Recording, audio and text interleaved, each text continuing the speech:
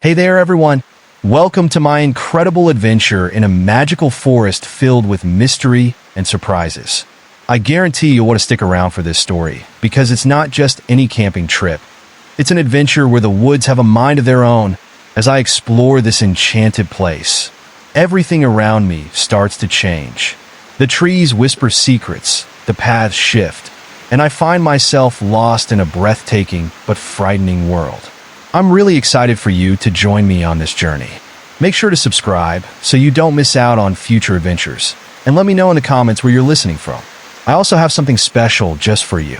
If you want to boost your courage and focus on adventures like this one, check the link in the description below so you can learn more about an amazing dietary supplement that can help you be your best self in any adventure. Now, let's dive into the woods. I stepped into the forest, and the sunlight peeked through the thick leaves above me. Everything felt so bright and alive.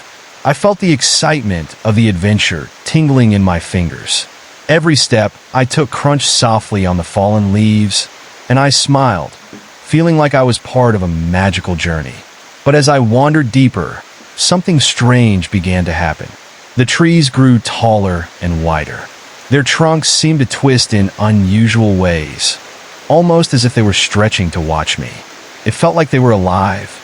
I couldn't shake off the feeling that they were observing me, and with every few steps, the ground felt different beneath my feet. The path I had been following started to feel unfamiliar, like a maze that was closing in around me. Maybe I'll just set up camp here, I thought, but as I looked around, I felt a shiver run down my spine. Not just because of the cool breeze that whispered through the branches, but because I noticed something odd. The trees were different. They had moved, not far, but enough to create a strange feeling in the pit of my stomach. This forest was not merely a backdrop for my camping trip. It was alive and changing, and I was becoming part of its story. As the sun began to set, the shadows grew long and dark. I built a small fire, hoping its warmth would keep me company. The flickering flames danced, casting eerie shapes on the surrounding trees. I glanced around, and my heart raced. The trees felt like they were leaning in closer, listening to my every heartbeat. I tried to shake off the feeling. It's just a forest, I reassured myself, but deep down, I knew this was no ordinary place. Soon, night descended, wrapping the forest in silence. The only sounds were the crackling fire and the soft rustle of leaves. But soon, I heard something else whispers. Faint and low, they swirled around me, filling my ears with words I couldn't quite understand. I glanced at the shadows, and they seemed to grow darker, more alive. The air was thick with a strange energy. Suddenly, I noticed something moving in the shadows. A figure, clumsy and ambiguous, slipped between the trees, too fast for me to catch a clear glimpse. My breath quickened, and my heart hammered in my chest. What was that? I whispered to myself, my eyes darting around, searching for anything out of the ordinary. Every instinct told me to run, but I was too curious, or maybe too afraid, to leave my warm fire. The whispers grew louder. I tried to ignore them, but they swirled in my head like a storm. Come deeper, they beckoned. Stay with us? My pulse raced, a mix of fear and intrigue. I was lost in a dreamlike state, and before I knew it, something compelled me to follow the sound. I stepped off the beaten path, into darkness, following the whispers that called to me. Each step felt heavy, as if the ground was pulling me deeper into the woods. The trees loomed overhead like giants, and I felt small and insignificant. The further I went, the more the forest felt like it was closing in on me. I glanced back toward the fire, but it flickered like a distant memory. Suddenly, a chilling howl echoed through the trees, causing my heart to skip a beat. It wasn't the sound of any animal I recognized. The echoes twisted and turned, as if the forest was laughing at my fear. My gut told me to turn back, but now, I sensed something strange ahead, a faint, glowing light filtering through the trees. It was captivating.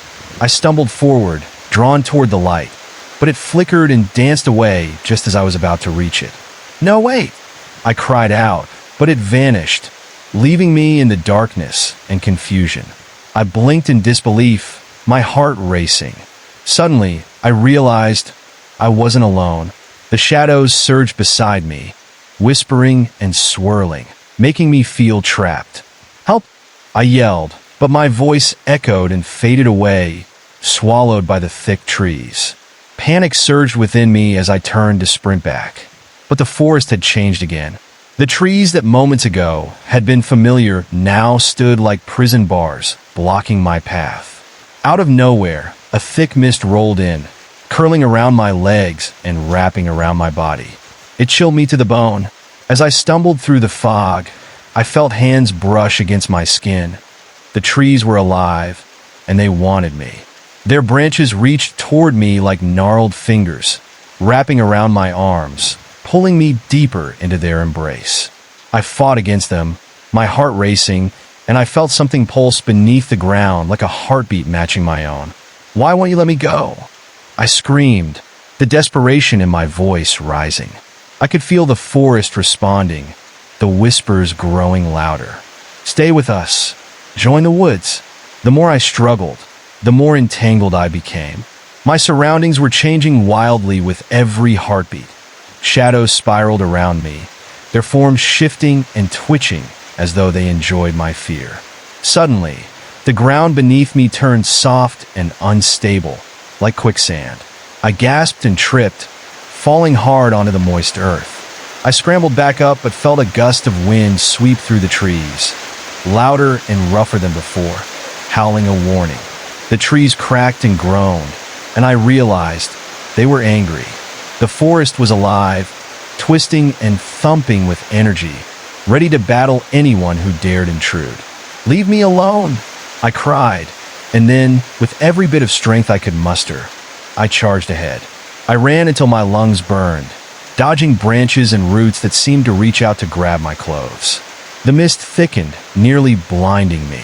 With sheer determination, I pushed past the suffocating darkness, bursting into a small clearing. It was eerily bright under the moonlight, illuminating a circle of ancient trees standing ominously. Their trunks were twisted and scarred, giving an impression of wise but powerful beings.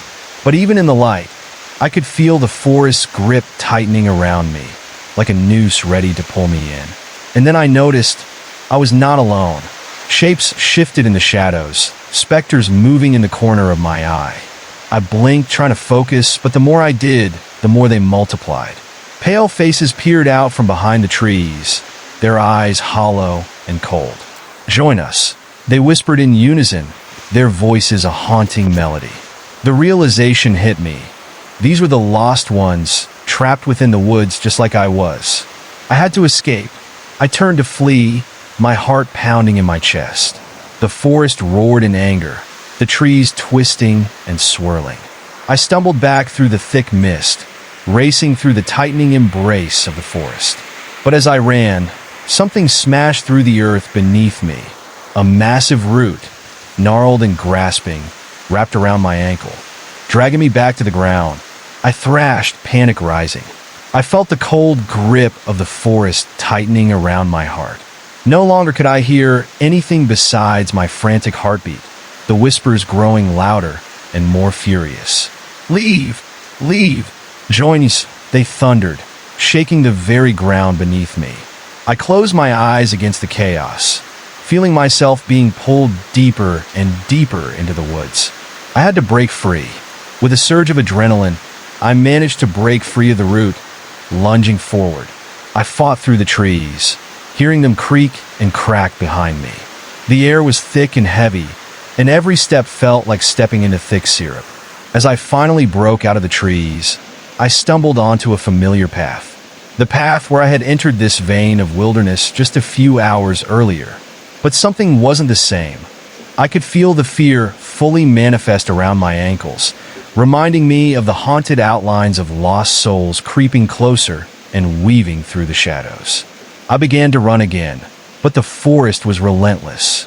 The whispers intensified, a chilling harmony that echoed through me like a symphony of dread. I looked back over my shoulder, and the trees seemed more alive than ever, almost dancing, taunting me. Suddenly, I crashed into something solid, a tree, or perhaps a wall of arms, holding me in place, completely immobilized. My breath quickened as I struggled against the grasp, the chill of the night wrapping around me like chains. The forest was closing in, my heart raced, and I felt a tear roll down my cheek. In that moment, I shut my eyes tight, wishing to escape, wishing to be anywhere but here. The whispers grew fainter as darkness clouded my mind. I couldn't fight anymore. I felt weightless, drifting into oblivion, ensnared in the forest's twisted embrace. But as everything faded, a flicker of desperation ignited within me. What if I'm not lost? I thought. What if I fight my way out? The thought sprang to life, pushing me back into the struggle. My will roared to meet the forest's whispers. I opened my eyes, fierce determination flooding my spirit. Freeing myself from the grasp of tangled roots, I ran again, shoving my way through those malicious trees. The deeper I went, the more I felt the forest churn with fury, but I would not back down. The whispers turned into furious howls, chaos enveloping me as branches reached for my hair and clothes, trying to pull me back. But I remembered the moonlight, its warmth cutting through the darkness. I pushed ahead, racing toward that light, feeling every ounce of fear fueling my resolve. My heart screamed and my legs felt like lead, but I wouldn't stop, not this time. The whispers turned into shrieks, merging with the wind, but I kept running. The moonlit clearing was just ahead, a hope flickering as the trees thrashed behind me. Finally bursting through the last line of trees, I stumbled into the clearing, collapsing onto the grass. The air was cool and pure. I looked back, the forest standing tall and proud, a silent guardian. I could feel its pull, but I was free. But as I regained my breath, I noticed something chilling. In the dim glow of the moonlight, the trees swayed as if whispering among themselves. Their branches twisted, dark shadows reaching toward me, and I knew I may have escaped their grasp, but their whispers would follow me. Come back, they floated hauntingly, curling around my ears. You can never leave. I felt the fear settle deep in my bones, realizing this wasn't the end of my story. It was just the beginning. In my heart, I knew this forest would call to me again, and next time, I wouldn't be so lucky. As I turned to leave, I could almost taste its dark promise woven with whispers. I was marked now, a shadow forever connected to the woods that change. Stay tuned for more of my adventures, as the forest will surely call to me once again. Will I face the forest's wrath? Will its secrets unravel? Leave a comment and let me know if you want to hear more about what happens next. Don't forget to check out the special dietary supplement in the link below to join me on more exciting escapades. As I made my way through the moonlit clearing, the chill of the night wrapped around me like a damp blanket, but I knew I had to keep moving. The air was still, but it felt charged with something sinister, an energy that prickled at the back of my neck. Each step I took felt heavy, like the ground was trying to pull me back towards the trees. I glanced over my shoulder, half expecting the twisted branches to reach out and snag me. The shadows seemed thicker, darker, as if they were shifting and twisting, almost as if they were creatures waiting for me to slip up. Just beyond the edge of the clearing, I could see the trees swaying softly, their branches curling like fingers beckoning me back. They whisper my name, their voices low and haunting. Come back, join us. The words slithered through the air, chilling my bones, and I began to run again, my heart pounding in my chest. I dashed along the path, and with every hurried breath, I felt the forest closing in behind me. The whispering grew louder, echoing in my mind, rising and falling like the eerie wind that swept through the leaves. Suddenly, I stumbled upon an old, abandoned cabin. It stood in a small clearing, the windows broken and dark, giving it the appearance of a decaying skull watching me. It felt like the perfect refuge from the restless trees, yet something about it felt wrong. The boards creaked and groaned as I approached, almost as if they were warning me to stay away. As I stood outside, peering through the shattered glass, I felt a compulsion to step inside. What if there's a way out? I thought desperately. So I crossed the threshold, the door swinging open with a loud creak. sending a wave of dust into the air. The smell inside was musty and stale, with a hint of mold and decay. I could barely see in the dim light, but the shadows inside seemed to dance, twisting as if something was there with me. In the corner of the room, I saw it. A dusty old lantern that looked like it hadn't been touched in years. A flicker of hope ignited in my heart as I moved closer.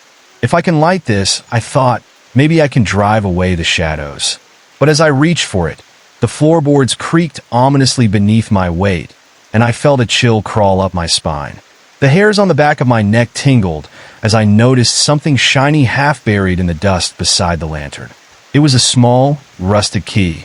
My fingers trembled as I picked it up, its cold metal sending a shock through me. What could it unlock? My mind raced with possibilities. But as I turned it over in my hand, the whispers outside grew louder, more insistent. I felt trapped, ensnared between the dark secrets of the cabin and the looming forest that waited for me just beyond the door. Suddenly, a loud thud echoed from the back of the cabin. My heart dropped, and I instinctively ducked behind the door, peering into the shadows. "Hello," I called out quietly, my voice barely above a whisper. No answer came, just silence pressing in on me.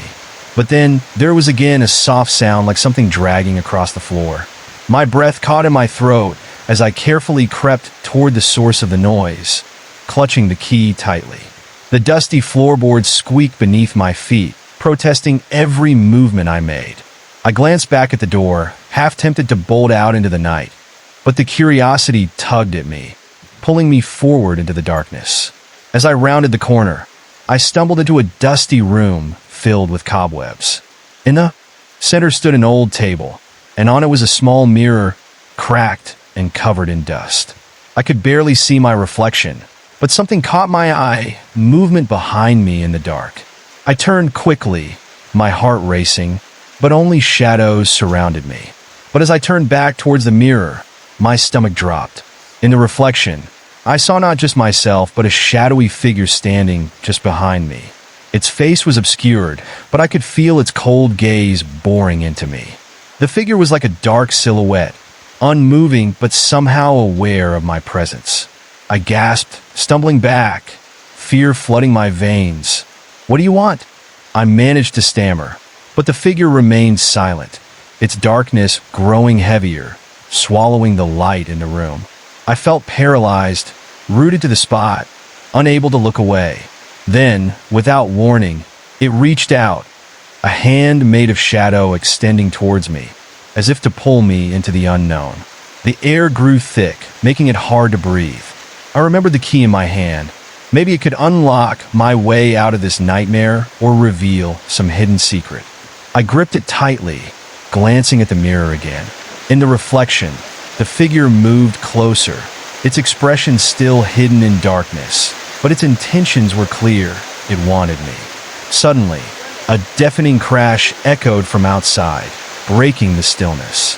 I jolted, snapping out of my stupor, and instinctively spun around to look out the broken window.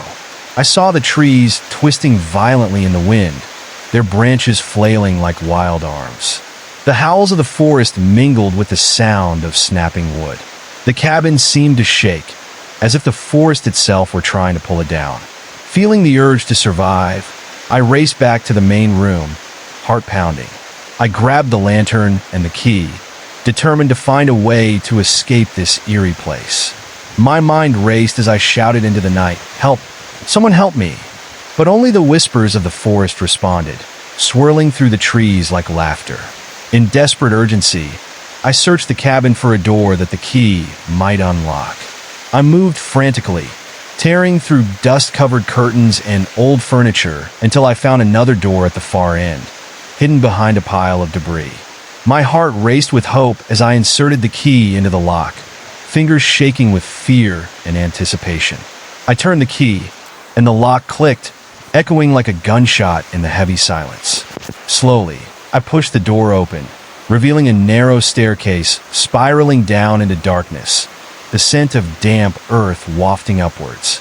Gritting my teeth against the creeping dread, I descended, my heart thumping loud in the empty space. The stairs seemed to go on forever, winding down into the very roots of the forest. Each step felt like a heartbeat, a reminder of the danger above. With a final push, I reached the bottom, and my lantern flickered to life, illuminating a small, dank room filled with strange symbols carved into the stone walls. In the center stood a pedestal, on which rested what appeared to be an ancient book. The pages looked fragile, but held an air of power, thrumming like a heartbeat in the cool air. This must be the key to understanding the forest, I thought, reaching out to grab it. But as my fingers brushed the cover, a cold wind whipped through the room, slamming the door shut behind me. Panic rose in my chest. The whispers grew louder, swirling around me like a storm, chanting, "Join us, become part of the woods." The shadows in the corners writhed, pulling my focus away from the book and towards their dark forms. The realization sank in. This was a trap, and I was caught in the heart of the forest's power. I could feel its pull, its desire to keep me here forever. My heart raced as I felt the shadows reach out, twisting around me like vines, squeezing tightly. "No!" I shouted, fighting against the darkness. With every ounce of strength left in me, I lunged for the book. My fingers grasped the brittle pages, and I opened it, desperate for answers. The words shone faintly, glowing under the lantern's weak light. As I read the strange runes, a bright flash filled the room, casting away the shadows momentarily. But the whispers screamed louder, a cacophony of rage echoing in the small chamber, and the dark figure loomed closer, its empty eyes locked onto me. I felt a rush of energy surge through me, an electric jolt igniting my senses as the book spoke to me in whispers, revealing secrets of the forest, its power, its hunger, and its endless desire for more souls. Before I could comprehend what was happening, the ground shook violently, the stones beneath me cracking and crumbling. I clutched the book tightly, feeling its energy pulse, but the shadows were relentless, clawing at my mind, trying to envelop me in their depths. "You cannot fight us," they hissed, their voices intertwined with despair. "You belong to the forest now." Fueled by fear and determination, I shouted, "I won't let you take me." I could feel the light from the book fighting against the darkness, but time was running out. The shadows surged forward, their icy hands wrapping around me tightly, trying to drag me into their abyss. In a last desperate attempt, I closed my eyes and focused on the light, channeling everything I had into the words I had read. "Let me go!" I yelled, feeling the power of the forest rippling around me. With a final surge of energy, the book flared brightly, and for a fleeting moment, I saw the true form of the dark figure. The forest was protecting its secrets, its power thrilling, but I felt the connection with the spirits of the trees, the voices rising in a symphony, a melody of liberation. "Now!" I shouted, throwing my will into the light and its power. The shadows recoiled, screaming in agony as the energy overwhelmed them, turning their darkness into flickering sparks. I was engulfed in blinding light, the cabin and its dark secrets fading from view. And then I was falling. I landed with a thud on soft earth, the forest gone silent around me. I opened my eyes, gasping for breath, the book still clutched in my hands. The whispering had ceased, but the air felt thick with unease. I glanced around, realizing I was back outside, but the familiar path was long gone. What surrounded me now was a dense fog that cloaked the trees in a ghostly shroud. Something had changed. The forest still pulsed with life, but something darker lurked beneath its surface. I stood up shakily, the weight of what happened sinking in. Had I escaped? Or was this just the beginning of something more terrifying? The whispers returned, softer now but still haunting. I looked down at the book, its cover shimmering faintly in the twilight. I had to find a way out, but the knowledge held within it felt like a tether to the forest I couldn't quite sever. The chilling truth loomed over me. I may have escaped physical danger, but the forest's whispers would forever echo within me, beckoning me back to its depths. Taking a deep breath, I started forward, my heart racing with each step into the unknown. The darkness loomed ahead, but with the book as my guide, I would confront my fears and unveil the horrifying secrets the woods held close to their twisted heart. Each step felt like a leap into shadows, and I knew one thing: the forest would not let me go easily. I moved ahead, steeling myself for what lay in wait, determined to unravel the mysteries that entangled my soul. The adventure was far from over. If anything, it had only just begun. As I stepped forward, the fog thickened around me, wrapping me in an otherworldly embrace that made it hard to see even a few feet ahead. Each breath felt heavy, filled with an unnatural chill that seemed to settle deep in my chest. The air was thick, weighed down with tension, and I could feel something watching, something lurking just beyond the edges of the fog. I gripped the book tightly, its pages crinkling under the pressure of my fingers. Despite its fragile appearance, I could sense a strange power emanating from it, pulsing like a heartbeat. A sudden rustle behind me made me spin around. I was alone, but the feeling of eyes boring into my back persisted, icy and unsettling. The trees around me whispered their secrets, their branches now appearing more like talons reaching out, ready to snatch me if I got too close. My heart raced as I took another step, the cool dampness of the ground squelching beneath my feet. I knew I had to keep moving, but each sound felt amplified, echoing in the stillness. The snap of a twig, the rustle of leaves, even the pounding of my own heart. The whispers grew louder, laced with urgency. Find the heart, join the night. I pressed on, slowly piecing together the strange phrases as my surroundings shifted in the dappled shadows. I could feel something stirring within the forest, growing agitated, almost angry that I had escaped its grasp. It was as if I had crossed an invisible border into its domain. With each step deeper into the fog, the air turned electric, buzzing with tension that made the hair on my arms stand on end. I stumbled upon a clearing, the fog thickening as it swirled around me. The moonlight barely pierced through, leaving a dim halo where the shadows danced with mystery. There, in the center, lay a massive stone altar, overgrown with vines and dark moss, almost like a part of the forest itself. An unsettling feeling washed over me as I approached. On the altar, fragments of long-forgotten offerings lay scattered: bones, wilted flowers, and something that looked disturbingly like a small, tattered doll with button eyes. The doll was unkempt, its yarn hair entwined with bits of dirt and leaves as if it had been placed there ages ago. A chill shot through me. I could almost hear whispers weaving through the air, beckoning me to touch it. Unable to resist, I reached out to pick up the doll. The moment my fingers brushed against its cold fabric, a blast of wind howled through the clearing, blowing the mist away and revealing a chilling sight. Standing behind the altar was a figure, tall and draped in a tattered cloak that flowed like smoke. Its face was shrouded in darkness, but I could feel its gaze piercing through me, sending waves of dread crashing over my body.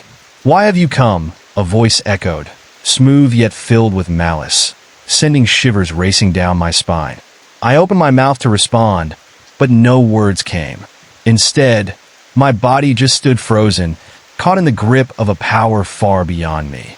"You seek the heart of the forest," it continued, the air around us thickening. "But the heart does not show itself to the unworthy." My breath hitched. I could sense the weight of its power, the shadows swirling around it like loyal servants. With instinct kicking in, I backed away slowly, but the entity stepped forward, moving with a grace that felt entirely unsettling to witness. It extended a skeletal hand toward the altar, and the items scattered across it began to tremble violently. The wind howled again, and the whispers merged into an agonized chorus that filled my mind with despair. "Leave this place or become part of its history," the figure warned, voice dropping lower as it narrowed the space between us. The air grew colder, the whispers escalating into a deafening roar, almost drowning me. I dropped the doll and turned to flee, every ounce of instinct screaming at me to escape.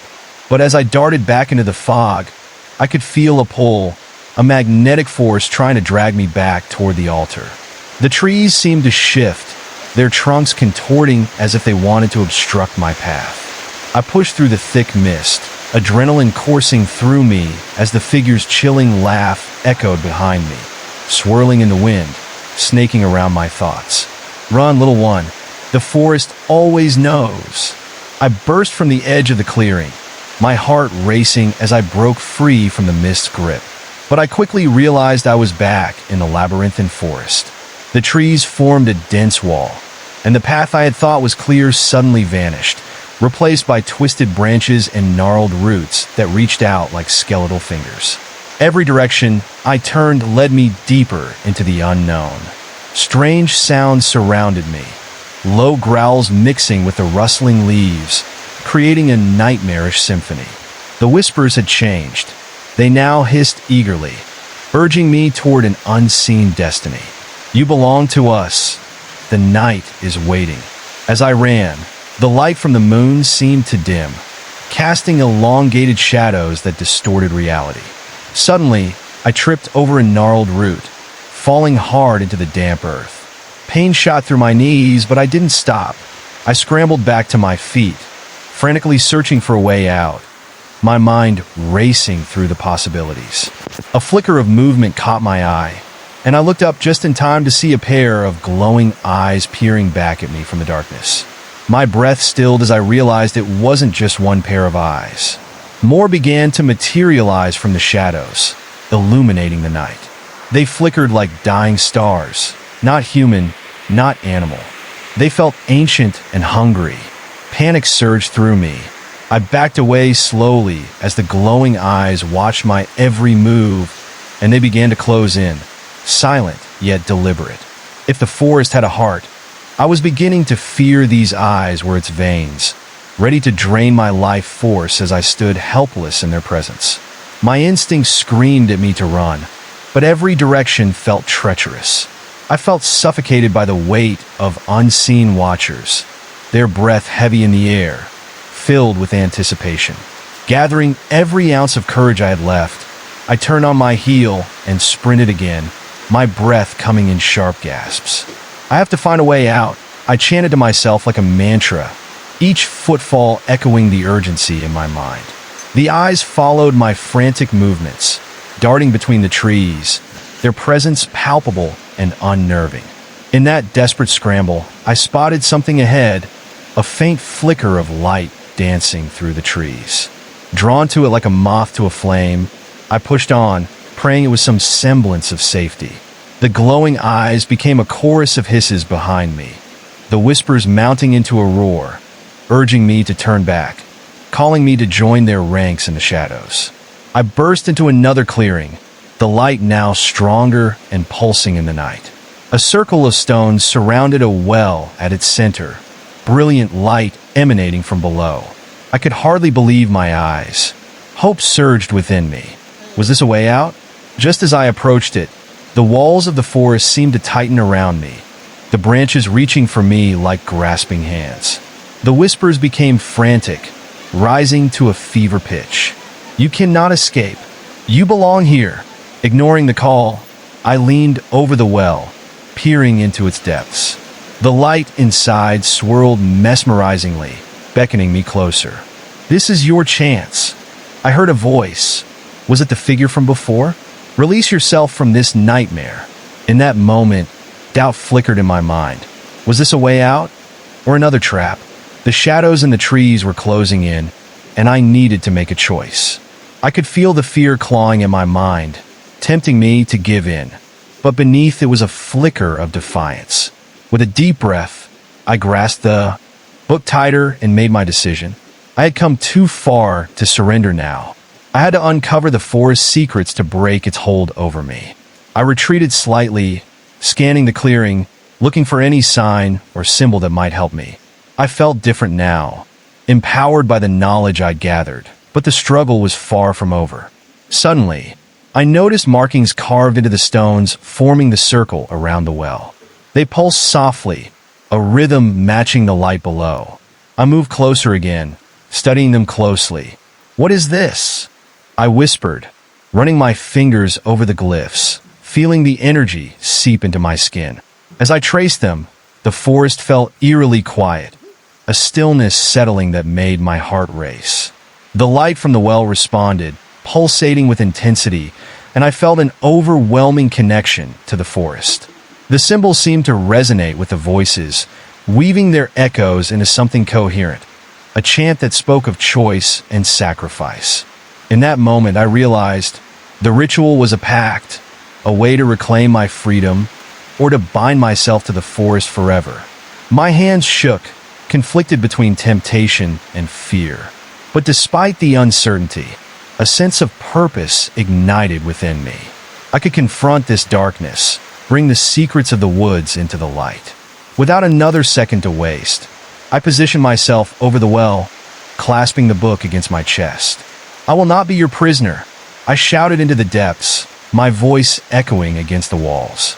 And as the last word left my lips, the glyphs erupted with light, blue and fierce, exploding into a beacon that shattered the oppressive darkness around me. The well hummed with energy, and the shadows recoiled, hissing angrily. I could feel the power surging through me, a connection that linked my spirit to the heart of the forest. Driven by newfound strength, I began to chant the words I recognized from the book, calling upon the spirits of the forest, forcing the darkness to reveal its true form.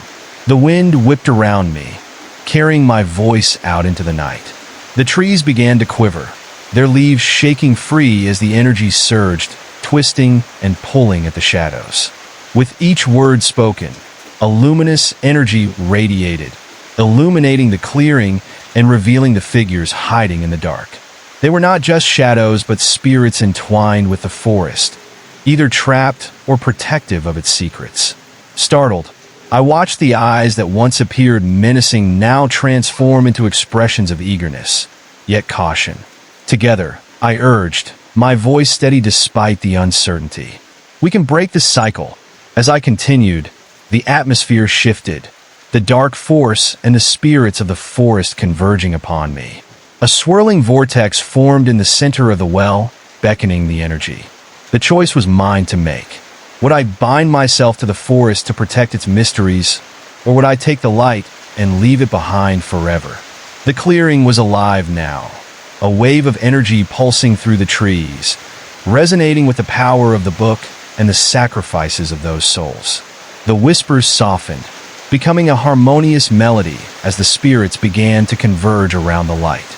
My heart raced, realizing this was the heart of the forest, the very essence woven into everything around me.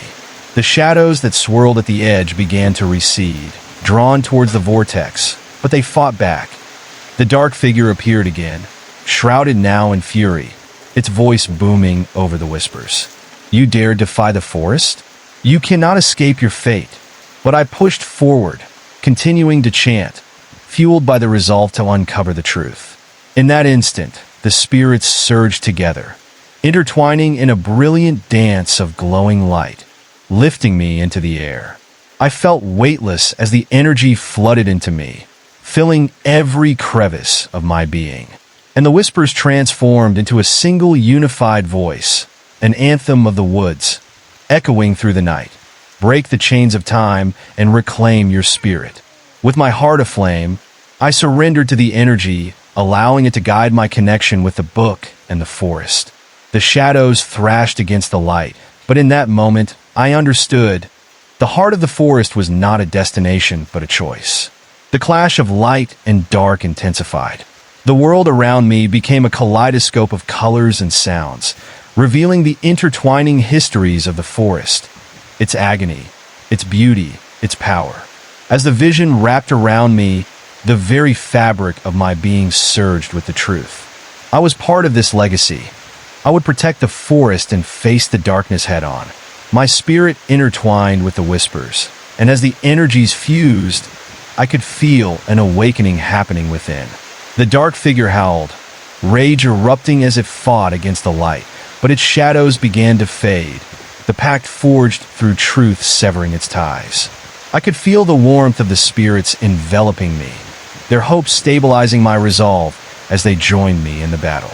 The forest around us swelled with energy, a tide of luminance overcoming the shadows. I could see the darkness receding, and with every chant that escaped my lips, I felt the shadows hold lessening until finally they exploded into a flurry of darkness, twisting away like smoke blown by the wind. The air crackled with energy, and the shadows that had once felt so powerful were nothing but remnants, retreating into the depths of the forest. But as the last wisps of darkness faded, a strange stillness replaced it. I hung suspended in the light, my heart racing, pulse hammering in my ears. The clearing felt different now. The whispers, once a haunting chorus, now faded into a soothing breeze, both inviting and eerie. Peering around, I noticed that the clearing was transformed. The stones of the altar glowed gently, their carvings now vibrant and alive, pulsing with the lifeblood of the forest. It was as if the heart of the woods had awakened, revealing its true beauty after being shrouded in darkness. The trees, once twisted and gnarled, now stood tall, their bark shimmering as if speaking ancient truths. Yet a sense of unease lingered. I could feel the weight of countless eyes around me, not all of them benevolent. Shadows flickered at the corners of my vision, almost playful in their movements, like curious spirits testing the boundaries of their new freedom. My mind raced. Had I truly defeated the darkness? Or had I merely released something else? As I stepped forward, a chill ran down my spine. The ground felt softer, almost spongy beneath my feet. The clearing was alive, but it was a delicate balance, a fragile ecosystem that thrummed with both vulnerability and malignant potential. I dared not disturb it, afraid of what might emerge in reaction to my presence. Then I heard it, a faint whisper, like the rustle of leaves in the wind, calling my name just outside of my comprehension. I turned, scanning the area, but saw nothing. A flicker of movement caught my eye again, just behind the edge of the trees. I couldn't shake the feeling that something was watching me, studying me with insatiable curiosity. "Show yourself," I called out, the words escaping my mouth without thought. I felt foolish but determined, willing to confront whatever lingered beyond the veil of the trees. The laughter that followed was chilling, echoing off the trees like children playing a cruel game. It sent a wave of dread washing over me, reminding me of the dark figure and the shadows that had chased me. I stepped back involuntarily, now regretting my brashness. "Come play with us," the voice teased, dripping with malice, yet tinged with a strange sweetness that sent shivers down my spine. "We've been waiting for you." Before I could respond, the forest shifted again. The shadows coalesced, forming shapes that danced along with the whispers, spinning into forms that were almost human but not quite, distorted and grotesque, eyes wide and mouths twisted into haunting smiles. Their movements were fluid, mesmerizing, yet deeply unsettling. I was transfixed, rooted in place as if the very ground held me hostage. The beings approached, flickering in and out of focus, their faces a blend of light and dark. "Join us," they chorused, their voices harmonizing beautifully while a sickening chill spread through me. "You're one of us now." Panic surged through me as I fought against the oppressive fear that threatened to consume me. I turned to flee, desperate to escape their grasp, but the shadows closed in around me, weaving a tapestry of darkness that obscured every path. "Why not embrace your fate?" they whispered, their laughter echoing in the distance as they danced around me. "You can be free. Just let go." "No," I shouted, defiance fueling my every word. "I won't be trapped like you." With newfound resolve, I reached for the book, hoping its energy would rally spirits once more. I felt its warmth pulsing against my palm, a flicker of hope that urged me forward. But the shadows responded violently. They lashed out, and the bright atmosphere of the clearing dimmed. The trees trembled as if anticipating a storm, and the hollow laughter turned into a cacophony of cries that echoed through the forest, horrific and disjointed. They swirled around me, a tempest of darkness, relishing in my fear. The shadows began to take on sharper forms, morphing into grotesque creatures, their bodies shifting unnaturally, arms distended and limbs elongated. a parody of humanity that filled me with revulsion. I stumbled back, heart pounding, the realization dawning that the forest had not been cleansed, only stirred from its slumber. I had awakened something ancient, something that thrived on fear and despair. The shadows began to close in, merging with the very trees around me, roots sprouting like serpents ready to ensnare me. In a panic, I opened the book, desperate to find anything that could save me. The pages flickered wildly, as if sensing my terror, and then I saw it, a passage illuminated with an eerie glow. In the heart of fear lies the strength to confront the unknown. I took a deep breath, grounding myself in its words. "Get away from me," I yelled, more for strength than belief, shaking off the paralysis that had threatened to claim me. The shadows hesitated, momentarily taken aback by my fierce declaration. With each word, I recited the incantations, my voice steady despite the encroaching dark. "I recognize you, but I will not succumb to your power." The words resonated around me, a protective barrier forming as I stood firm against the onslaught. The shadows recoiled, their forms flickering violently, a mix of frustration and confusion. I felt the tide turn, the melody of fear transforming into something akin to anger. Behind me, the light of the book flared brighter, illuminating my surroundings, pushing back against the darkness. But that voice from before, the alluring whisper, returned, more insistent this time. "You can't keep us away. We belong here, and so do you." Driven by determination, I channeled everything, letting the energy flow through me as I pushed against the force. The light intensified, piercing through the shadows that swirled like a tempest, revealing the figures hidden within. I could see now, peering into the faces of the twisted creatures, glimpsing the remnants of lost souls.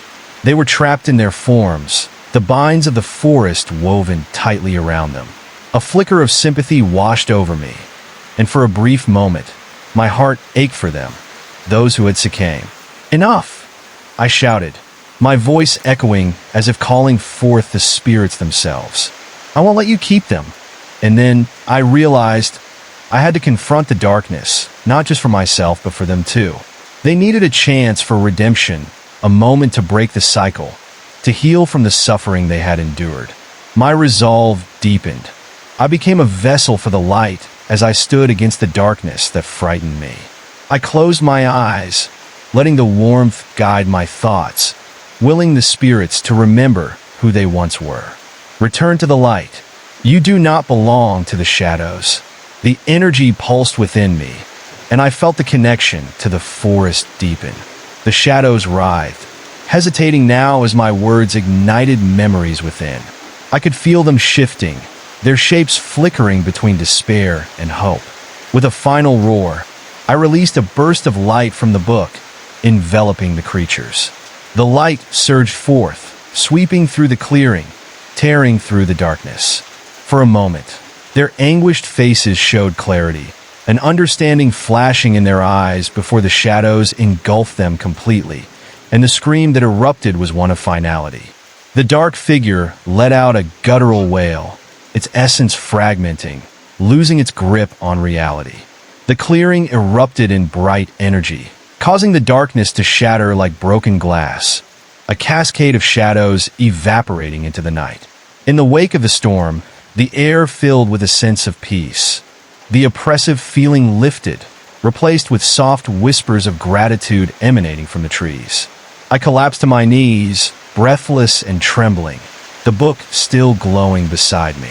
But as I caught my breath, a strange sensation wrapped around my heart. The intensity of the moment faded into an icy chill. Was it truly over? Looking up, I noticed the edges of the clearing were again shrouded in fog. The light from the well pulsed gently now, but the shadows still flickered at the corners of my vision, hungry and restless, waiting for their chance to return. Something was wrong. I glanced down at the book, the ancient symbols flickering ominously as if aware of an impending presence. "Please," I whispered. Not again, but an unsettling silence filled the air around me, and I knew without any doubt that something darker, still lurked beyond the edge of the trees. I glanced down at the book, the ancient symbols flickering ominously as if aware of an impending presence. A heavy fog rolled in swiftly, cloaking everything in a veil of gray. I could barely see the trees lining the clearing, their trunks twisting into ghostly shapes like specters in a dream. As the mist thickened, an uneasy feeling settled in my stomach. The air turned stale, and I felt the weight of unseen watchers pressing down on me. There was something in the fog, lurking just at the edges of my vision, waiting for its moment to strike. "Stay calm," I told myself, but my voice quivered, swallowed by the silence that had descended. The book in my hands felt heavy, pulsing with a strange energy that echoed the unease in my heart. I took a brave step towards the darkness, trying to pierce through the haze with my gaze. Then I heard it, a low, guttural growl like thunder rumbling in the distance. My breath caught in my throat. It came from somewhere far behind the trees, a sound that rattled in the pit of my stomach. I wasn't alone. The realization hit me like a cold wave. The darkness wasn't done with me yet. "Who's there?" I shouted, trying to sound braver than I felt. My own voice seemed to fade into the fog, swallowed up by the growing darkness. A sudden rustle echoed through the air, a scrambling sound like something moving through the underbrush. It was close, unnaturally fast, almost predatory. I turned and stumbled, heart racing, ready to confront whatever horror was approaching. And then silence. The stillness was deafening. I strained to listen, ears ringing with my own heartbeat. Glancing back at the clearing, the well still glowed softly, but the light felt like the only ally I had left. I could almost hear its pulse, urging me to trust in it as the fog thickened around me. Suddenly, from the depths of the mist, figures began to emerge, their forms distorted, faces pale and twisted in fear. I recognized them, the lost souls I had seen within the shadows. But now, they seemed more sinister, their eyes sunken, mouths twisted into silent screams, waiting for me to acknowledge their plight. "Help us," one whispered, its voice thin and raspy, drifting on the fog like smoke. "We need to escape. Stay back," I shouted, stepping away from them, instinctively feeling the weight of dread creeping up my spine. "You're not real." But they lurked closer, reaching toward me with skeletal hands, desperation etched on their faces. The air vibrated with their murmurs, pleading voices rising into a crescendo that surged like waves against my resolve. "You must help us. Don't leave us here." I felt my heart thumping louder now, a mix of fear and empathy. "I can't," I whispered, but deep down I knew that to leave them to their fate would be to abandon a part of myself. "I won't help you," I said, shaking my head as if to drive the haunting images from my mind. But as I turned to flee, the shadows shifted, and the shadows stretched to form a wall blocking my escape. Their outlines blurred, swirling together and morphing, becoming something much more substantial and terrifying. In that moment, I was engulfed in darkness. The whispers became angry screams, and the once trapped souls became something more monstrous. They lunged forward, all sharp teeth and outstretched claws, faces contorted into expressions of rage and despair. My instincts kicked in, and I stumbled back, clutching the book to my chest. "Get away from me!" I yelled, desperation lending strength to my voice.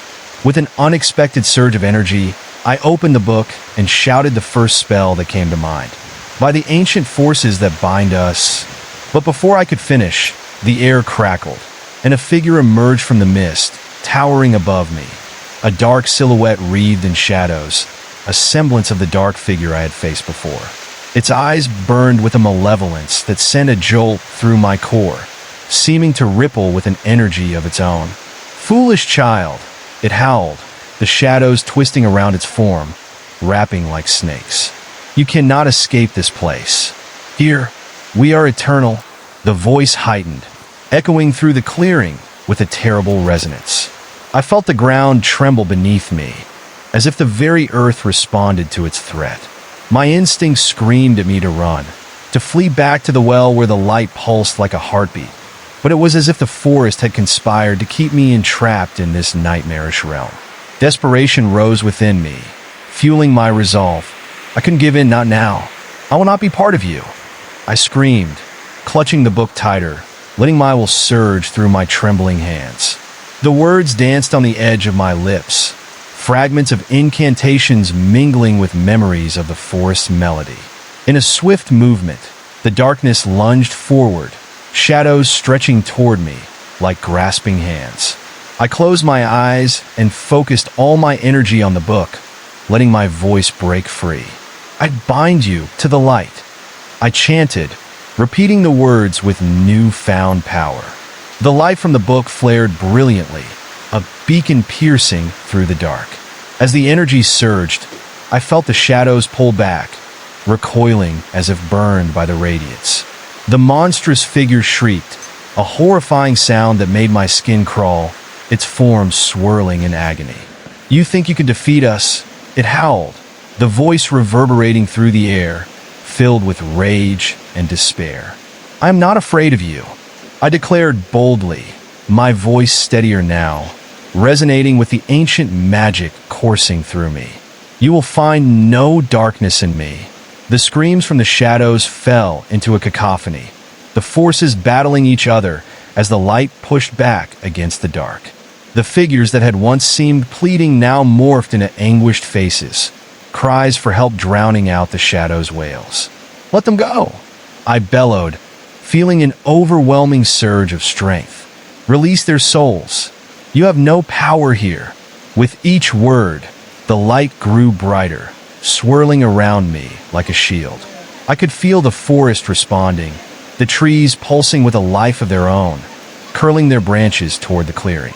The boundaries between darkness and light blurred, and I could hear something shift deep in the roots of the earth. A cry of release, a promise of renewal. But as the shadows thrashed against the light, they began to shift again, coiling back and reforming into grotesque shapes. The familiar faces twisted into expressions of fury. They seemed to be tearing at the veil of light I had created around myself. I felt the energy wane for a moment, fear creeping into the edges of my consciousness. "Join us," the shade hissed with a voice seductive yet terrifying. "You cannot escape. You belong with us, forever." I forced myself to meet its burning gaze, determination surging within me. I belong to the light. I choose to fight. With that resolve, I pushed even harder, ready to confront the darkness that threatened to pull me into despair. The book's pages fluttered violently, and I felt the pulse of the forest's heart synchronize with mine, breathing light into the air. Deterred yet unfazed, it basked in an ethereal glow that burst forth like a supernova. The shadows shrieked, unveiling their true forms, empty and cursed. Raw emotions poured from them, anger, sorrow, regret, tangling in the air like smoke. "We want to be free," they screamed, their wails merging into a tempest of lost hopes, creating a dissonance that cut through the fabric of the night. Sudden realization washed over me. They were trapped not only in the forest but also within their own torment. I began to chant a new incantation, focusing on compassion rather than fear, addressing the darkness within the lost souls. "You are not bound by these shadows. You can find peace. Be freed." Light exploded from the book, swirling around the figures, illuminating the darkness that surrounded us. Shadows faltered, their forms blurring under the brilliant glow, revealing glimpses of the souls they used to be. Faces of innocence emerged for a fleeting moment, people filled with light, laughter, joy, before being engulfed by the anguish they wore like a shroud. The balance was shifting, and I could feel the forest hold its breath, the energy around me pulling taut with anticipation. The cries transformed, losing their malevolence as a flicker of hope ignited within the depths of each tortured face. The shadows twisted again, but this time in search of the light rather than as predators of it. "Join us in the light," I called out again, feeling the truth of my words resonate through the clearing. "Let go of your pain. It's time to reclaim your freedom." And just like that, A wave of radiant light erupted from the well, enveloping the clearing, pushing away the fog and darkness. The anguished whispers morphed into songs of redemption, intertwining with the heart of the forest, shaking the very roots of despair. As the darkness shrunk away, I could see the remnants of the fearful figures, starting to transform. Their eyes softened, filled with the light I had conjured. The hissing became a chorus of gratitude, rising above the shadow's relentless clamor.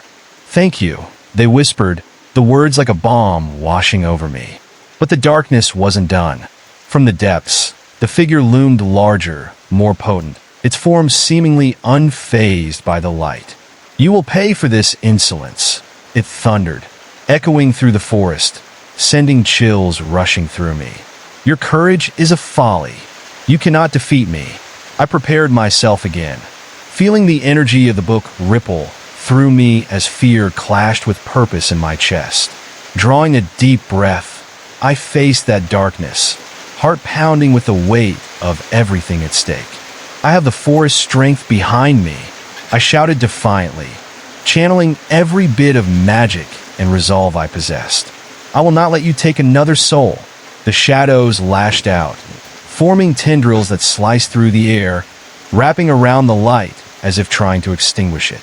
I could feel them twisting, a suffocating weight bearing down as they sought to choke my spirit.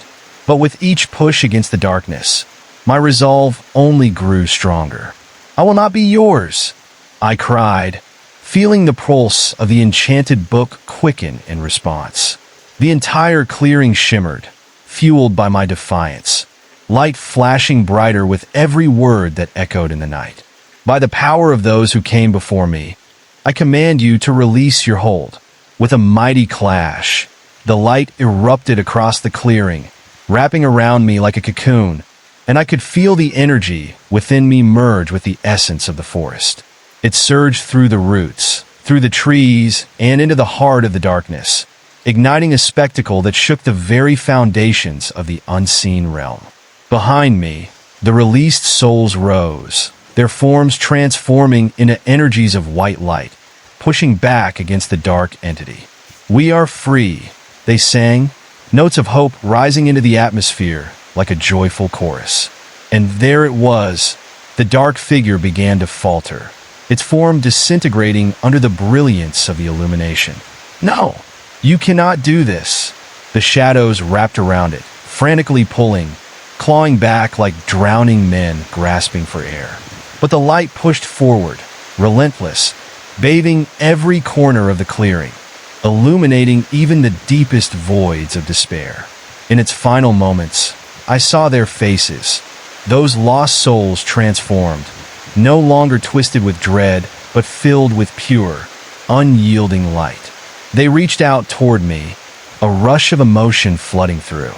"Together," they whispered, their voices intermingling, a chorus shaking the air, urging me to push harder. "Together we are stronger." With one final and mighty shout, I poured every ounce of courage, energy, and dedication I had left into my words. The darkness shrieked one last time, a sound filled with rage and sorrow, before it exploded into a cascade of shadows that dissolved into the ether. The light surged, consuming the remnants and wrapped around me, lifting me from the ground as the clearing transformed into a serene haven, filled with the scent of earth and life renewed. As the fog lifted, I found myself standing alone in the clearing, surrounded by trees now vibrant with leaves that glimmered like emeralds in the sunlight. It felt as though a weight had been lifted. For a moment, I allowed myself to breathe deeply, feeling the warmth of the forest's heart genuine and inviting. But even as the beauty enveloped me, a shiver ran down my spine. Something still lingered on the edge of my senses, a faint chill reminding me of the darkness cast aside. I glanced around, realizing the book still hummed in my hands, its pages fluttering gently as if responding to the cool breeze that swept through the clearing. But the tranquility felt deceptive, a thin veil over something more sinister lurking just out of sight. I sensed it then, a disturbance in the air, a whisper just below the threshold of comprehension, like a lover's promise gone wrong. The warmth around me seemed to grow cold, clinging to my skin like a damp shroud. There was no comfort here, only an unsettling feeling that things had not yet come to a close. As I took a cautious step forward, the leaves crunched underfoot, loud in the stillness. Suddenly, a faint rustling echoed from the forest's edge, a sound almost too soft to detect, but it sent a jolt of fear through me. "Is someone there?" I called, my voice trembling, but a spark of defiance ignited within me. I could feel eyes watching from the shadows hidden among the trees, thick with dark branches like skeletal hands reaching out. I held the book closer, its ancient symbols glowing once more, albeit a dim light that barely illuminated my immediate surroundings. Then, out of the corner of my eye, I saw movement. A figure, partially obscured by fog, stood just beyond the tree line. Heart racing, I squinted into the darkness, trying to make sense of what I was seeing. The figure appeared human, but was hunched and distorted, its limbs unnaturally long, fingers bending at odd angles. "Come closer," it croaked, its voice a hoarse whisper that slithered through the air like an unwelcome caress. My blood ran cold at the sound. "Stay back," I shouted, but my voice faltered, uncertainty creeping into my mind. It stepped closer, revealing a ghastly face, a twisted smile gracing its features, eyes hollow and filled with an otherworldly hunger. The energy around me shifted as if the very trees recoiled at its presence, leaves trembling in dismay. "You think you've won?" it taunted, voice dripping with malice. I felt a shiver travel down my spine, a smell of decay and despair hanging heavy in the air. "You have only just begun to taste the pain we hold." The fog thickened, swirling around my feet as if trying to entangle me within its grasp. I began to back away, but the book in my hands felt heavier, a weight that tugged at my resolve. "I will not be afraid," I murmured, grounding myself against the encroaching terror. Just then, I heard the familiar low growl manifesting deeper within the shadows. The distortion of sound echoed, an ominous reminder of the dark creature from before, readying itself to return. The figure before me grinned wider, revealing teeth sharp and jagged. "Listen to its call," it hissed, voice like broken glass. "It's hungry for you." As the sound of scratching claws scraped against the bark of the trees, panic surged within me. I turned to run, legs propelling me forward, but the landscape twisted. The trees seemed to shift and sway, blocking my path as if the forest itself wanted to restrain my escape. "Don't run," it shrieked, laughter bubbling from its throat, echoing chillingly in the stillness. I could feel the shadows closing in, the unseen figure moving closer as branches reached out, curling like tendrils, threatening to trap me completely. My breath came in sharp gasps, each heartbeat pounding in my ears. On instinct, I raised the book, calling upon the power within its pages, desperate to invoke the light once more. By the light of those who came before me, I began to chant, words spilling from my lips like a beacon echoing into the void. The swirling fog pulsed with anger. It began to convulse, the shadows twisting at the edges of my vision. "You cannot banish what is inside you," the creature crooned, voice dripping with malice. My heart raced as the atmosphere thickened. I felt the shadows knot tightly around me, as though they were alive, writhing and laughing at my plight. And then, something dark shifted beside me. I turned, and fear gripped me harder. The growls grew deeper, reverberating through the ground beneath my feet. A massive form materialized, a beast, cloaked in darkness, eyes glaring with an insatiable hunger. It lunged forward, fangs glinting in what little light escaped the gloom. I staggered, barely escaping its reach, the air thick with the scent of damp earth and malevolence. The figure grinned, its eyes alight with triumph as it watched me struggle. "You'll be ours soon," it croaked, taunting as the wicked laughter echoed in the leaves. I could feel panic threatening to overwhelm me. The air around me crackled with tension, shadows closing in from every side. But I couldn't give in. I raised the book higher, and with a throaty shout, I summoned the magic that felt like a part of me. Light of the forest, heed my call. The book erupted into a blinding brilliance, dispelling the darkness that clung to my skin, illuminating the scared faces of the lost souls momentarily trapped in the shadows. Let them go! I screamed, frustration and anger surging within me. The shadows shrieked, twisting backward against the light like creatures recoiling from fire. You think we will let go just like that? The grotesque figure screeched, voice sharp and piercing as it lashed out with clawed hands. I felt heat blooming within the glow, an unearthly power flooding my veins, turning my fear into raw energy.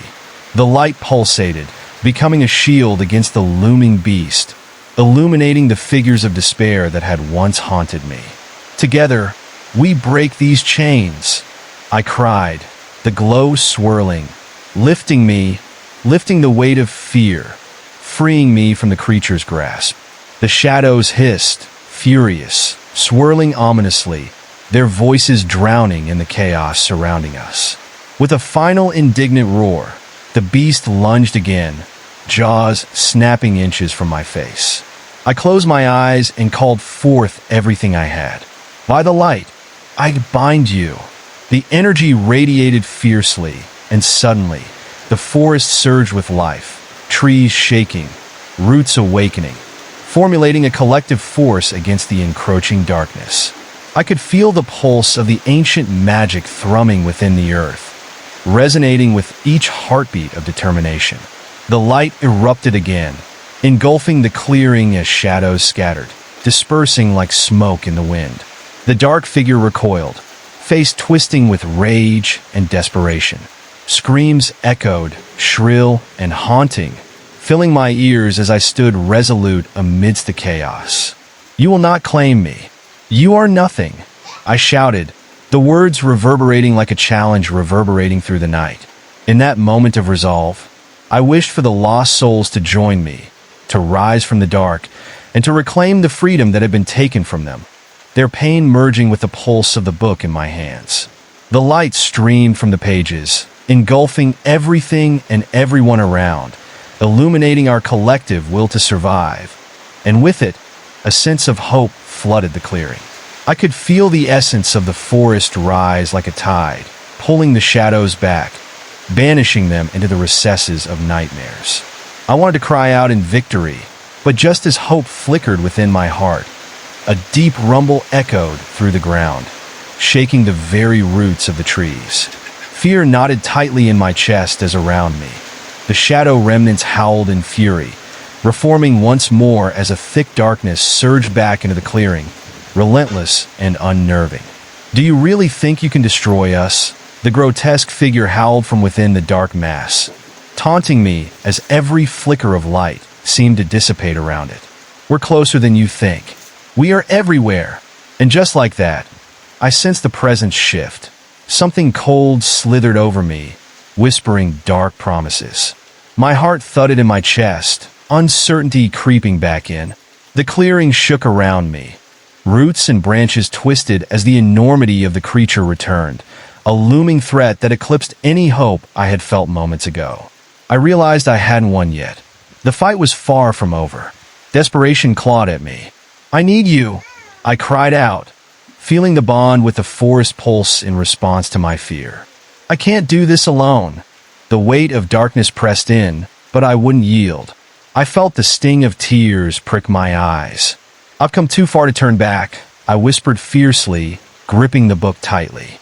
And through the gathering storm of shadows, I glimpsed the flicker of light once more, deep and radiant, an energy calling to me from the very heart of the ancient woods. Rallying every ounce of strength, I focused on that light, on the hope that still lingered despite the encroaching blackness. By the power of the ancients who dwell in this land, I yelled, taking a firm stance, I command the light to reveal the truth. The book ignited, exploding with wild energy, pushing back against the dark as the forest shuddered around me. The figures of lost souls swirled among the shadows, becoming a tempest of emotions that surged back into the dark.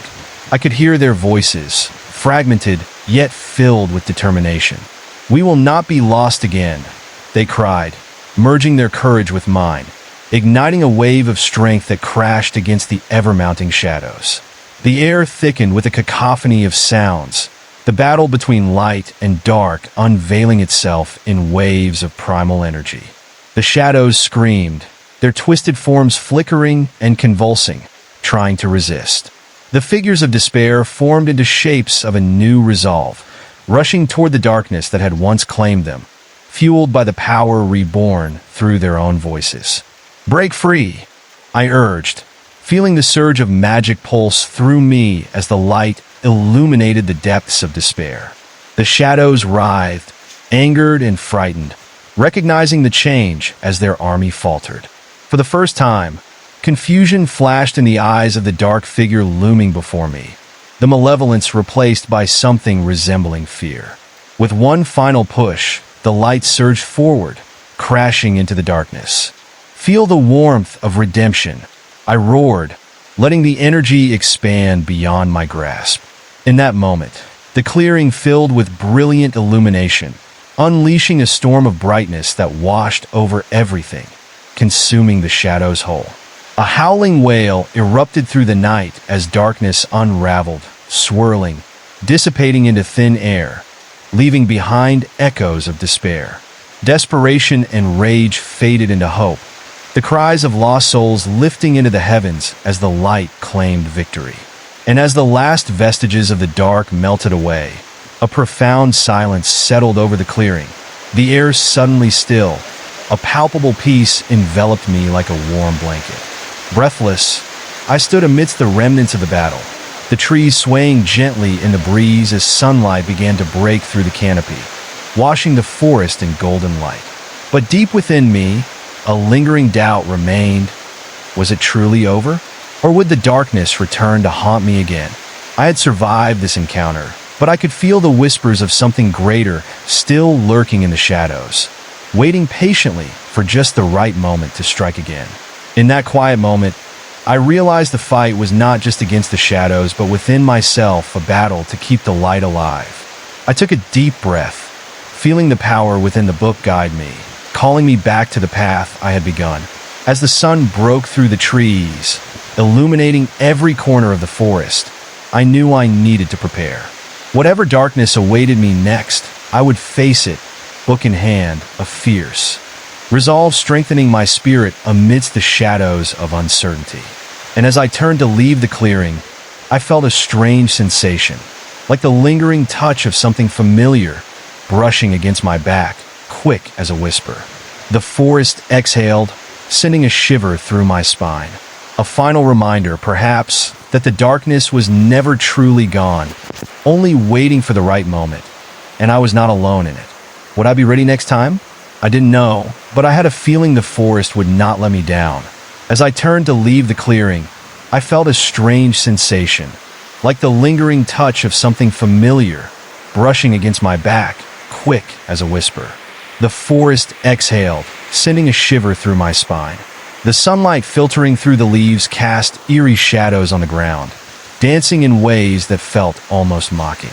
Each step I took stirred the fallen leaves, the sound echoing like a heartbeat in the unsettling quiet. I tried to shake off the feeling creeping down my neck, like unseen eyes watching my every move. Moving deeper into the woods, the vibrant colors faded to muted greens and browns, a palpable sense of dread thickening the air around me. The path narrowed, twisting with an unnatural suddenness, as if the trees themselves conspired to change my route. I strained to listen, aware that the quiet was wrapping around me like a thick fog, drowning out every sound I had taken comfort in. Suddenly, I heard a soft, rustling sound behind me. I spun around, heart racing, but the woods were still, an impenetrable silence filling the space. Just my imagination, I thought, but the hairs on my arms stood on end, unease settling in my gut like a stone. As I pressed forward, a low growl reverberated through the air, unsettling yet eerily familiar. I felt my heart drop. It was the same sound I'd heard before, deep and resonant, echoing with a primal hunger. Dark shapes seemed to slink between the trees, slipping in and out of view. Maybe it's just an animal, I told myself, though the words felt hollow. The underbrush crackled again, this time louder, more urgent, and I could sense something dark, moving closer. I began to walk faster, my pulse a frantic rhythm in sync with my hurried steps. And then it happened. A cold wind swept through the clearing, wrapping around me like icy fingers. It carried with it a whisper, a voice woven with malice. "You thought you could escape us?" I froze, frozen in place, breath caught in my throat as terror gripped my heart. The air felt charged, heavy with unseen intent, and I could see shadows elongating and twisting against the bark of the trees, the very essence of darkness twist into something almost palpable. In the periphery of my vision, I caught sight of movements, fingers curling around the trunks, silhouettes darting away before I could fully catch them. My mind raced as the whispers surrounded me, growing louder, intertwining into a chaotic symphony of fear. Join us, stay with us, become one with the forgotten. I clenched my fists, reminding myself that I had the light of the forest within me. Still, doubt clawed at my spirit. And of all things, what terrified me most was the flicker of temptation to give in, to let the darkness swallow me whole. Suddenly, the path ahead opened up to a clearing, much like the one I had just escaped. But this one felt different. The air thickened with an oppressive energy that made my skin crawl. The trees bore jagged scars, marks of anguish etched into their bark, twisting in ways that suggested pain more than growth. In the center stood a gnarled tree, its trunk twisted and morphed, resembling a grotesque face frozen in an eternal scream. Its branches seemed to reach for me, beckoning with a sinister allure. A sickly glow pulsed around it, darkness pooling at its roots, tendrils creeping out like fingers yearning for warmth. "Come closer," a voice whispered, softer this time, seductive and inviting. It resonated within, pulling at my curiosity while sending icy tendrils of fear racing through me.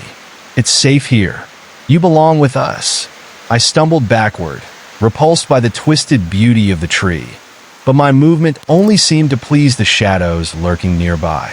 They surged forward, swirling up from the ground like smoke, forming a mass of distorted faces, each one more horrifying than the last. "You cannot resist forever," they chanted in unison, their voices merging into a haunting melody that echoed off the trees. "Join the lost, share your pain, and become a part of the forest. Your heart is a vessel, and we can fill it."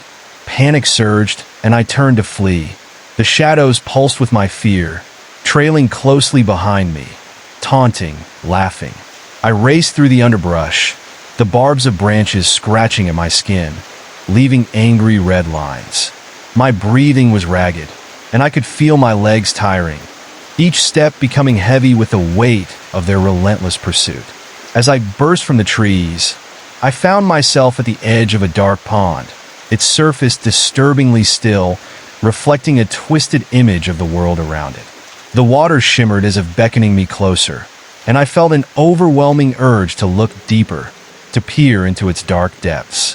My heartbeat pounded in my ears, drowning out the whispers.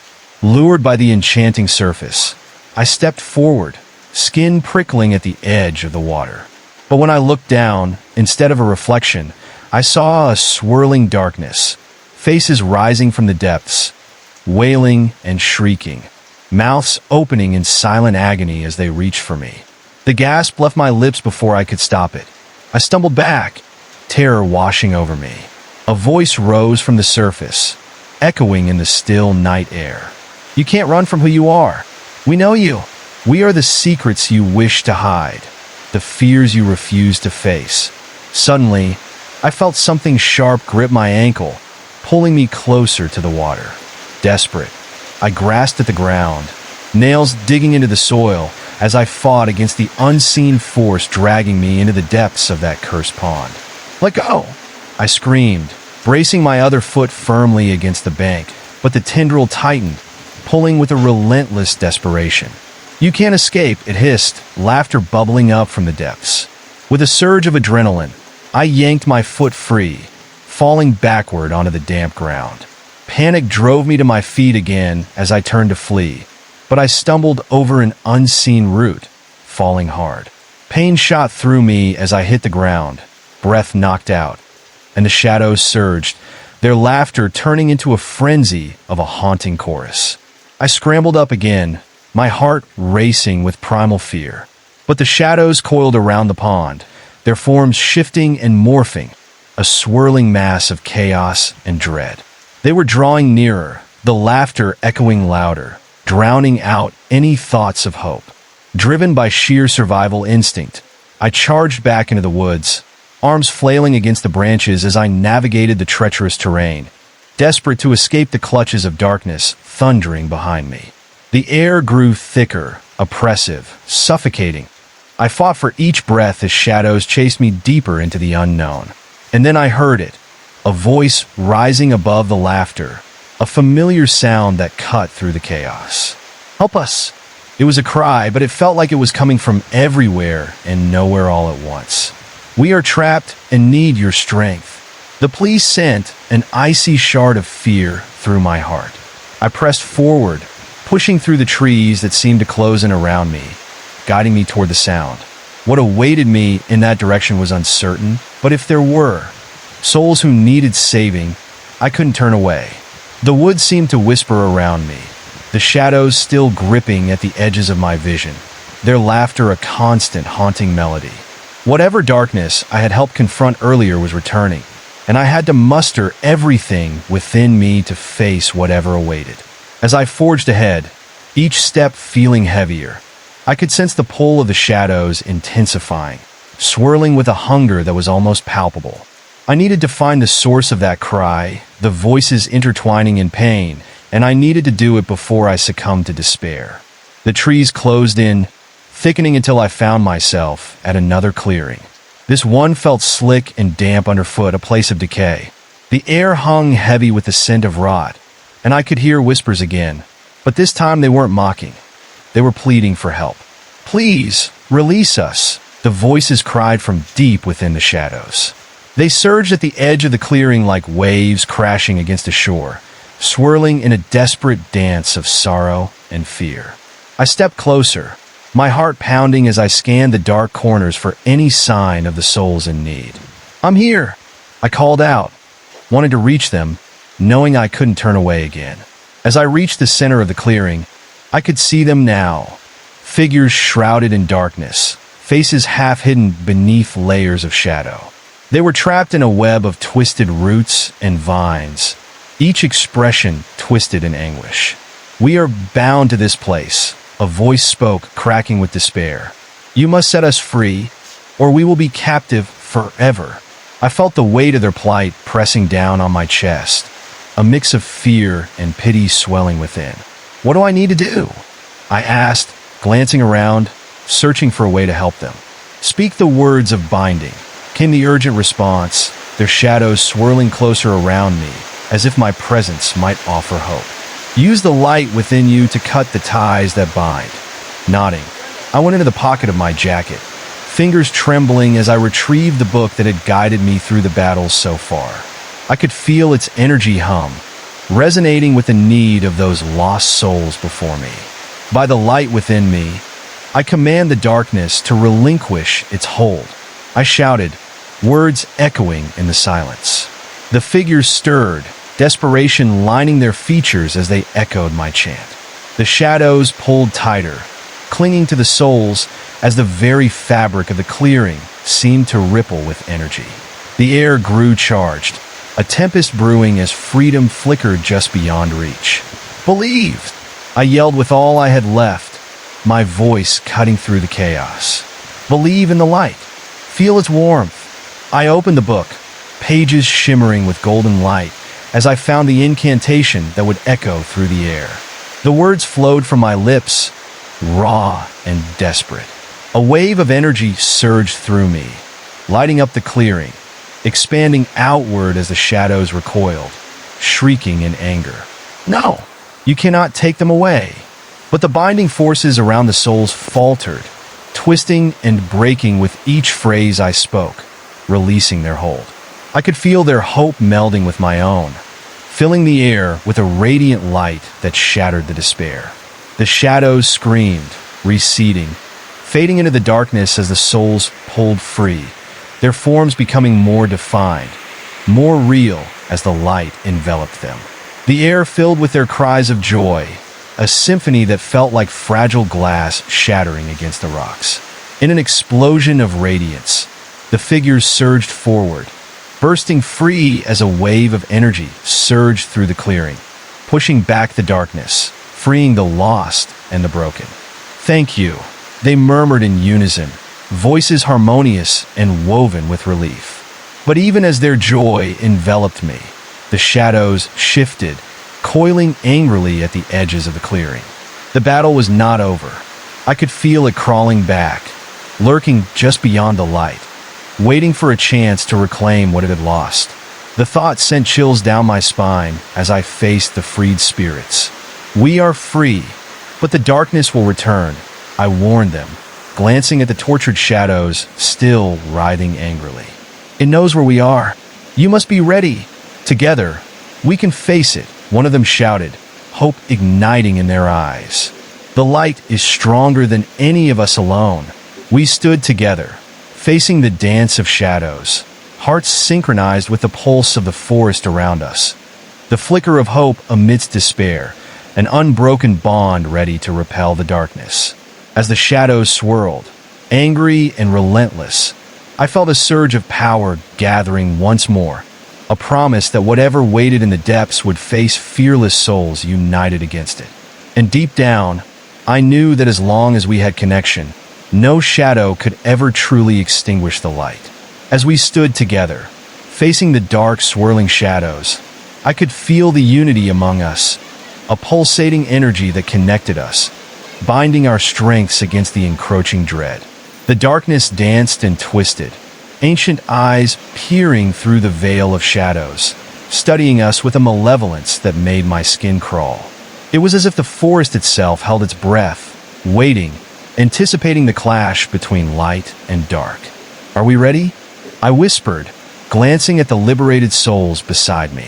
Their faces reflected determination mixed with lingering fear, an echo of the storm within me.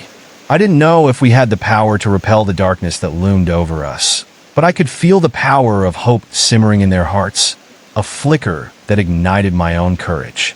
"Ready," one of them replied, their voice steady, but beneath it, I could hear a tremor of doubt. That small crack in their bravado sent a ripple of anxiety through me. What if we weren't strong enough? What if the shadows consumed us, turning our moment of triumph into despair? The shadows surged forward, a twisted mass of anger and hunger, swirling with an intensity that threatened to spiral out of control.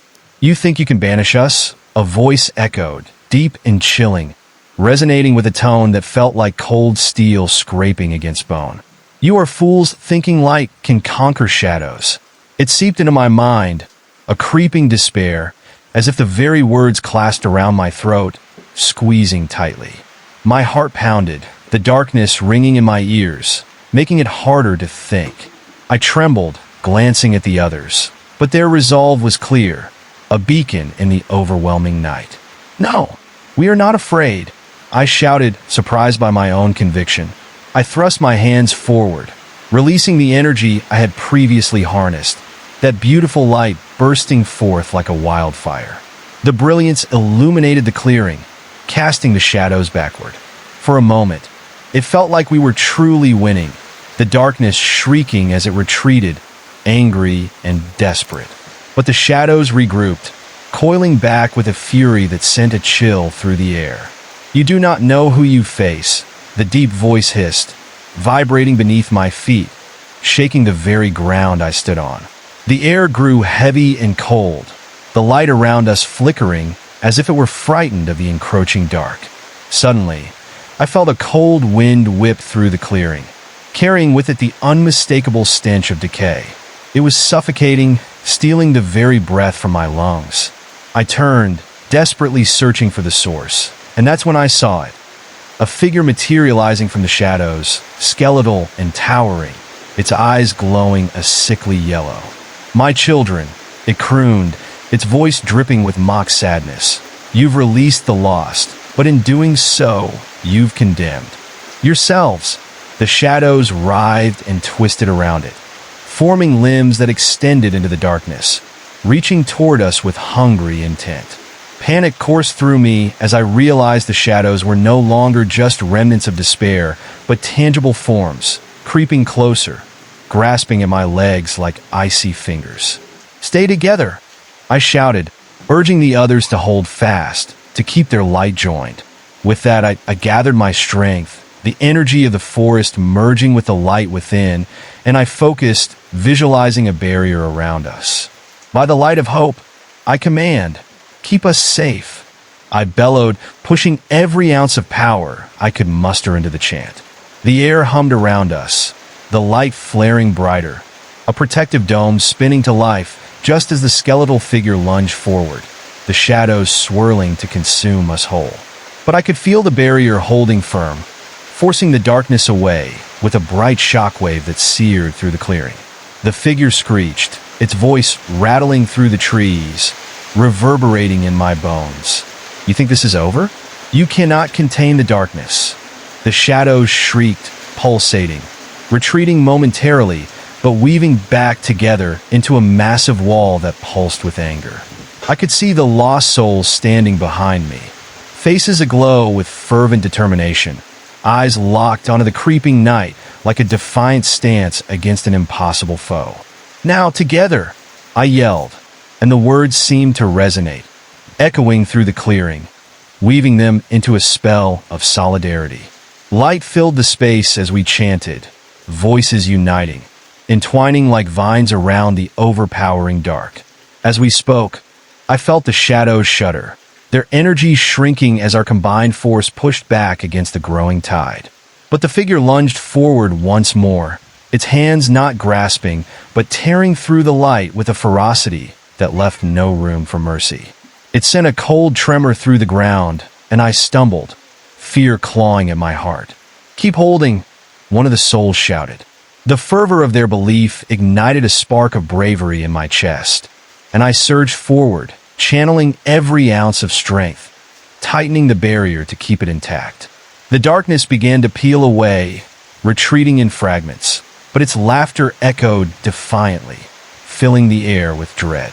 "You will not win," the voice mocked, promising shadows everywhere, slinking around the edges of our fragile light. "For every lost soul you save, two will take its place." I could feel the pressure rising, the shadows swirling frantically, biting and gnashing until, in a horrific flash, they took form again, a swirling vortex of despair, a cyclone threatening to pull us into its depths. The trees creaked ominously around the clearing, groaning as though they too felt the weight of the darkness pressing down. The figures beside me began to tremble. I could see the flickers of panic battling their resolve. I had to push through, to keep their spirits high, to lift them from despair. With all the power I could muster, I roared once more, "We have the light of every soul we have saved." My outburst reverberated through the air, each word infused with energy from the hearts that stood beside me. "You will not take anyone else." And then, as if responding to my determination, the light intensified, a radiant burst that surged through the clearing, challenging the haunting darkness that loomed. "We will stand as one, unyielding. Fear will not define us." The shadows hesitated, finally recoiling as the blinding radiance erupted, dancing around its fangs. I felt their anger and sorrow dissipate slightly and noticed the freed souls gathering closer, throwing their energies into our burgeoning light. It was as if our shared resolve had turned the tide. The figure let out a piercing scream, and in the cacophony of sound, I felt the very heart of the forest pulse with life, swelling like a raging river poised to break free. "We can break this," I cried, urging them to focus, urging them to channel their energy into the light. "Together, we can banish this darkness once and for all." The whirlwind of shadows faltered, and deep within it, dark tendrils began to unravel, slowly losing their grip on the frightened souls that had joined our fight. I could sense their hope infecting the very air around us, weaving through our chants, lifting us toward victory. Then, in an unexpected rush, the shadows consumed themselves, swirling into a vortex that spun tighter and tighter until it imploded, releasing an ear-splitting scream that pierced through the stillness of the night. I felt the ground tremble beneath my feet, the very fabric of the forest quivering around us. Then, in a split second, silence fell. The air thickened as the darkness receded, retreating deeper into the woods, but I knew it wasn't truly gone. A remnant, a whisper of despair that would return when least expected. Yet, for now, I felt the breath of relief wash over us, the pressure almost physically lifting as the last shreds of shadows disappeared, revealing the shimmering glow of dawn creeping through the canopy. I turned to the figures beside me, their features drawn, sweat glistening on their brows, but their eyes shined with renewed life. "We must remain vigilant," I said, voice raspy but determined. "This is just a battle won. The war isn't over, not by far." They nodded, understanding the weight of these words, the commitment we had made to stand against the darkness. I glanced back at the shadows retreating into the woods, knowing instinctively that our next encounter was waiting. The bond we had forged was strong, a flickering flame in the chill of uncertainty. And while I had no control over what lay ahead, I knew that together, we could face whatever the forest conjured next.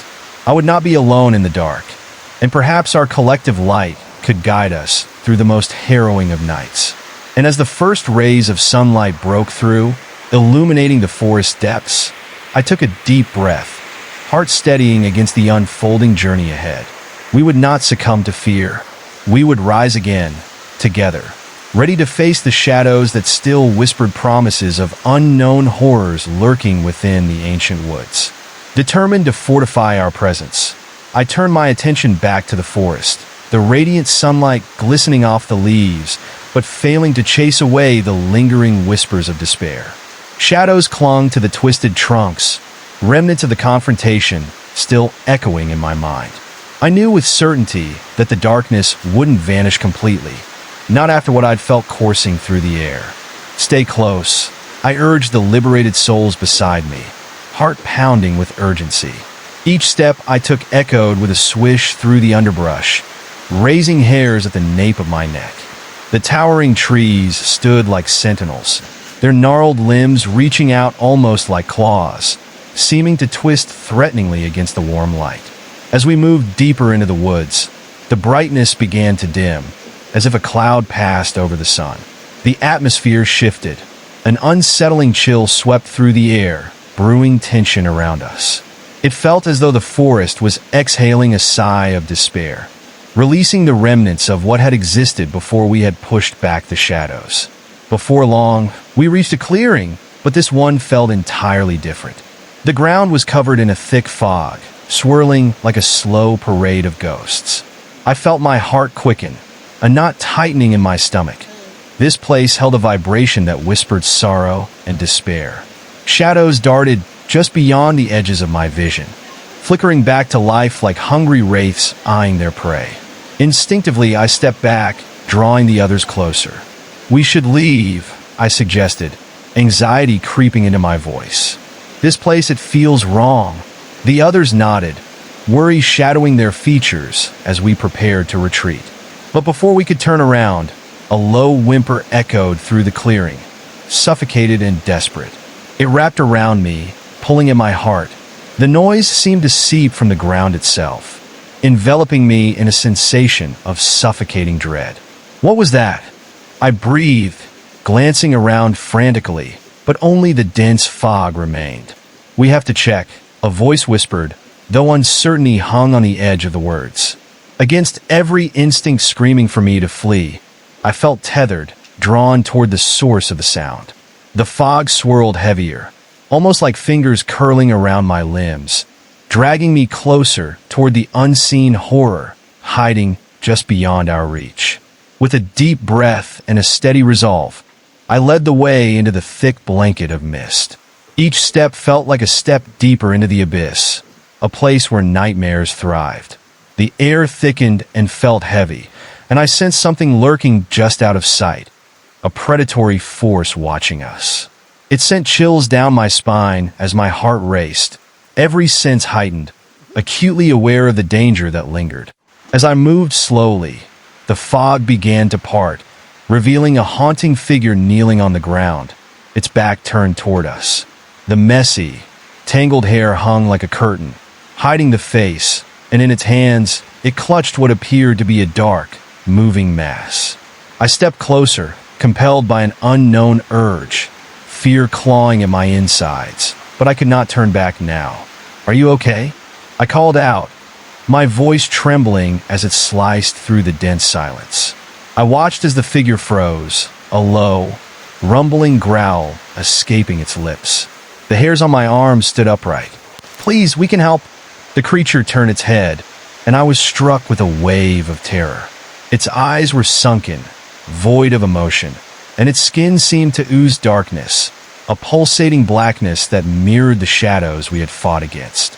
The mass in its hands revealed itself, writhing and squirming, a mass of tiny hands and pleading faces merging with one another, each one trapped in a silent scream. The sight sent my heart racing as dread settled in my stomach. "What are you?" I gasped, backing away involuntarily. The creature bowed its head, and a chorus of wails emanated from the mass it held. I stumbled against one of the others, but they too were entranced, horror etched across their faces. "It feeds on despair." A whisper broke the stillness from beside me, and I turned to see one of the liberated souls staring, transfixed. "It is a manifestation of all the forgotten, the lost, those we couldn't save." Panic surged through me again as I scanned the clearing for an escape route, while keeping a wary eye on the creature. Its breath was labored and heavy, each exhale a low whisper of despair that echoed around us. "We can't let it take us," I realized aloud, but deep inside, I felt the weight of our previous encounter nagging at me, reminding me of the monsters that lurked in the darkness. Invigorated by adrenaline, I gripped the book tucked in my pocket and pulled it out. Its presence had once guided me. Perhaps it could again. "Stay back," I commanded, feeling a fierce determination swell within me, pushing aside the gnawing fear. The creature lurching slowly forward began to growl, the sound trembling through the silence, cracking the air like glass. My hands shook as I flipped through the pages of hope and light, desperately searching for a spell that could drive this abomination away. "By the light that unites us, I command you to turn away from us," I shouted, the words spilling from my lips with unexpected ferocity. The creature paused, its expression changing momentarily. Confusion flickered through its smothering darkness. The wails from the mass intensified, morphing into agonizing cries that filled the air with a sense of hopelessness that threatened to engulf me. I stood my ground as the fog thickened again, swirling violently around us. "You will not feed on our despair," I bellowed, brandishing the book high as if it were a beacon of hope against the smothering tides. The light pulsed again, weaving through the pages, wrapping around me as tendrils clawed at the fog, illuminating the clearing momentarily. I saw terrified faces stretching and pleading from the dark mass, and desperation clawed at my heart.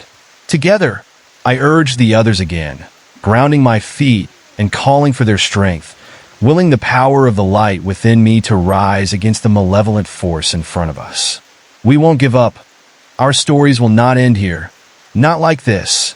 The dark creature shrieked, a horrifying sound that resonated through the clearing as the mass began to lash out, slapping against the energy barrier forming around us. It was primal and ferocious, and each impact sent shockwaves inside my bones, rattling my spirit. But under our collective voices, the oppressive weight began to lift. The air shimmered with brilliance as the fog ebbed, revealing glimpses of the forest that surrounded us, and with it, hope surged alive. The color of dawn peeped through the edges of darkness, piercing the veil with golden light. "Feed on light, not despair," I commanded, determined to turn our fear into strength. The creature hesitated, its form flickering as if caught between worlds. The writhing mass of faces in its hands began to wane, their cries slowly fading.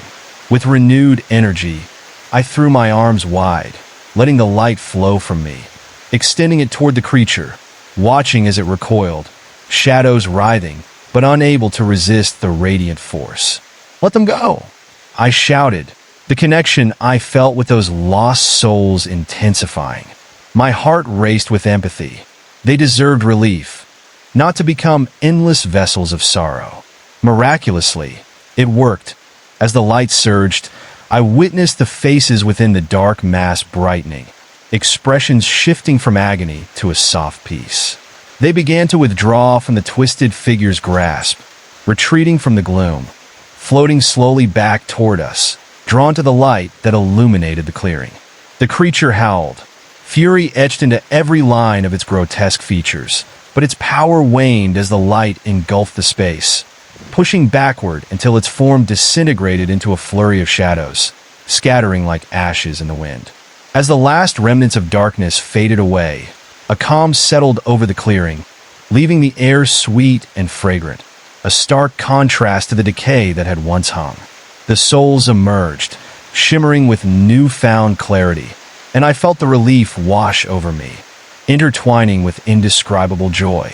"Thank you," they breathed, some kneeling in gratitude, while others surrounded me, their faces shining with a light I had helped ignite. Their whispers echoed softly, reverberating among the trees as a gentle breeze embraced us. But even as I savored this moment of victory, a persistent unease curled around my heart. Something wouldn't allow me to forget. This forest was still riddled with darkness, and it promised to return again. The shadows were cunning, waiting for vulnerabilities just like ours to slip back into our lives. I knew I had pushed through a grave danger, but I also recognized something more sinister lay ahead. As I gathered the liberated souls around me, I felt the forest shift again, air charged with an unsettling energy. The trees creaked, and a distant rustle echoed through the woods. Was it the sound of something larger, something stalking us from afar? With a chill racing down my spine, the memory of the earlier confrontation surged through me. "We must keep moving," I urged, scanning the surroundings, my instincts flaring with warning. Quickly, we stepped back into the deeper woods, spearheading our retreat from the clearing that had felt both victorious and haunted. With each step, the tension thickened anew, shadows creeping and curling again like serpents.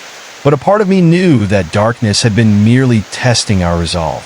I could almost hear it slithering, lying in wait, preparing for its next move. No matter what lay ahead, we had become a force to be reckoned with, shadows and light merging into a singular path forward. Though the stakes were rising, I knew one thing for certain. I would not face this new darkness alone, not again. We forged a new beginning, not one shrouded in despair, but rather strength gathered from the bonds we had formed, fueled by the light of hope that persisted in every heart that chose to believe.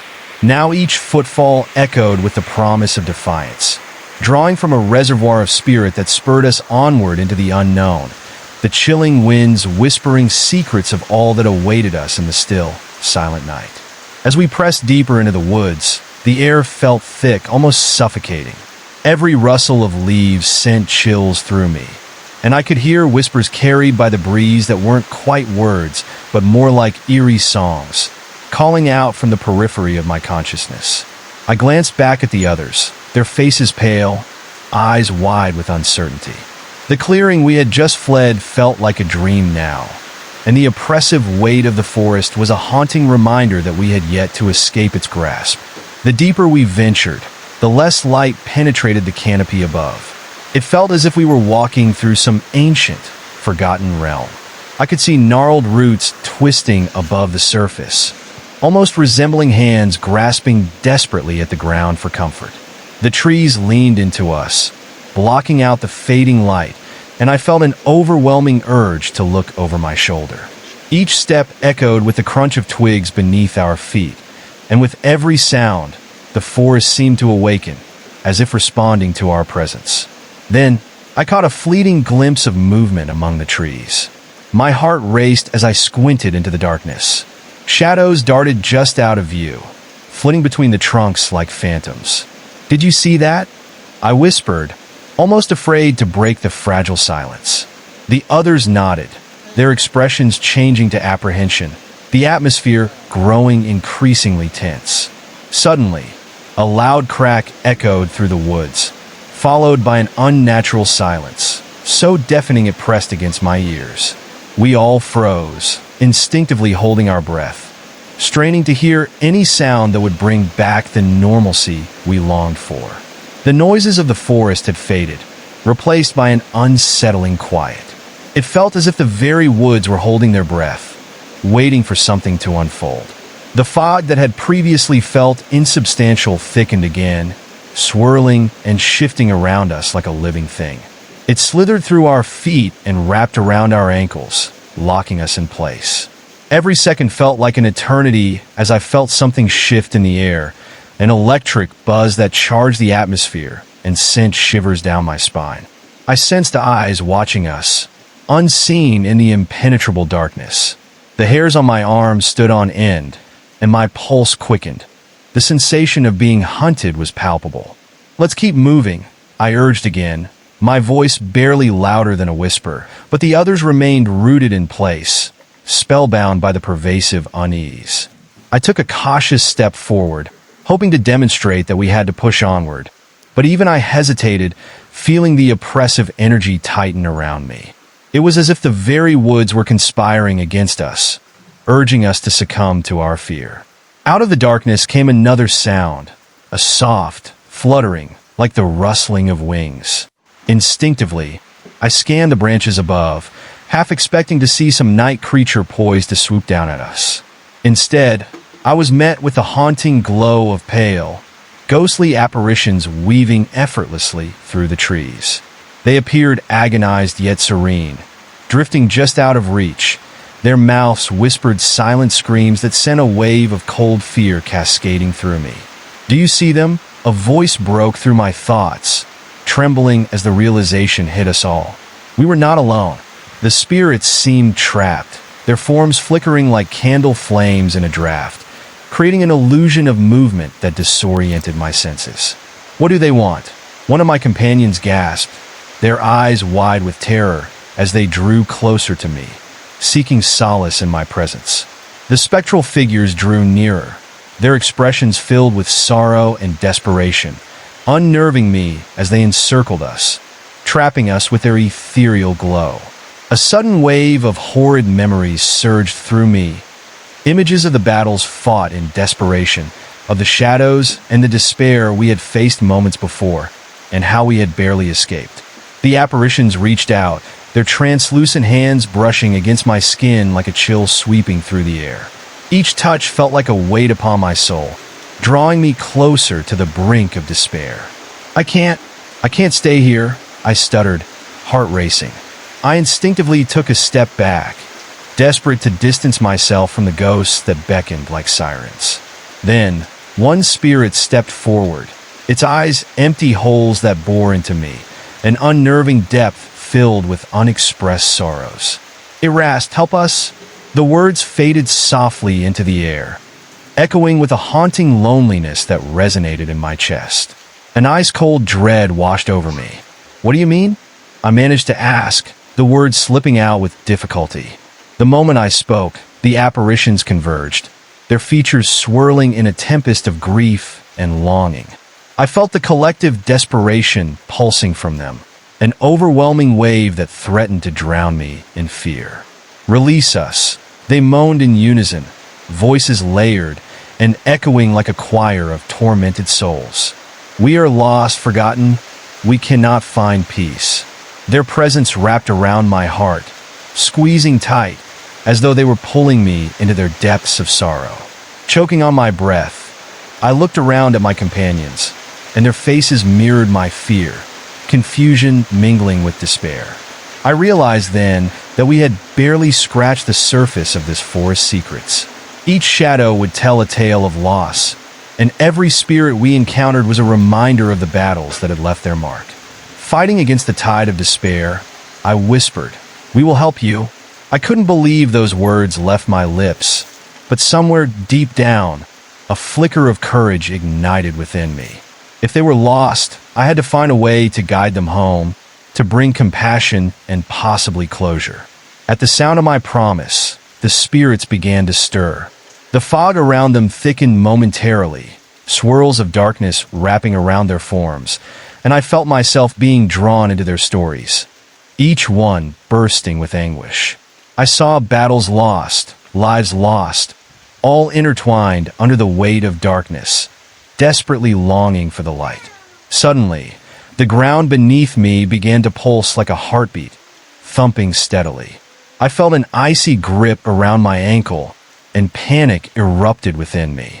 I glanced down to see tendrils of shadow curling around my legs, like serpents drawn to their prey. "No!" I shouted instinctively as I struggled to break free, but the more I fought, the tighter the grip became.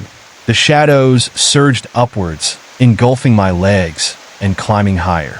I felt my heart race as the shadows clung to me, pulling me down into the depths of darkness while the anguished voices from the spirits escalated into a frantic chorus. "Help us," they cried again, desperation etching their features. "Do not let the darkness take you." The warning resonated through my mind, and in that moment, clarity broke through the fog of confusion. If I trapped myself in hopelessness, how could I ever help them? I had to break free.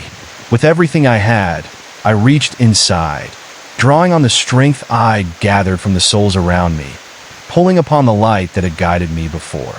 "You will not take me," I roared, my voice unsteady but empowered. I could feel the flicker of hope kindling within the gathering light as it fought against the suffocating shadows desperately clinging to me. With each word, I summoned the energy of our collective light, forcing it outward, ignoring the icy tendrils wrapping around my body as I commanded. "Let go." The shadows writhed, hissing as the warmth of my determination disrupted their hold. Slowly, I felt the grip ease, and with a mighty burst, I was freed, staggering back as the shadows recoiled. The spirits, too, seemed to respond, their forms brightening momentarily with my words. The air hummed with a fierce energy, the cries around me shifting, the tone morphing from one of desperation into a powerful surge of unity. "Let us help one another," I urged, rallying the flickering spirits around me, the energy pulsing to life. "We can break this cycle." The shadows gathered as treatment moved upon the undulating fog that enveloped our clearing. I sensed a change in the atmosphere. The spirits saw the flicker of hope shining through the despair. As the shadows boxed me in again, I felt an overwhelming determination surge through me, an unyielding flame that pushed me forward. Guiding the spirits with my own light, I reached out, hands stretched wide, drawing them into the warmth. A soft glow expanded from my center, scattering the shadows like ash and illuminating the cold fog clinging to the trees. "Together, we rise," I called, my voice resounding with strength. The darkness recoiled again, writhing as I felt the spirits rally around me, their ghostly forms surrounding me, shimmering with determination, each with a depth of emotion that formed a protective barrier. We began to chant in unison, voices resonating through the fog, weaving an ancient melody. The cries of the lost became a powerful anthem of hope, light washing over the clearing again as the shadows slowly parted. Their cries of fury fading into a sinister whisper beneath our growing strength. The darkness howled, attempting to engulf us once more, but the spirit-bound light glowed brighter, pushing the shadows away, unraveling the dread that had infected the forest.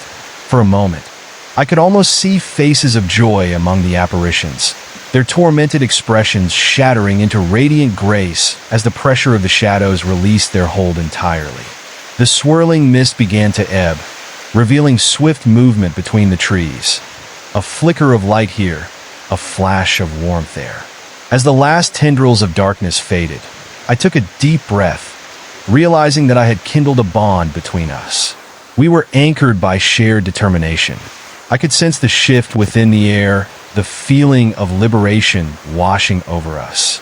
Yet, the eerie calm that followed felt deceptive. It lingered, a tension twisting tightly around our hearts as the remnants of shadows still slinked along the edge of our vision. The spirits hovered closer, and I could see their ethereal forms fading into the light as peace enveloped them. But just as I began to relax, I felt a cold breeze cut through the clearing, chilling me to the bone. A shiver ran down my spine, ichor creeping back into my soul, warning me that the tranquility was far from stable. "Stay alert," I cautioned, though my voice trembled with uncertainty. As the spirits began to disperse, drifting toward the sunlit edges of the forest, shadows crept in at the periphery, brooding and ominous, ready to pounce. The tension was rising again, and I could see the darkness coiling, preparing for its next strike.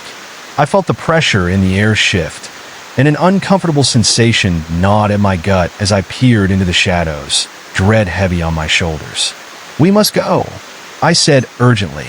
"We've stirred something we might not be able to control." As the last echoes of their haunting presence faded into the trees, my heart, racing, transitioned to focused determination. One last glance back confirmed my fear. The darkness was gathering once more, coalescing into an oppressive force that threatened to consume everything we'd just achieved. Fueled by a primal instinct to survive, I placed one foot in front of the other, stepping carefully out of the clearing and into the dark embrace of the forest. I could feel the shadows swirling, barely out of sight, their whispers sending icy shivers down my spine. We had cleared one pitfall, but awakened something else buried deeper within the woods. As I followed the narrow path, the trees loomed larger, their bark twisting grotesquely in the gloom, inviting me deeper where light waned and hope flickered uncertainly. The journey had only just begun, and with each step, I felt the presence of those shadows creeping closer, hungry for our light. But within the darkness, I knew we would have to face the next formidable challenge, ready to rise up with the strength of the light we had ignited in one another.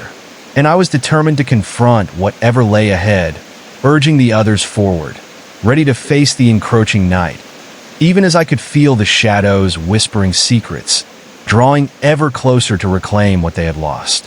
As I pressed onward, I could feel the shadows coiling tighter around us, a physical sensation of dread wrapping around my throat like a noose. Each step seemed to echo louder than the last, the forest alive with a heavy silence that felt more oppressive than any noise. I could sense my companion's fear radiating like a warm aura, feeding the darkness that surrounded us, hungry for our despair. Every tree that loomed overhead seemed to bend closer, as if listening to our whispered fears. With each passing moment, the shadows grew more vivid, darker than ink. The forest floor pulsed beneath my feet, pulsating like a living creature, encouraging the emptiness that lingered just beyond the light. My heart raced, the weight of despair settling in my chest, making it hard to breathe. Then came a sound that broke the tension, a low, guttural growl, echoing through the trees. My stomach dropped. The sound was more beast than man, resonating through the air like a warning. I turned to see the expressions of my friends morphing from fear to sheer panic.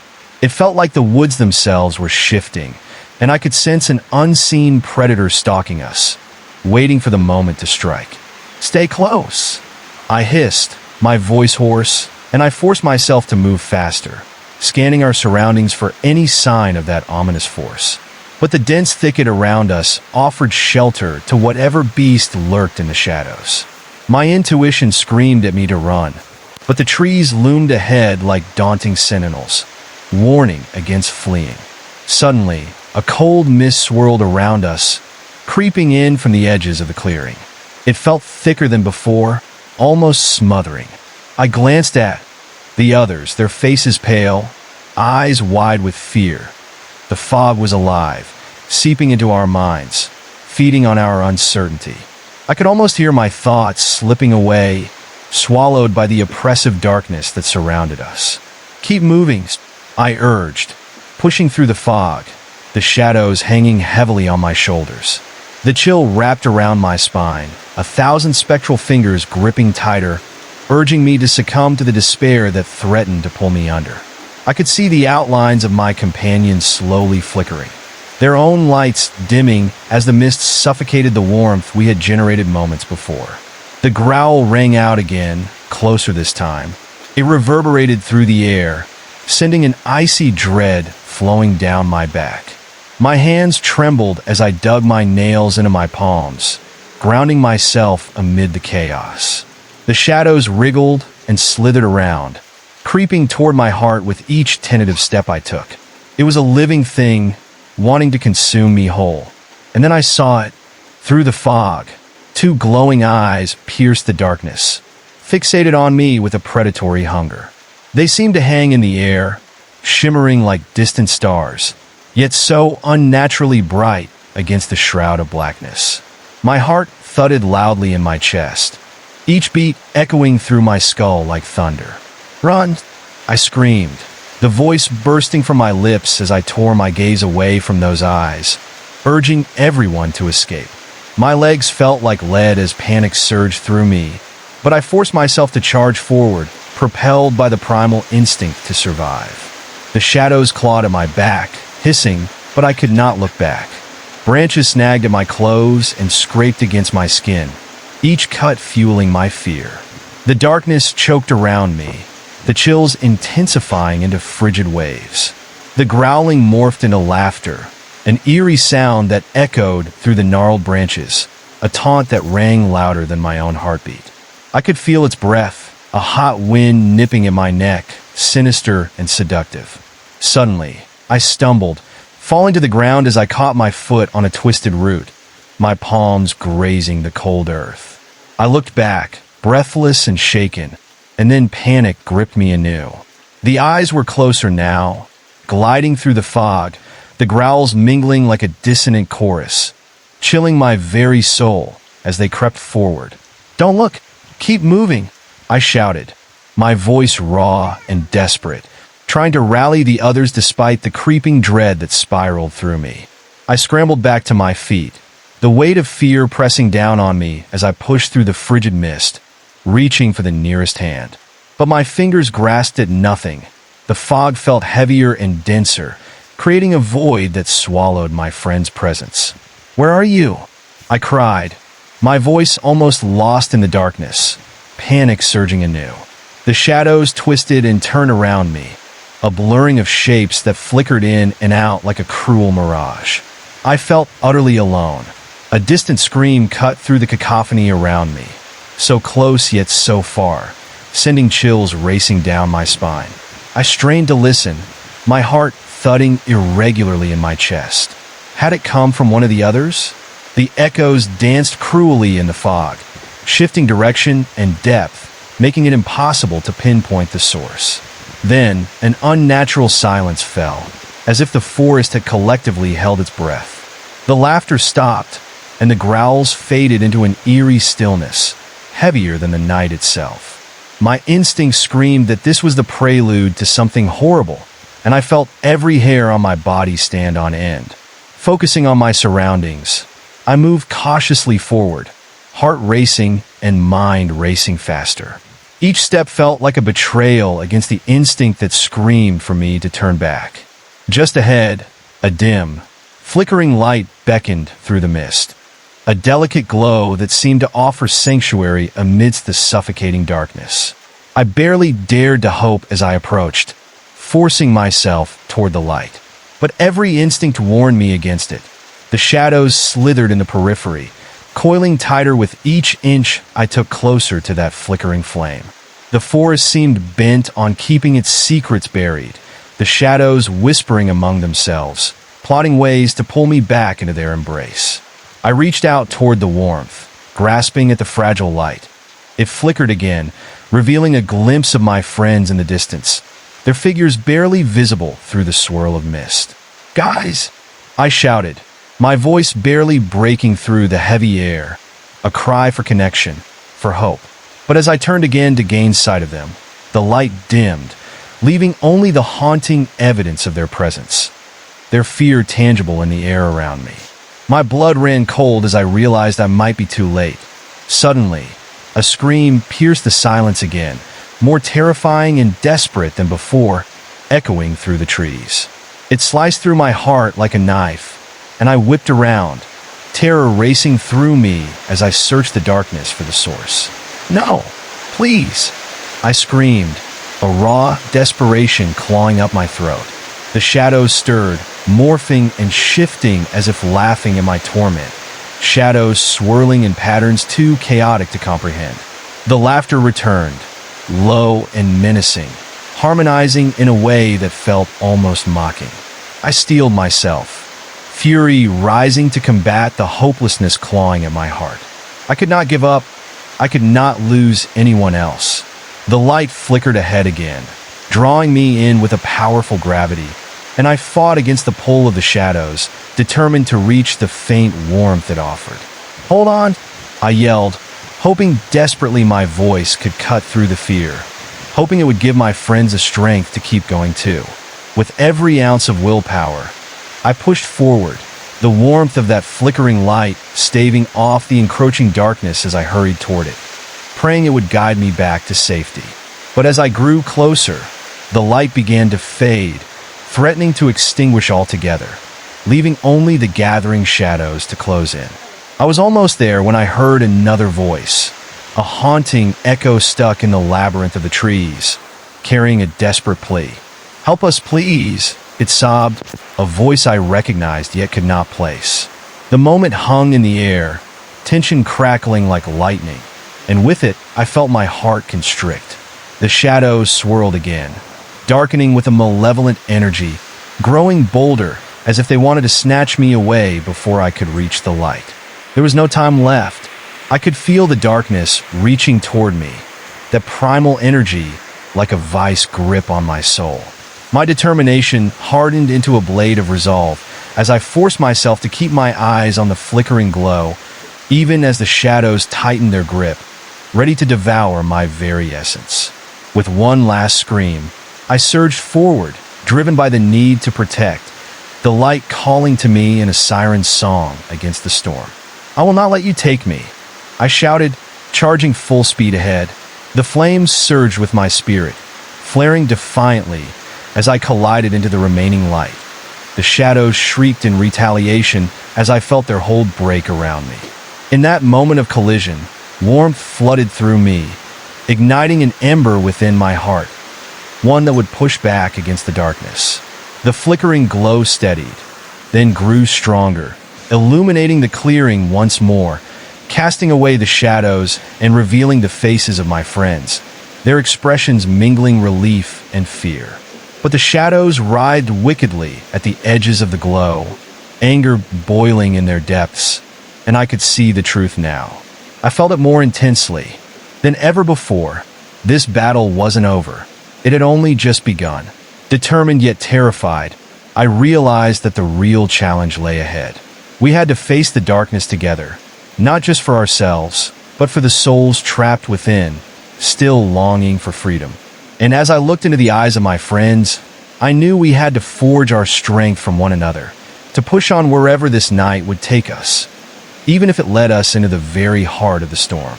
The moment the glow steadied, I felt a fragile calm settle over me, but deep inside, I knew this was only a temporary reprieve. The shadows, now swirling like dark smoke at the edge of my vision, erupted with rage, screaming silently as if our courage had threatened their very existence. They twisted and contorted, a whirlwind of black despair, and I felt their cold breath claw at my back, demanding I turn around and succumb to fear. "Stay close," I urged my friends, feeling the icy grip of fear locking around my mind. I turned to see their frightened faces, each of them reflecting the urgency in my voice. There was no time to waste. The shadows hinted at something sinister, hunger rippling through the darkness surrounding us. The flickering light offered a false sense of security now, as I felt a shiver race through the air. It was almost as if the forest itself was alive, whispering ancient secrets and curses that we were never meant to uncover. My instincts screamed at me to run, but there was nowhere to go, not now.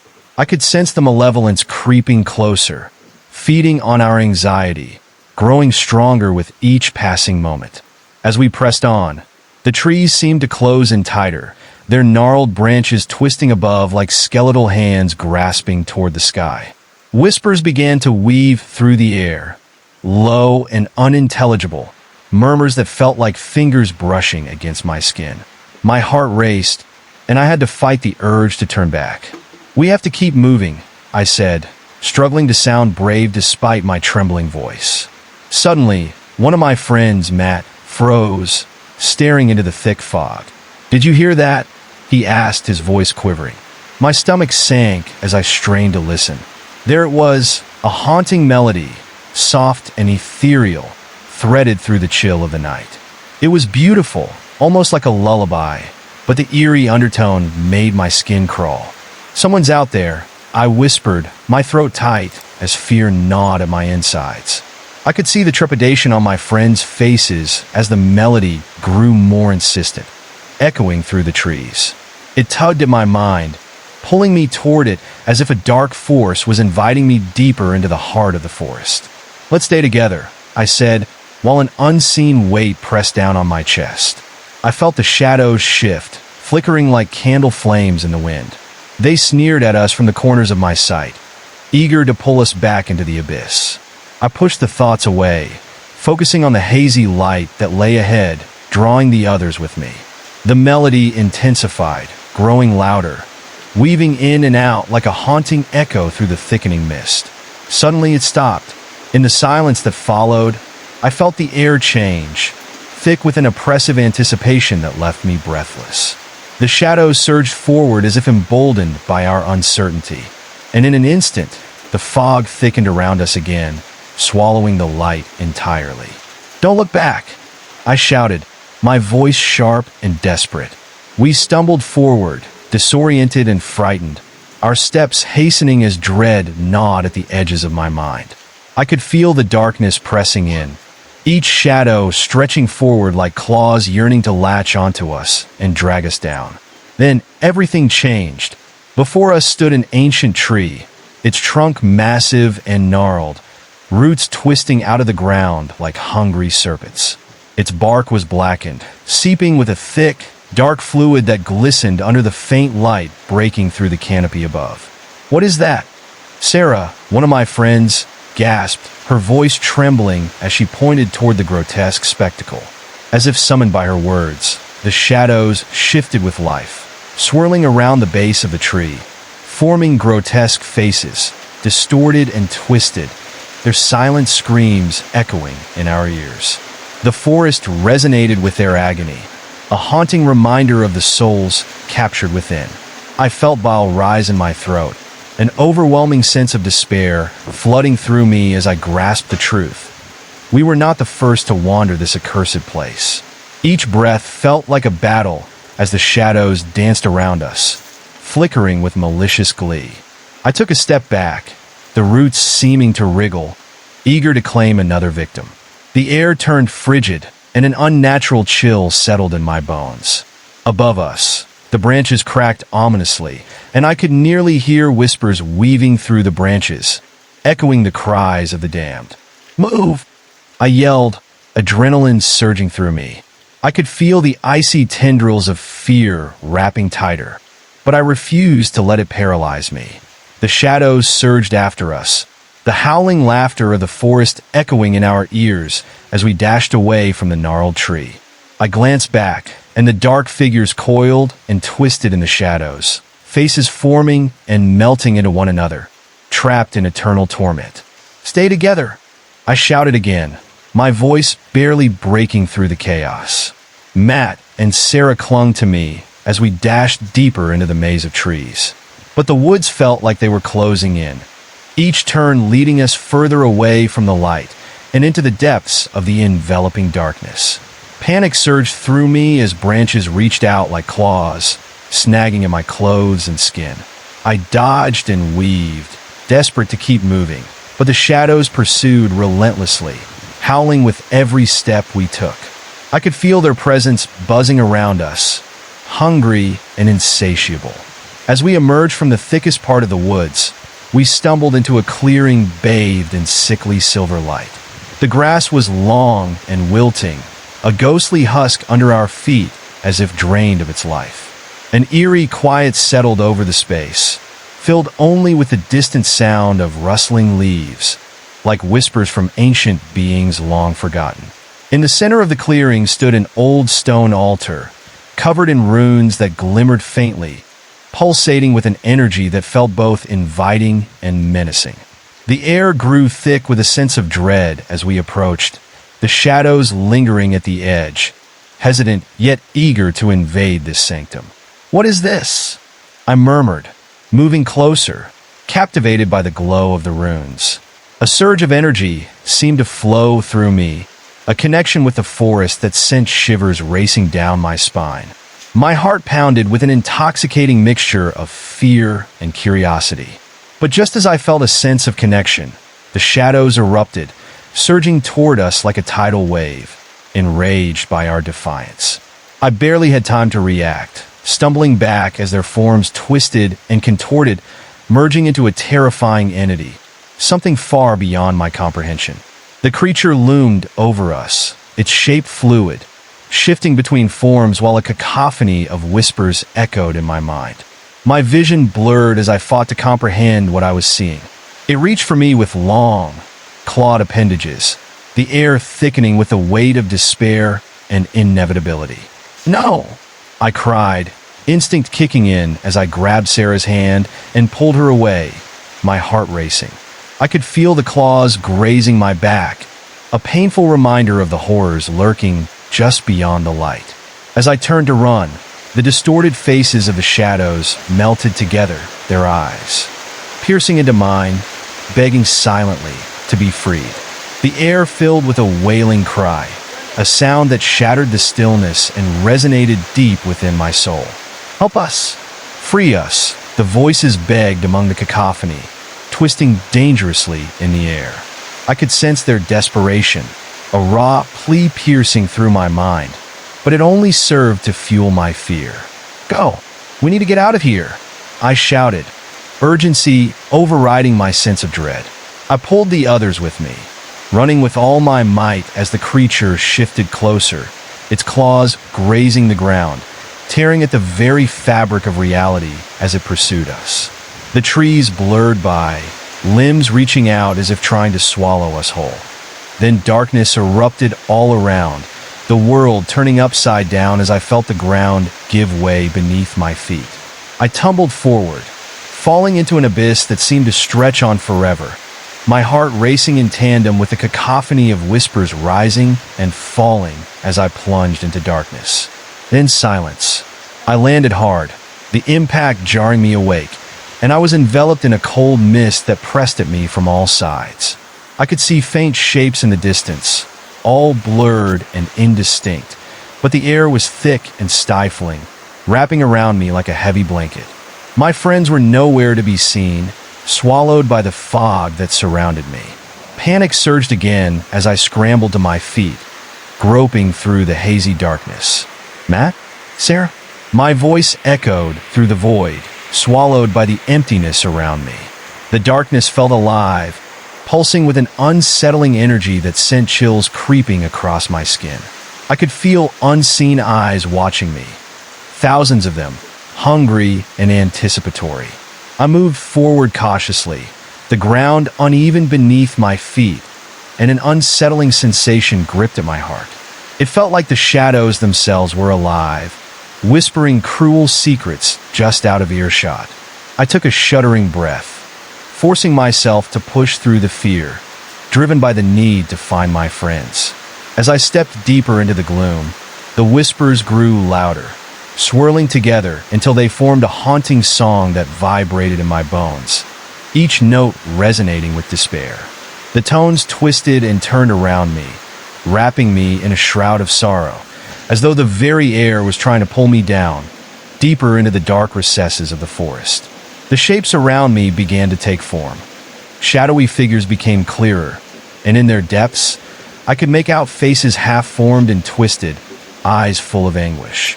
They reached for me as I stumbled backward, tripping over something soft and yielding on the ground. The whispers echoed louder, a cacophony of sound that reverberated through my core, and I could hear the cries of souls trapped between realms, eternal prisoners in this shadowy torment. "Help us," they chorused, their voices merging into a haunting melody that cut through the cold mist wrapping around me. I closed my eyes, trying to block them out, pushing against the suffocating dread that cradled me. But I could feel their pain resonating within me, an echo of my own terror, and it began to drown me in a tide of despair. It dawned on me that I was not merely a witness to their suffering.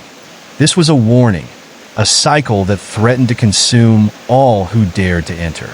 I opened my eyes, and in that moment, I felt a flame ignite within me, a spark fighting against the night. "I won't let you take me," I shouted into the darkness, shaking off the chill that wrapped around my heart. The shadows recoiled, whispers turning into shrieks of fury as my determination pushed against the despair that sought to drown me. "I will find my friends," I cried again, my voice rising, carving a path of defiance through the oppressive gloom. I couldn't let fear take its hold. Not now. With renewed resolve, I started moving forward, each step feeling like a rebellion against the suffocating fog that battled against me. I could feel the shadows pressing in, trying to reclaim their grip on my mind, but the warmth of my spirit burned brighter, lighting a path through the oppressive gloom that enveloped me. As I pressed onward, the figures around me grew restless, their cries becoming a frenzied chorus that echoed the depths of my own fear. I could feel the weight of their anguish, their desperation clawing at my heart like icy fingers. I had to resist them, to break through the barrier that kept me trapped between fear and freedom, survival and surrender. Then, a glimmer of light pierced through the mist, flickering ahead, offering a beacon of hope amidst the chaos. I gasped, a surge of adrenaline fueling my every step as I rushed toward it. The whispering shadows wailed in protest, thrashing around me like a storm, but I pressed forward, desperation driving me in pursuit of that fragile glow. With one last push, I threw myself into the light, the warmth enveloping me as the shadows shrieked in agony, retreating momentarily, their shrill cries echoing behind me. As I steadied myself, the light expanded, revealing a landscape that unfolded before me, a sprawling expanse of ethereal beauty amidst the chaos, shimmering with promise. But I could feel the darkness lurking just beyond, waiting to strike again. I had to find my friends, had to gather the scattered pieces of our strength. As I took a deep breath, preparing to face whatever lay ahead, I knew instinctively that there was more to this haunting place than I could comprehend, and I would have to gather every ounce of courage to confront the shadows that sought to reclaim their prize. As I stood there, surrounded by that soft glow, the chill of the mist still clinging to my skin like a second layer, I could feel something stirring in the air. It wasn't just the shadows retreating. It was a palpable tension that twisted the very fabric of reality around me. The light pulsed softly, and for a moment, I felt a sudden rush of hope that maybe, just maybe, I could find my friends and escape this nightmare. But as I gathered my thoughts, a chilling realization sank in. The shadows behind me weren't just fading. They were regrouping, swirling like a dark tornado, readying themselves for another assault. My heartbeat quickened as whispers slithered through the air again, and I could make out the haunting lyrics, the same song luring me deeper into the forest. Except now, it resonated with urgency, a desperate call mingled with laughter that chilled me straight to my bones. I stumbled forward, each step echoing in the stillness, feeling drawn toward that flickering glow. But the further I walked, the more the shadows slithered to the forefront of my mind. They began taking shape, forming grotesque silhouettes against the shimmering light. I could see them more clearly now, faces twisted in agony, mouths stretched wide in silent screams. Their hollow eyes seemed to search for something, as if their very existence hinged on capturing me. Suddenly, I heard a distinct crack, like a branch snapping under pressure. It pierced through the heavy silence, sending a wave of dread washing over me. I turned quickly, scanning the perimeter of the clearing, breathing heavily, each inhale laced with fear. The air felt electric, my skin prickled as I realized that I was not alone. A figure emerged from the swirling mist at the edge, one I recognized too well. "Matt!" I called out, relief flooding through me, but it was short-lived. His expression was a mask of terror, eyes wide and unblinking as he pointed behind me.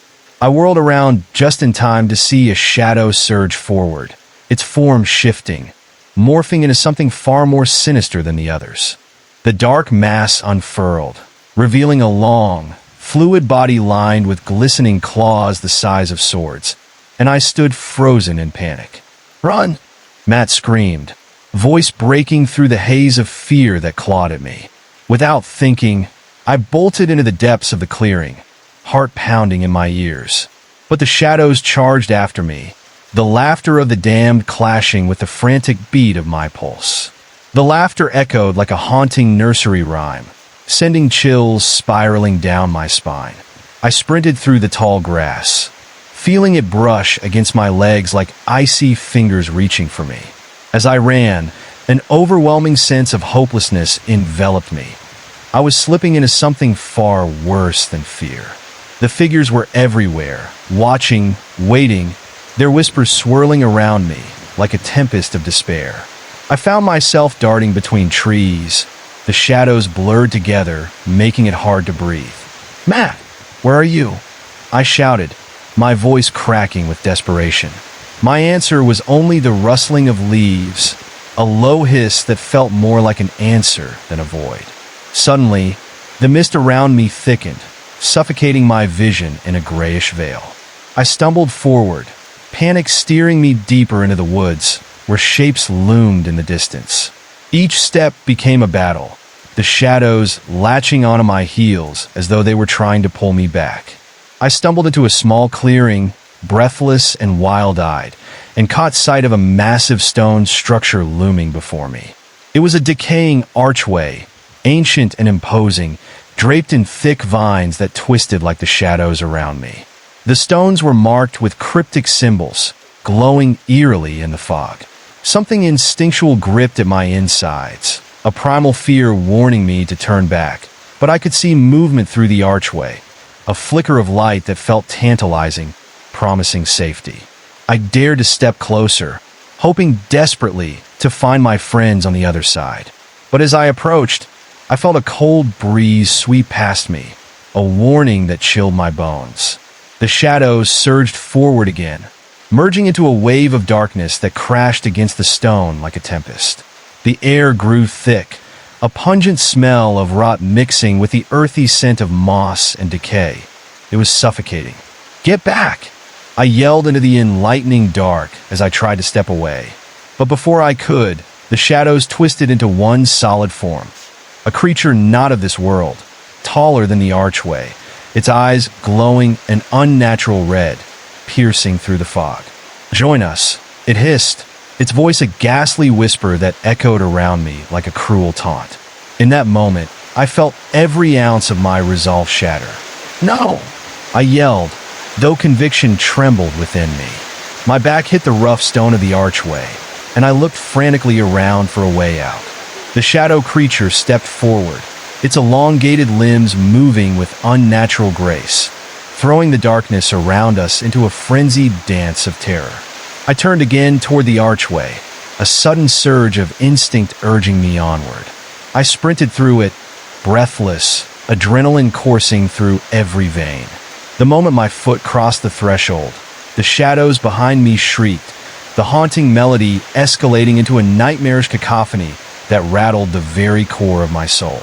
On the other side was a vast landscape bathed in the same chilling silver light, but here the atmosphere felt different, denser and colder. I stumbled to a halt, the soft crunch of gravel beneath my feet causing me to look down. But when I did, the ground began to shift beneath me, restless and alive. Instinct kicked in, and I began to run again, blood racing and heart hammering as I moved through the surreal landscape of twisted trees and eerie shadows. The air was thick with a fog that clung to me like a shroud, and I could hear the echoes of the creatures behind me, their distorted melodies tugging at the edges of my sanity. As I moved deeper, I felt an unseen presence watching me, an electric energy that prickled the back of my neck.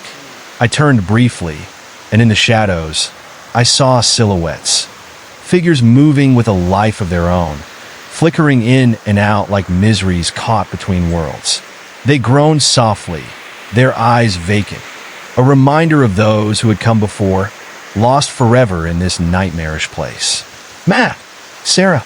I called again, but my voice was swallowed by the vastness around me. Silence settled around me like a heavy blanket, every whisper fading into the mist. I pressed on, each step echoing against the twisted trees that rose around me like sentinels, closing in tighter. In the distance, I saw a flicker of movement, a figure, a familiar silhouette that sent my heart racing and dread coursing through my veins. My breath caught in my throat as I recognized the shape. "Sarah!" I yelled, running towards her. The closer I got, the clearer she became, her face panicked, eyes wide. But the moment our gazes met, I realized she wasn't herself anymore. She stood in a small clearing, looking disheveled and lost. "I can't find," she started, but her words were drowned out by the howling of the shadows, rising up around us like a storm ready to crash down. "Sarah, we have to go. Now!" I grabbed her arm, but as I pulled her, I felt a pull on my other side. It was Matt, emerging from the shadows, his face pale and weathered. "Do you hear it?" he gasped, his body trembling as he looked into the dark void of the forest behind him. "They won't stop. We can't let them take us." And just like that, I knew we were on the edge, teetering between a grim fate and the unknown, the shadows coiling about us like serpents, waiting for the perfect moment to strike. Panic surged anew, propelling me forward as I yelled, "Follow me. We can't let them win." I led the way through the thick underbrush, the forest echoing with danger, shadows flickering at the edges of my vision. I could feel their presence closing in, a collective evil waiting to snatch us away. The wind howled through the trees, sending a wave of dread crashing over us. We burst forward, propelled by sheer will, hearts racing, fueled by the hope that lay ahead amid the darkness. But as I glanced back, the shadows danced manically, their laughter rising in a frantic symphony, taunting our escape. Among the chaos, I spotted a faint light cutting through the mist, just ahead, pulsating softly, inviting yet fearsome. It beckoned to us, promising safety, but deep down, I felt the pull of the shadows closing in for their final strike. With every fiber of my being, I sprinted toward that light, dragging Matt and Sarah with me. "Don't look back!" I repeated, my voice a strained whisper against the growing noise of despair. I could sense them moving behind us, claws sprawled wide, hungry for our souls. Just when the darkness threatened to consume us whole, we raced into the clearing where the light grew brighter, illuminating the horrors that clung to our heels. The shadows collided with an invisible barrier that flickered around the light, shrieking as they recoiled, but I couldn't let my guard down. "Keep going. We're almost there," I shouted, adrenaline blazing through my veins. The shadows twisted in agony before reforming into the monstrous creature I had seen earlier, but this time, its body pulsed with furious energy as it thrashed against the light. "Let's go!" Matt's voice broke through my reverie as he surged past me, pulling Sarah toward the center of the light. The breath caught in my throat as the creature exploded towards us with terrifying speed, its claws slicing through the air, each motion sending shivers down my spine. In one swift motion, I dove forward, tumbling toward the pulsating glow that promised escape from the darkness, feeling the cold breath of the creature whip past me as I grappled for my friends. Just as I reached the light, everything went white. I blinked rapidly, suddenly enveloped in a warm embrace that felt both strange and comforting. The shadows shrieked in the distance as the fierce energy surged around us, retreating ominously from the glow. My heart raced as I looked around, desperately searching for signs of Matt and Sarah. "Are you okay?" Sarah's voice cut through the chaos of my thoughts, and I turned, relief flooding through me when I saw her standing inches away, trembling but unharmed. "Yeah," I replied, heart still racing. "Where's Matt?"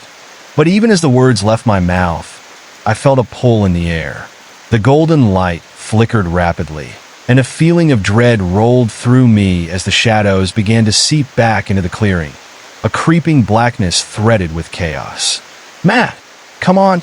I yelled, scanning the vast space for him, but the winds howled and distorted my voice. The ground beneath us shifted ominously, and I could feel the mist curling around me again, tightening as if it was trying to drag me into the darkness. Sarah and I stood close, but fear clawed at my insides as I choked on desperation, the portrayal of molten shadows lurking ever closer. The shadows twisted and morphed, forming grotesque figures that threatened to engulf the light. "Matt!" I shouted again, feeling my chest constrict as the shadows changed shape, transforming into howling faces, each one showing a fragment of anguish. It was overwhelming. Just then, a silhouette emerged in the shadows, but it was not just Matt. It was an army of lost souls. "Help us!" they echoed, voices layered like a haunting chorus. I felt an icy grip on my heart as I realized they were not just trapped in the shadows. They were part of them. The darkness gleamed with their cries, promising terror and despair, and I knew we had to fight through this final wave if we were to escape. "Together, we can fight them," I yelled, clutching Sarah's arm. "We will not let them take us." With a newfound determination, we stepped closer to the glowing light, pushing against the shadows as they raged and clashed, their mournful cries rising in a chilling crescendo around us. I could feel their greed, their need to drag us into their nightmare, but I refused to let them take us. As I stood with Sarah, we faced the shadows head-on, and I began to push back against their assault, allowing the light within to fill me with courage. I envisioned a barrier, a wall of brightness that would shield us from their agony. The shadows shrieked as our connection to the light grew stronger, an overwhelming warmth suffusing me, my spirit igniting. "No, we are not yours," I shouted into the fray, letting the glow pulse even brighter. The darkness clawed back, splintering into cracks as the light surged toward it, and I could feel the ground erupt with tension. The light surged ahead of me like a shockwave, pushing away the encroaching dark that clawed hungrily at my heels, trying to drag me back into despair. Shadows splintered apart, their cold fingers retreating as the warmth of my resolve illuminated the path. I saw faces twisting in the blackness, horrified expressions fading into the darkness like echoes in a vast canyon. I felt Sarah's grip tighten on my arm, her eyes reflecting both fear and determination.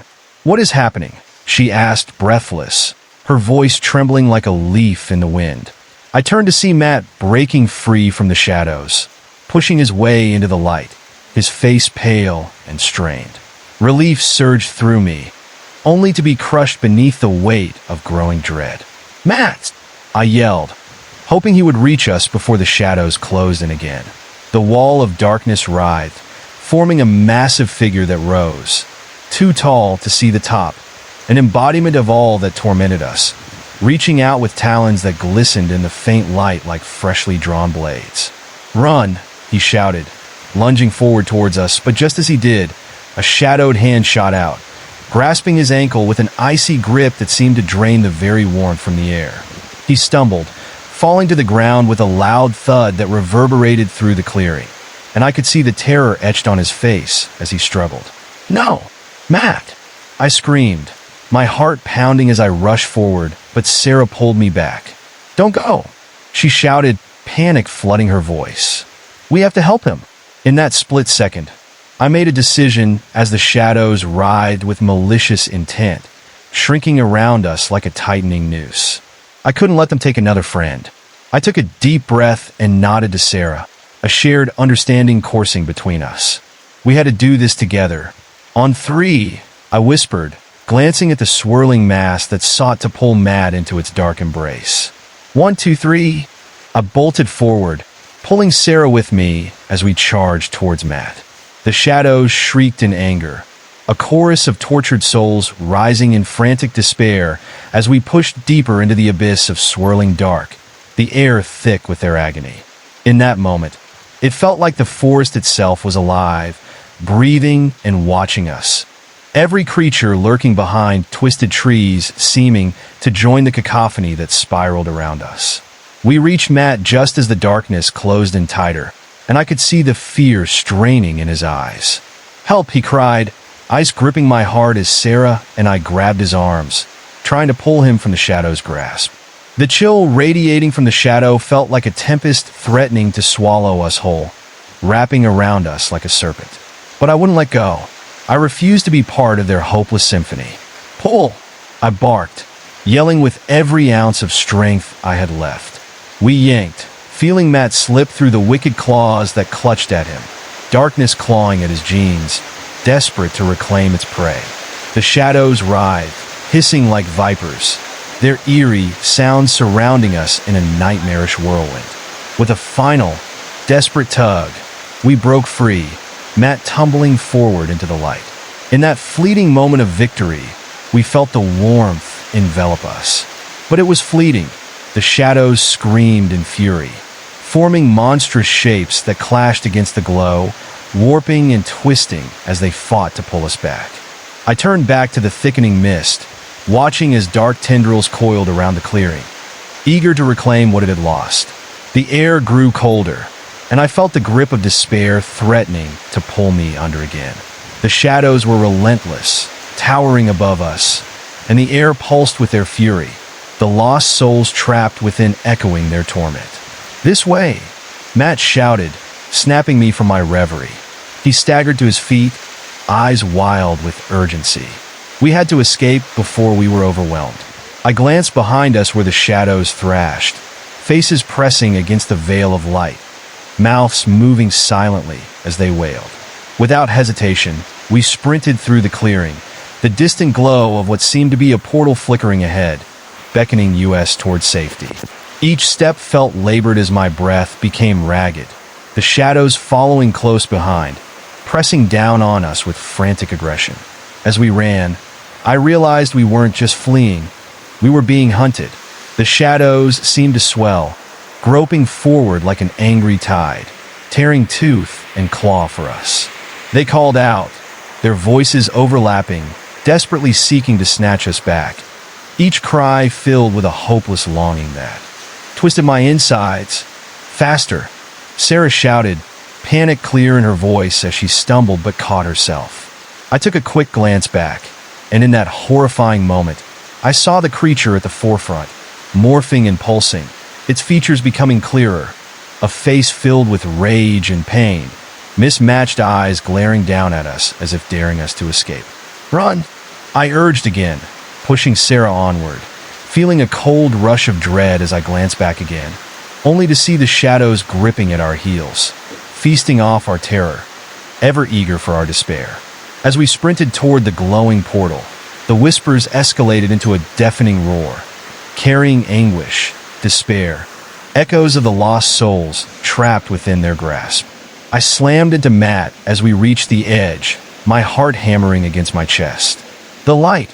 he shouted, gesturing forcefully. "We need to jump through." As we rushed forward, the mist swirled around us, thickening, choking off hope as it tried to ensnare our souls within its grip. "Now!" I yelled, and we leaped into the shimmering glow, expecting relief, but finding ourselves amidst confusion as the light enveloped us, disorienting and twisting our surroundings.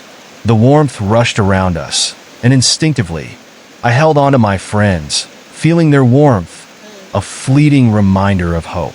All at once, the air shimmered, and the world spun in a whirlwind of blurred colors. For a moment, I could feel the weight of the shadows receding, almost feeling their frustration echo around us. Suddenly, the sensation shifted, the pleasant warmth replaced by an oppressive weight, dragging us down.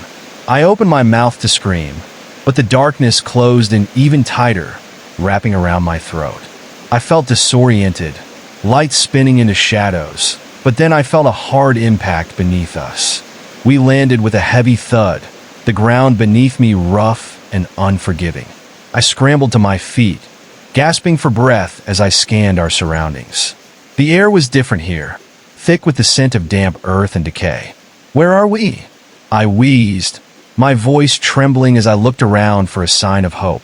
We stood in a dark, twisted forest, surrounded by massive trees whose gnarled roots seemed to snake across the ground like reaching fingers. The atmosphere felt heavy with a pulsing darkness that sent shivers racing down my spine. "Is this another part of the forest?" Matt asked, slowly rising. There was a layer of confusion mixed with fear in his eyes as he surveyed the eerily quiet landscape. The silence was unsettling, an overwhelming absence of sound that pressed against my ears, almost mocking our recent escape. Suddenly, the ground trembled beneath us, and a low growl emerged from the depths of the surrounding darkness, reverberating through the air like a distant battle cry. I felt the urgency rise, a silent scream echoing in my head, urging us to run. "We need to find a way out," I shouted, taking a step backward only to feel the roots shift beneath my feet, writhing as though alive. I barely managed to regain my balance, rage boiling within me as panic clawed at my throat. "This way." I pointed toward a faint glow in the distance, a flicker of hope amidst the impending darkness. As we moved, the woods seemed to come alive around us, twisting and contorting as if the trees were trying to direct us away from the glow. I could hear faint whispers again, eerie and disembodied, rising from the underbrush, a chilling windsong filled with sorrow that tugged at my emotions, whispering secrets I wasn't meant to know. The deeper we moved into the forest, the thicker the shadows grew, coiling around us like serpents intent on squeezing the last breaths from our lungs. I could feel a presence lurking, watching us, the air heavy with anticipation, as if whatever stalked us was savoring the thrill of the hunt. "Go!" I urged, adrenaline thrumming through my veins. My heart raced as I felt eyes upon me, sharp and piercing, gliding through the darkness. Shadows leaped around us, morphing into haunting echoes that flit from tree to tree, laughing, taunting us as the distance to that light stretched farther away. The sinister energy of the woods wrapped around me, pulling and tugging, breathing in tandem with my fear, trying to swallow us whole. I wanted to scream, to lash out, but all I could do was keep moving, driven by the flickering light that promised safety. Just then, a shadow darted in front of me, darting between trees and vanishing in an instant, and my heart nearly stopped. I gripped Sarah's arm tightly, glancing around, trying to catch sight of anything. "Did you see that?" I stammered, feeling my voice waver with uncertainty. Matt nodded hesitantly, eyes wide. "Yeah, I did. We need to keep going." We pushed through the darkness, urgency propelling us forward as the shadows expanded, swirling around us, growing bolder with each step. It felt like we were being encircled by a pack of wolves, their eyes shining in the depths of the gloom, chuckling softly at our fear. There was something strangely familiar about the shadows, like fragments of lost memories clawing at the edges of my mind, seeking to claim my attention. Disjointed whispers filled my ears, merging into a haunting melody that spoke of despair, longing, and the bittersweet taste of forgotten dreams. I tried to focus, shaking my head as I fought against the call of those voices, a primal instinct rising within me. "Don't listen," I shouted to my friends, clutching at my temples as I stumbled onward. "Just keep moving. We can't stop." The darkness pulsed, resonating with our every fear, teasing us mercilessly.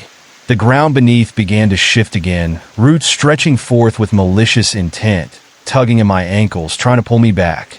I felt my resolve slip as the shadows coalesced, forming countless eyes peering at me hungrily. A low growl reverberated near us again, harsh and guttural, a warning that cleaved through the stillness like a knife. My breath hitched in my throat as a towering shadow emerged from behind a gnarled tree, the air thickening with palpable menace. In that moment, every ounce of hope drained from me, replaced by sheer terror as the figure rose, morphing in the distorted light. I felt my heart pound defiantly, pounding against my rib cage, urging me to run as the creature's ghastly grin unfurled, teeth glistening like shards of shattered glass. "Run!" I barked, pushing forward with primal urgency, my legs moving almost of their own volition as fear propelled me into action. I knew we had to escape before the darkness consumed us entirely. Beside me, I could hear Matt and Sarah, their footsteps a frantic echo of my own as we sprinted toward the last semblance of light that blinked in the distance.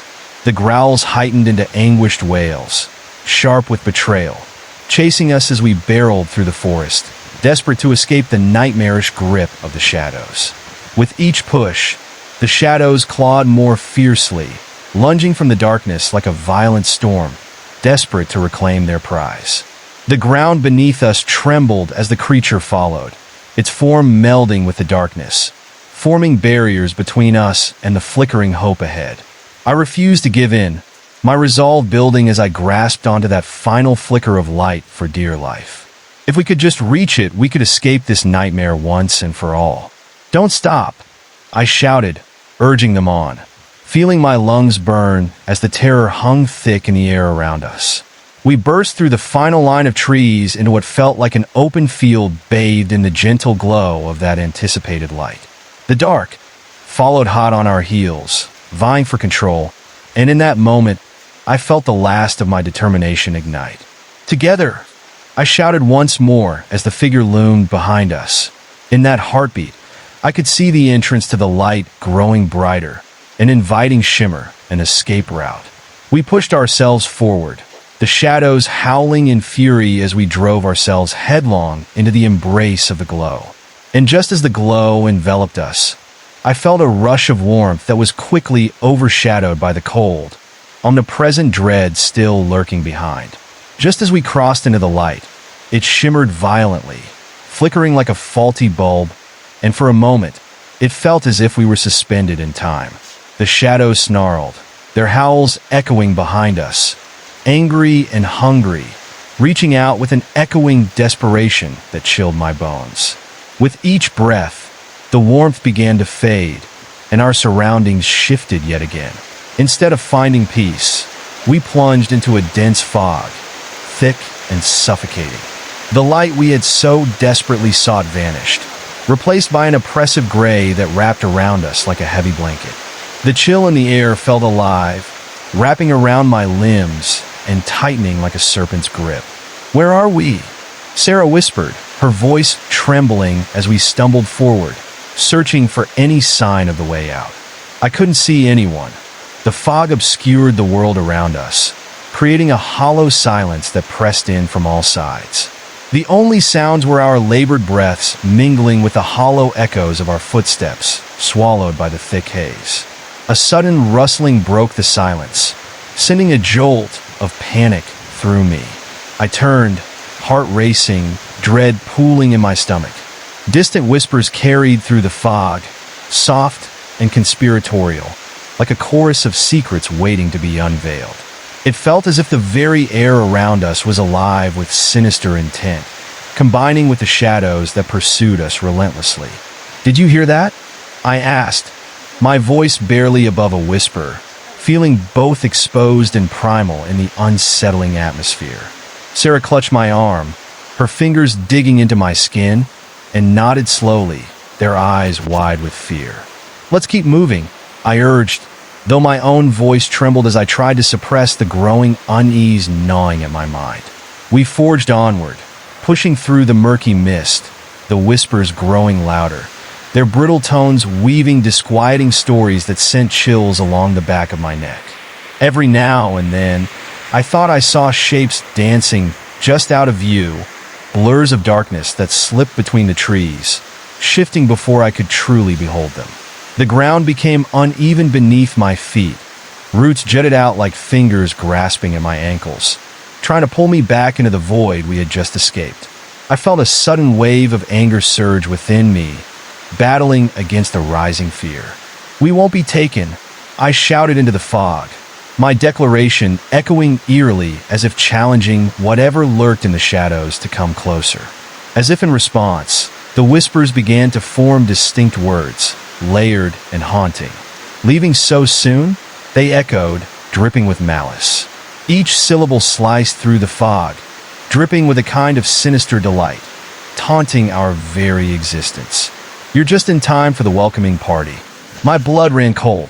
The figure of the creature we had encountered before loomed in the corners of my mind. Its hungry gaze haunted me. I couldn't shake the feeling of being watched, of countless eyes tracking our every move with predatory patience.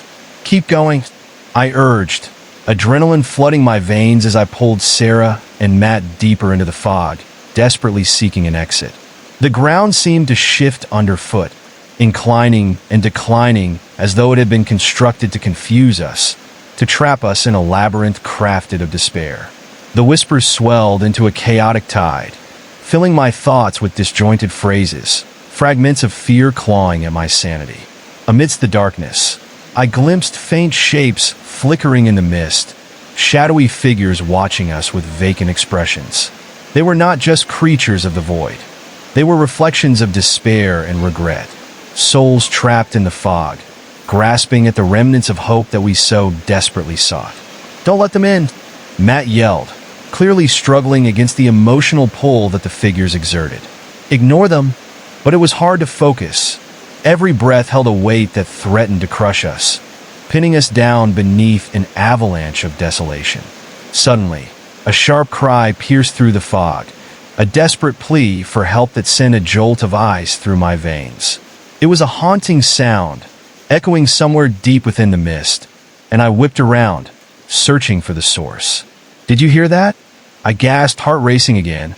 "Yes," Sarah replied, glancing around nervously. "It sounded like someone is in trouble." For a flicker of a moment, I almost hesitated, almost considered turning back towards the eerie echo. But just as quickly, clarity struck. Whoever it was, whatever trap lay in wait for us, it wouldn't be another victim of the shadows. We couldn't turn back now. "No," I declared loudly, almost insistent to myself. "We have to find our way out." As we continued deeper into the fog, every moment felt like a test of our resolve, the air thickening with unseen dangers. Then, the hairs on the back of my neck stood up, an instinctual warning rush shooting through me. I turned just in time to see a dark, sinewy figure darting through the mist, dissolving just as rapidly into nothingness. But it left behind an echoing sensation, a whisper brushing against my ear, taunting like ice water trickling down my spine. "You cannot run," it hissed playfully, and I shivered, dread pooling in the pit of my stomach as its words resonated like a sickening chant. I glanced back at my friends, their faces etched with terror matching my own. The air around us felt charged, a storm of emotions swirling as the whispers surged, clawing at the barriers of our consciousness. "Stick together. We can't." Suddenly, the ground buckled beneath my feet, shifting wildly, throwing me off balance. I fell hard, hitting the ground with a thud that rattled me, my pulse hammering against my ribs. My heart raced as I pushed myself up, but before I could regain my footing, a shadow lunged forward, flaring out like a swarm of oppressive darkness. I felt the air rush from my lungs, a cold grip closed around my throat, squeezing tight enough that panic flooded every fiber of my being. "No, let go," I gasped, fighting against the constricting hold, desperation clawing within me. Matt and Sarah shouted, voices muffled by the thick atmosphere that closed in around me. I struggled against the weight of the shadows bearing down. Just as it felt like I might disappear, the grip loosened, and the darkness pulled back slightly, revealing twisted forms leering at me with empty, hollow eyes. "Feed us," one of the shadows shrieked, a voice laced with suffering and rage, powers of anger coiling together. It jumped from one creature to the next, their forms writhing closer, their desires woven into the fog, a hunger that was insatiable. "Run!" I yelled again, desperate for us to break free from their grasp. My voice broke through the chaotic tide of sound, igniting an ember of courage within all of us. We staggered backward, struggling but needing to push further away from the dark entities that lingered, the pressure of fear hanging low in the air. "Follow me," I urged, turning to sprint deeper into the fog, Matt and Sarah's shouts echoing behind me as we broke free from the close grasp of the darkness. The figures recoiled, only to screech, their voices merging into a cacophony that threatened to unhinge my resolve. Through the swirling mist, I could see a faint glimmer in the distance, another flash of light breaking through the dark.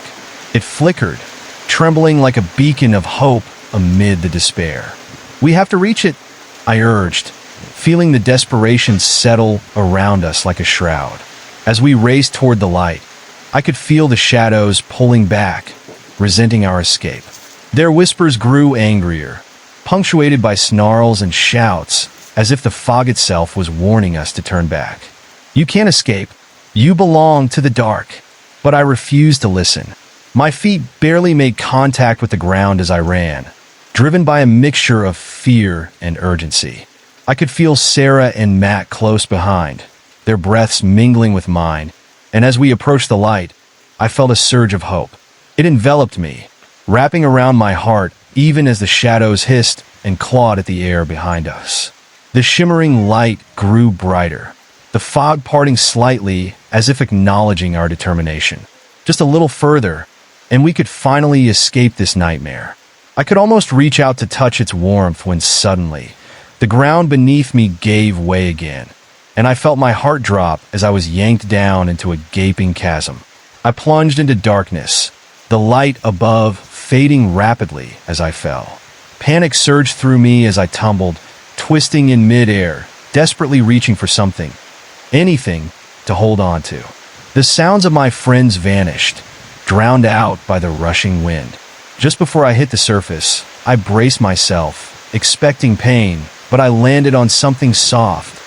The ground was damp and murky beneath me, filled with an unsettling sensation that sent shivers through my body. I blinked, feeling disoriented as I sat up, the remnants of darkness still clinging to my skin, swirling about me like fog. I was in another realm, alien and twisted, the air heavy with despair. Strange figures flitted around me, their faces hidden in the gloom. They watched with hungry eyes, their whispers weaving around me like silk, drawing closer with malicious intent. Every whisper felt like a dagger, slicing through my thoughts, making my mind race as I struggled to comprehend where I was. "What is this place?" I muttered, voice cracking under the weight of dread. Then I felt a cold touch against my shoulder. I spun around, heart pounding as a dark figure loomed behind me, its face obscured, but I could feel its stare bore into my soul. "Welcome to the lost," it hissed, the voice oily and distorted, reverberating in my very bones. "You've come just in time for the reckoning." The world spun faster, the shadows closing in, and I felt the darkness wrap around me like a heavy cloak. The shadows' laughter echoed, mocking my fear as it enveloped me, and I knew without a shadow of a doubt that I was not alone.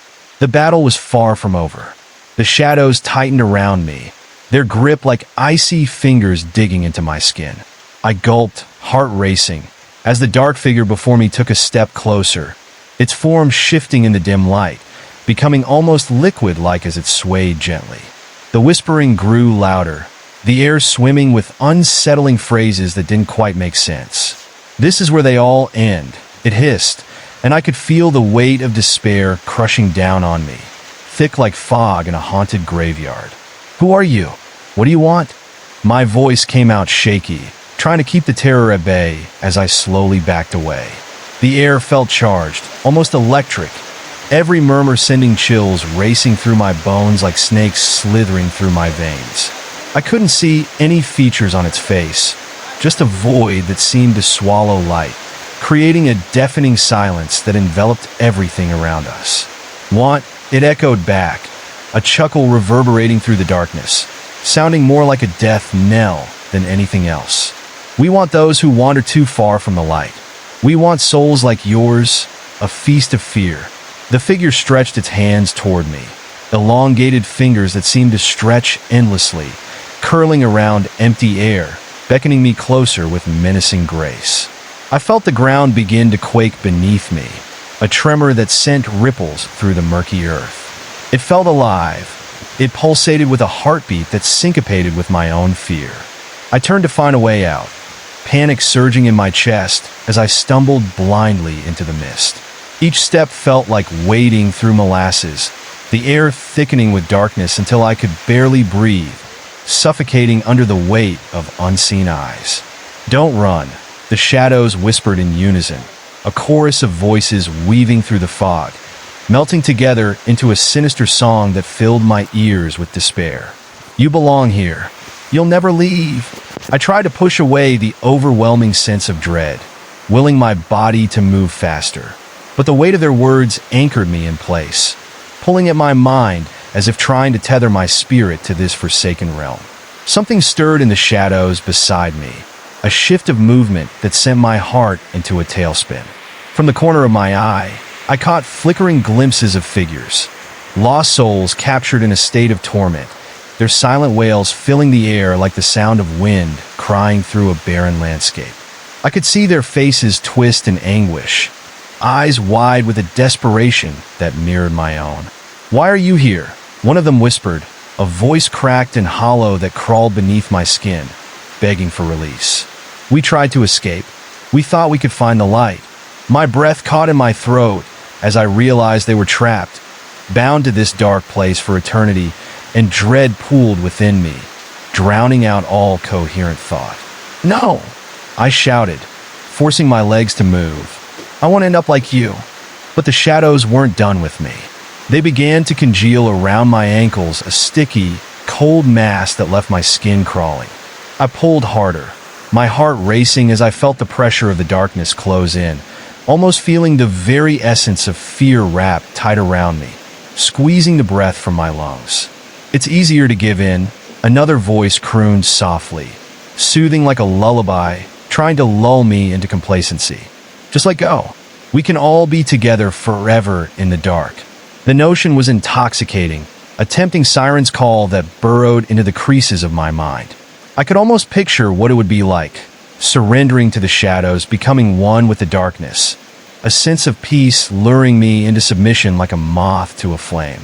But something deep within me screamed to resist, a flicker of defiance igniting a fire in my core. "No!" I cried out again, forcing myself through the suffocating grip of despair that crushed down around me. "I will find a way out." It was a vow I barely believed myself, but I clung to it, my thoughts racing wildly for any hint of illumination, any promise of a way back to reality. I surged forward, pulling free from the sticky grasp of the shadows that sought to claim me. With every step, the figures in the mist began to screech, their voices overlapping, echoing in a chaotic symphony of panic and anger. "Do not leave us!" They reached for me, clawing at the air as if to pull me back, their fingers barely grazing my skin. I could feel their maggoty breath hitching at my neck, an icy chill threatening to snuff out the flicker of hope still blazing within me. Then, as if the dark itself sensed my resolve, the shadows thickened, swirling around me in a tempest of fury. They lunged, tearing at my clothes, ripping at my vulnerable skin, the pain igniting my senses in a million different directions. I felt myself start to stumble, and in that moment of hesitation, the darkness lunged forward, freezing my lungs, wrapping me in a shroud of panic that blinded me. "Join us! Join us!" Their voices chorused like a chant, a horrible melody that wrapped around my brain like barbed wire, slicing through every rational thought. As I fell, the world around me blurred, dark figures closing in, their hollow laughter ringing in my ears like a funeral dirge. My heart thundered in my chest, each beat a feeble reminder that I was still alive. But I wouldn't give in. Summoning every ounce of strength left, I focused on the last faint glimmer of light I had seen. A memory flickered, a warmth that felt like home. And while the shadows clawed and scraped at my mind, I whispered to myself, I am not lost. The words turned into a battle cry, offering a surge of courage I hadn't expected. I sprang up, driving forward with desperation as the shadows writhed in anger, snapping like vicious creatures desperate to claim their prize. The mist began to shift, separating slightly, dragging back a little at my movement. Just ahead, there was the light, pulsing again, calling to me to fight for my escape. Just a little more. I summoned my voice, my feet pounding against the ground, propelled by sheer willpower. The figures screamed, their sounds merging into a cacophony that threatened to overwhelm me, a wall of sound echoing with the promise of eternal darkness. But I was clawing toward the light, ignoring the torment of their cries, dragging myself inch by inch back into a realm of safety. I could feel the remnants of their grip slipping as the warmth enveloped me in a cocoon of safety, my entire body roaring in defiance against the cold that tried so hard to consume me. Suddenly, the shadows surged one last time, a final desperate push, clawing for my feet, wrapping around ankles, trying to uproot the light pulling me forward. No! I roared, shaking loose their grasp with a sudden release of strength I didn't know I possessed. I threw myself forward, launching through the mists as the piercing shrieks erupted behind me. I burst through, breaking free from the fog just as the darkness reached its tendrils towards me, shrieking in frustration, echoing around me as my foot hit solid ground. I stumbled, falling to my knees as bright sunlight surrounded me. I was out. The light engulfed me, burning away the shadows that clawed at my very essence. I gasped for breath, chest heaving, heart still racing as I looked around, blinking at the sudden blinding brightness, squinting against the golden rays that shattered the nightmarish hold. But even in the brightness, I felt the shadows lingering, a distant echo haunting my mind. As the reality of my surroundings settled in, a creeping dread crawled up my spine. I could feel them lurking at the edges of my consciousness, waiting, watching, always ready to drag me back down into the darkness I had just escaped. And so my journey continued, the path ahead uncertain, with every step shrouded in the unsettling knowledge that I had not seen the last of the shadows. They would always be there, just beyond the light, a constant reminder that I had ventured into a realm too dark to forget. A realm that thrived on fear, clinging to those moments of desperation, waiting for another chance to pull me back into the abyss. The warmth of light surrounded me, but I sensed that safety was an illusion.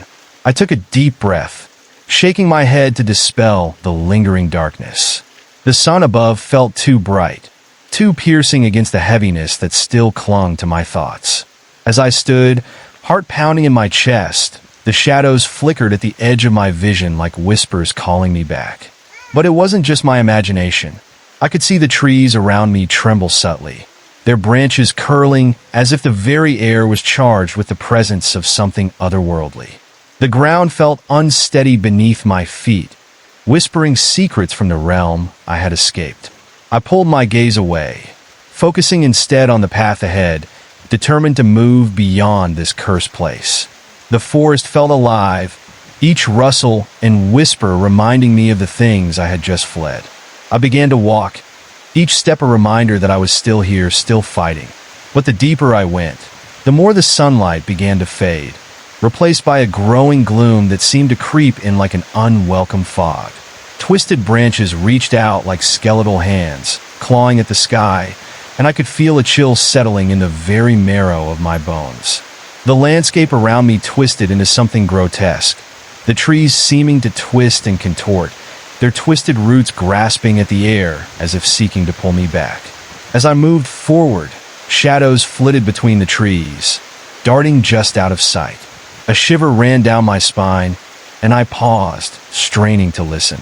I could hear faint murmurs growing louder, a disembodied chorus emerging from the depths of the forest.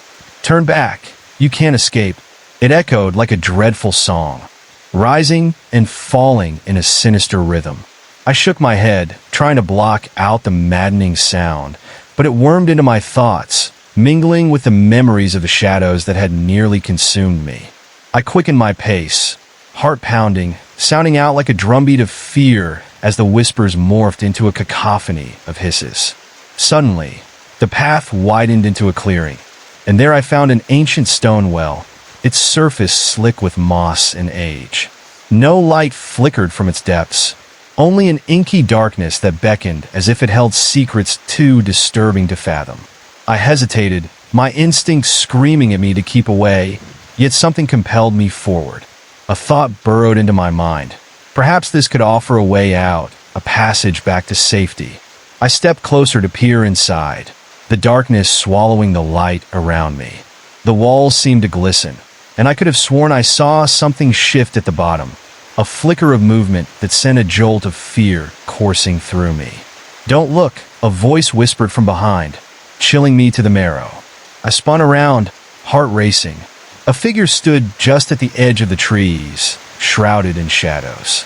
Just then, the sun dipped lower in the sky, casting long fingers of twilight that crawled over the landscape. The figure lingered at the edge, just outside the realm of my vision, its presence vibrating with an unsettling energy. "Who are you?" I called out, my voice betraying the tremor I felt within. "You shouldn't have come here," the figure replied, voice a haunting melody that danced between soft and threatening. "You've awakened the Watchers. They see you now." A wave of terror washed over me as the shadows lurking in the corners of my vision began to gather closer, their shapes becoming more defined. I could feel the weight of their hunger, the pull of the darkness pressing against me like a storm ready to break. "You have to run," the figure urged, stepping partially into the light, revealing a gaunt face twisted with dread. "The well is not a way out. It's a trap meant for souls like you." I didn't wait for another warning. I turned, racing back through the trees, leaping over roots and rocks, feeling the shadows tugging at my clothes and skin like icy fingers trying to drag me down once again. My breaths came in ragged gasps as I felt their claws scratch at my ankles, pulling me back, their whispers growing louder in a maddening crescendo. "Stay with us forever." The forest twisted in my mind, paths overlapping in disorienting ways, making it hard to know if I was running forward or circling back. The air became thick as I raced through, the trees closing in around me, stifling what little light remained. I could almost feel their eyes on me, the unseen Watchers waiting with eager anticipation for me to succumb to my fear. Just ahead, I spotted a flicker of light breaking through the branches, and something in my gut urged me forward. I pushed through the underbrush, desperate to reach that beacon, hoping beyond hope it could lead me out of this nightmare. But as I burst into the clearing, my heart sank. The light was not salvation. It was an eerie glow emanating from a bonfire surrounded by shadowy figures, grotesque and twisted. Their faces were contorted in a permanent expression of anguish, eyes hollow, reflecting a countless array of suffering. They danced around the flames, a mad rhythm of despair that resonated with the forest. "Join us," they called out, the sound thick with desperation and malice. "Become part of the dance." I stood frozen, dread gripping my heart. The shadows that pursued me swirled around the clearing like smoke, while the laughter of the figures slithered into my mind, burrowing beneath my thoughts. I could feel the heat of the fire against my skin, but it felt wrong, toxic. The warmth held a deceptive promise, drawing me closer, wrapping me in a web of fascination that threatened to ensnare my very being. "No!" I shouted, trying to break free from their lure, shoving aside the whispers that urged me to give in. But something pulled at me, an invisible thread tugging at my soul, coaxing me to step into the firelight, to be enveloped by the darkness and lose myself forever. With every ounce of will, I turned away from the madness, from the figures that swirled with terrifying glee.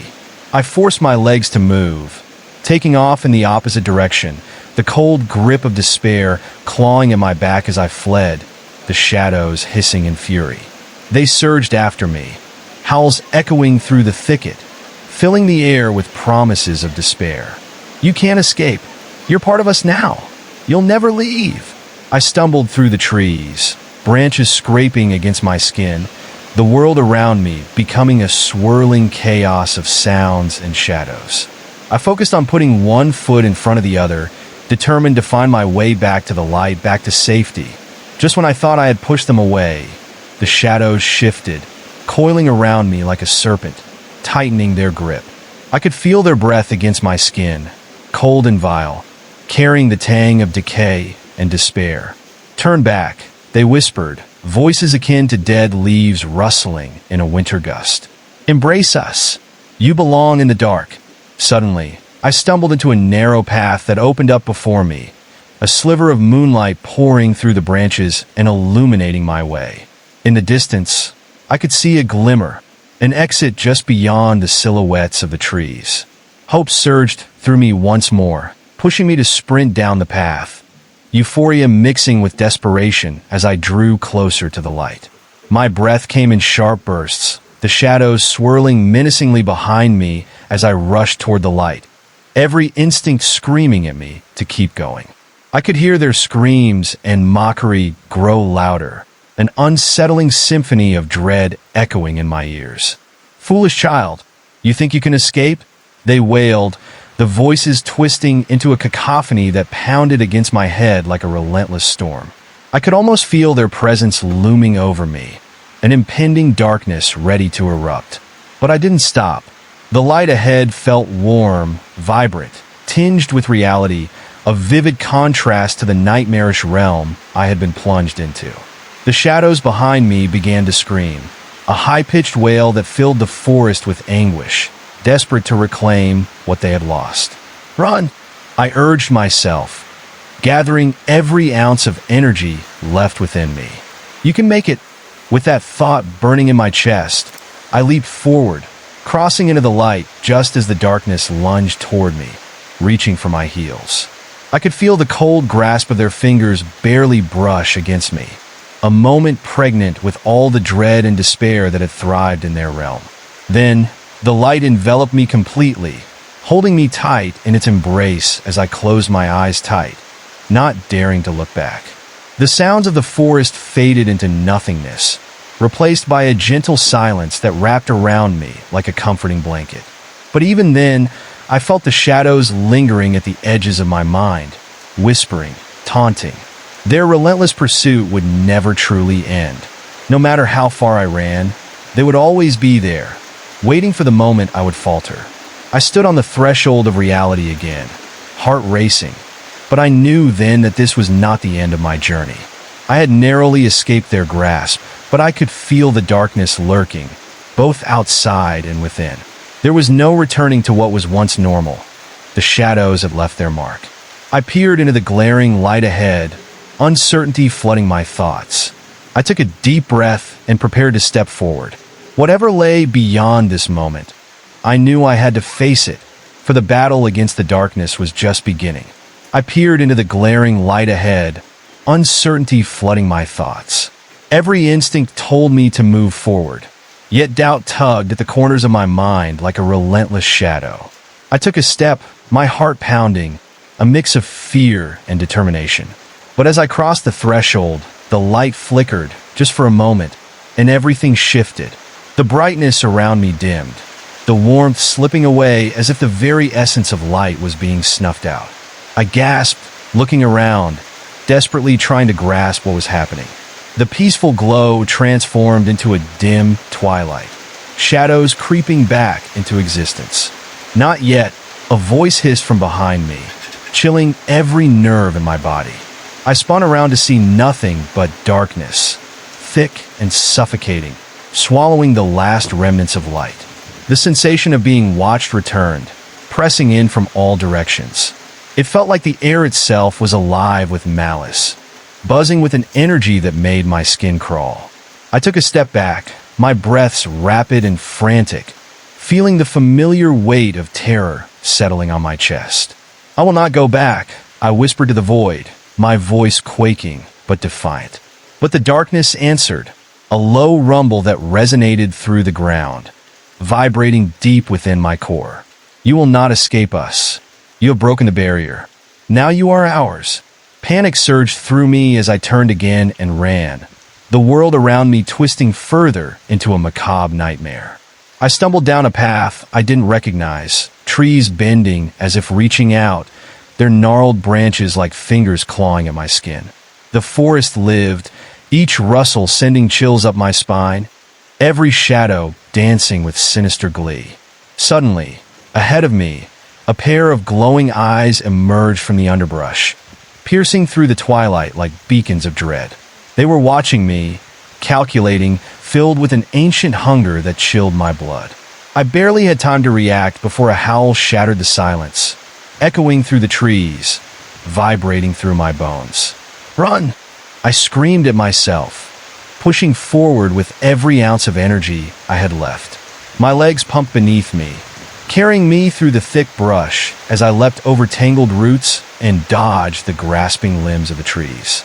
But the howling grew louder, joined by others, voices raised in a cacophony of madness, urging me forward while threatening to tear me apart. I broke through the trees to another clearing, but this one was different. An old, decrepit shack stood alone at the center, the rotting wood sagging under the weight of time. Its door hung ajar, swinging gently in a non-existent breeze, revealing complete darkness inside. My heart raced, torn between the urge to run past it or seek shelter within. The howls echoed all around me, shadows creeping closer as the eyes in the brush multiplied, their glowing gazes intensifying. I hesitated for just a moment, kicked by an instinct that screamed for survival. Without thinking, I dashed toward the shack, the only thing standing between me and the encroaching darkness. As I burst through the door, it creaked and groaned, slamming shut behind me with a loud bang. Darkness enveloped me, oppressive and thick, swallowing every sound. I stumbled into the gloom, straining to catch my breath, my heart hammering in my chest.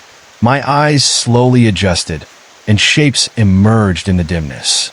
Old furniture stood like sentinels, broken chairs, a table splintered and warped, and walls adorned with faded, peeling wallpaper. But it was in that room that I saw it, a large mirror hanging crookedly on the wall. Its surface shimmered faintly, almost as if it were alive, reflecting not just my image but something deeper.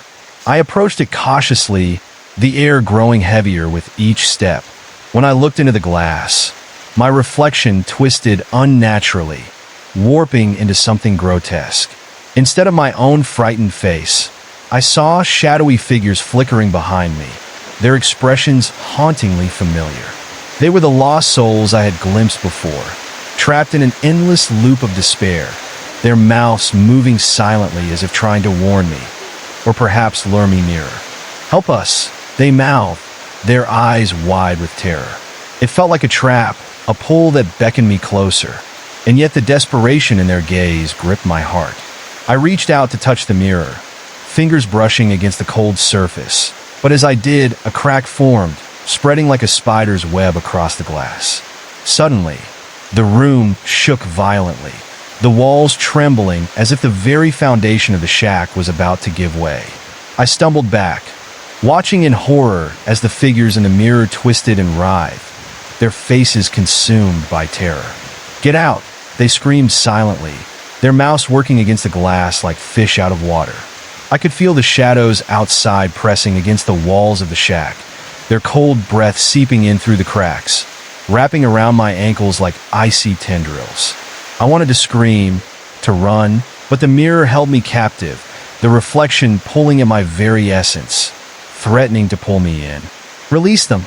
I shouted toward the mirror, my voice breaking against the weight of despair. The shadows hissed, a cacophony of rage scraping against the walls as the shack creaked ominously, swaying beneath the pressure. The mirror pulsed, and in that moment of chaos, I felt a flicker of power surge through me. "You will not take me," I roared, summoning every bit of will to resist. With one swift motion, I turned, racing toward the door. The shadows surged forward, swirling around my legs, but I broke free, shoving against the door, flinging it open. The cold night air hit me like a slap as I burst back into the clearing, But the darkness followed, a living tidal wave seeking to reclaim what it had lost. I sprinted, the shadows nipping at my heels, desperate to swallow me back into their depths. I didn't look back, just ran with every ounce of strength I had left. The forest twisted again, branches ensnaring me as I navigated through the maze of trees. Their breath was hot against my neck, mocking my flight with chilling whispers. "Join us. We are waiting." Just when I thought I could outpace them, I stumbled into another clearing. This one was starkly illuminated by the pale light of the moon, which hung low in the sky like a silver coin. But something was wrong. In the center stood a huge, gnarled tree, its bark twisted and blackened as if it had been burned. I felt a strange pull toward it, as if it was calling to me, luring me with promises of safety. But the shadows were still on my tail, screeching in a frenzy of anger and desperation. I had no choice. I dashed toward the tree, my heart racing and fear filling every inch of my being. As I drew closer, I noticed strange symbols carved into the trunk, glinting faintly even in the darkness. I could feel their energy thrumming through the air, an ancient magic that tugged at my soul. "What are you?" I gasped, running my fingers over the markings. Before I could contemplate an answer, the ground trembled again, and a deep voice emanated from the tree, resonating with a power that made me quiver. "You seek refuge," it boomed, sounding both wise and fearsome. "Yes," I called, fighting through my fear. "I need to escape them." The shadows shuddered around me, their forms twisting in rage at the voice of the ancient tree. "To find sanctuary, you must sever the ties of darkness," the deep voice echoed, vibrating through my very bones. "Why me?" I screamed, desperation clawing at my throat as I felt the darkness closing in. Shadowy figures darted forward, their eyes aglow with wrathful hunger, grasping at the edges of my consciousness. "Because you possess the strength to fight," the tree replied, its voice a strange mix of soothing and terrifying. "But know this, once you sever that bond, there is no turning back. The shadows will retaliate." A wave of resolve washed over me. I couldn't go back to what I had just escaped. "I'll do it," I said, despite the fear coursing through my veins. A sound like rushing wind surrounded me as I stepped closer to the gnarled tree, feeling a pulse under my fingertips as though it were alive. The shadows combined into a whirlwind around the clearing, howling in fury, but I stood my ground, determination igniting within me like a spark. "Tell me how," I urged, every nerve on high alert. "Speak the words of binding," it instructed, the bark beneath my fingers shifting subtly. "Claim your power. Draw strength from what you fear." I drew a deep breath, the energy within me shifting as I started to recite the words that emerged from the depths of my mind, phrases I didn't fully understand. With each syllable, I felt the ground tremble beneath me, a force building as I harnessed that flicker of power. "By the roots that bind, I sever the chains." With that final shout, the world around me erupted into chaos. The shadows shrieked, their cries filled with agony as I felt a wave of energy surge through my body. All at once, lightning erupted from where I stood, striking the ground like a million stars colliding, sending shocks through the very earth. The tree absorbed the energy, its ancient bark glowing with life, and I felt the power enveloping me, a protective barrier forming against the darkness. But just then, the shadows lunged one last time, writhing in a desperate fury, and I caught a glimpse of their forms curling and twisting like smoke. I could feel their anger mixing with the energy I unleashed, a clash of forces vibrating through the air. "Do it!" the tree urged, its voice now a storm, thundering through the chaos. "Now!" I summoned every ounce of courage and strength I had left. "I sever the bond," I roared, piercing through the din, my voice echoing against the night sky. The shadows screeched, a sound that reverberated through the trees, filling the forest with a cacophony of rage and despair as I felt the connection snapping, like an umbilical cord severed. An explosion of light filled the air as the energy surged outward, cascading over the dark forms and pulling them back into the night. I closed my eyes, the brilliance unbearable, and I was certain I could hear the whispers of the lost, no longer begging, but screaming in terror as they were pulled back into the abyss. From the corner of my eye, I could see the figures writhing, being consumed by their own darkness as the light enveloped me completely. For a heartbeat, there was silence, and then the world erupted in a crackling wave of energy that swept through the clearing. As the last vestiges of darkness were torn from me, I collapsed against the bark of the ancient tree, panting and gasping for breath. The air around me shimmered with remnants of power, and in the silence, I felt the exhaustion wash over me like a heavy blanket. But as I looked around, I realized the shadows were gone, and the oppressive weight that had clung to me was lifting. Somehow, I had escaped, at least for now. The moon bathed the clearing in silver light, illuminating the gnarled tree that had become a refuge. I watched in awe as the energy pulsated from the roots, sending vibrations through the ground beneath me. Though I was free from the shadows, a chilling sensation echoed in the back of my mind.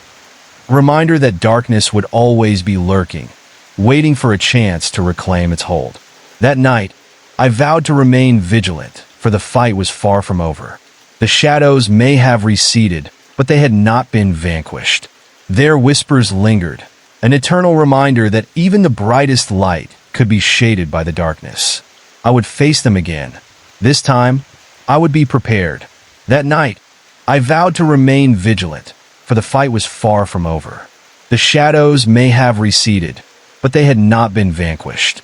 As the moonlight bathed the clearing, a calm washed over me, but it lingered like a fragile thread about to snap. I leaned against the ancient tree, feeling its rough bark against my back, like a guardian standing tall against the encroaching darkness. I listened, straining to hear anything except the peaceful sounds of the forest at night. Yet even in that moment of stillness, a low whisper snaked through the air. "Don't think you've won," it hissed, the sound curling around me like a cold breeze. I froze, my heart stuttering as I searched for the source. The shadows might be gone, but their essence still lingered, like a bad smell that one could not shake off. I took a cautious step away from the tree. The ground felt alive beneath my feet, humming with an energy I couldn't quite parse. The air grew heavy and thick, and I could feel the weight of my surroundings pressing down on me. Suddenly, from the corner of my eye, I saw movement. In the peripheral darkness between the trees, new figures emerged, slow and steady, revealing themselves under the pale light. They looked like shadows at first, but as they moved closer, features began to coalesce. It was like staring into a half-remembered nightmare. Their eyes glowed with the same eerie luminescence I had witnessed before, their faces twisted in expressions of anguish and rage. "What are you?" I whispered, my voice trembling as dread coursed through me. They drew nearer, their forms flickering like dying flames, and I realized with rising panic that these were the lost souls, the ones that had been ensnared in the darkness alongside me. "Help us," one pleaded, its voice barely more than a breath, a sound that echoed with despair. The others began to chant, their voices blending into a haunting melody. "Free us! Free us!" The chant wrapped around me, thickening the air with sorrow, as though their pain was a tangible force pressing at my chest. I took a step back, the tree looming behind me like a silent sentinel, protective yet somehow foreboding. "You were taken by the shadows," I murmured, unable to tear my gaze from their sorrowful expressions. "But how can I help?" One figure stepped forward, its translucent hand reaching out toward me, fingers trembling. "It's still inside you. You carried it here." The other figures nodded, their eyes filled with an expectation that stole my breath away, urgency thrumming in their ghoulish faces. "No!" I gasped, shaking my head, desperation welling up. I felt it too, the essence of the darkness, like a cold weight at the bottom of my heart, a creeping sense of dread. That coldness had not left me. It nestled within, waiting for a moment of weakness, a crack in my resolve. "Join us," the voice whispered again, seductive, luring me deeper into despair. "Together, we can take back the night. We are stronger with you." Suddenly, I was engulfed in their voices, the chorus of lost souls vibrating through me like a disharmonic tune. The shadows that whispered through my thoughts grew louder, a torrent of chaos crashing into my mind. I staggered, clutching my head as memories flickered like images on a broken film reel. A time when I had been just a person living a normal life, before the terror, before the darkness took hold. Desperate to resist, I focused on the tree behind me, its age-old strength offering fragile comfort. "You think this is freedom?" I shouted at the figures, anger flooding my voice. "This is despair." The figures recoiled, their faces contorting with rage and sorrow both. "You don't understand," one screeched, anguish ricocheting through its words. "You were given a chance to join us, to rule in the dark." Fear gripped my throat as their eyes began to shimmer with a darker fire, sparks of malevolence igniting their gaze like the wicked gleam of a predator. "To rule?" I whispered, horrified. Yes, they cooed, their tones melding into something eerily melodious, alluring yet laden with danger. "Take your place among us, and you will never need to fear the light again." I pushed against the pole, digging deep into my mind for a spark of defiance. I had faced the shadows. I had severed their clasp. "I don't want to rule in despair," I yelled, my voice breaking through the enchanting darkness they wove around me like silk threads, heavy and unyielding. "You don't need to remain trapped." But as my words hung in the air, the shadows writhed, twisting like storm clouds gathering to unleash chaos. Once darkness touches your soul, it becomes part of you. A figure lunged forward, its jagged silhouette closing the distance between us before I could react. I stumbled back, heart hammering, practically feeling the chill radiating from its presence. "No! Stay back!"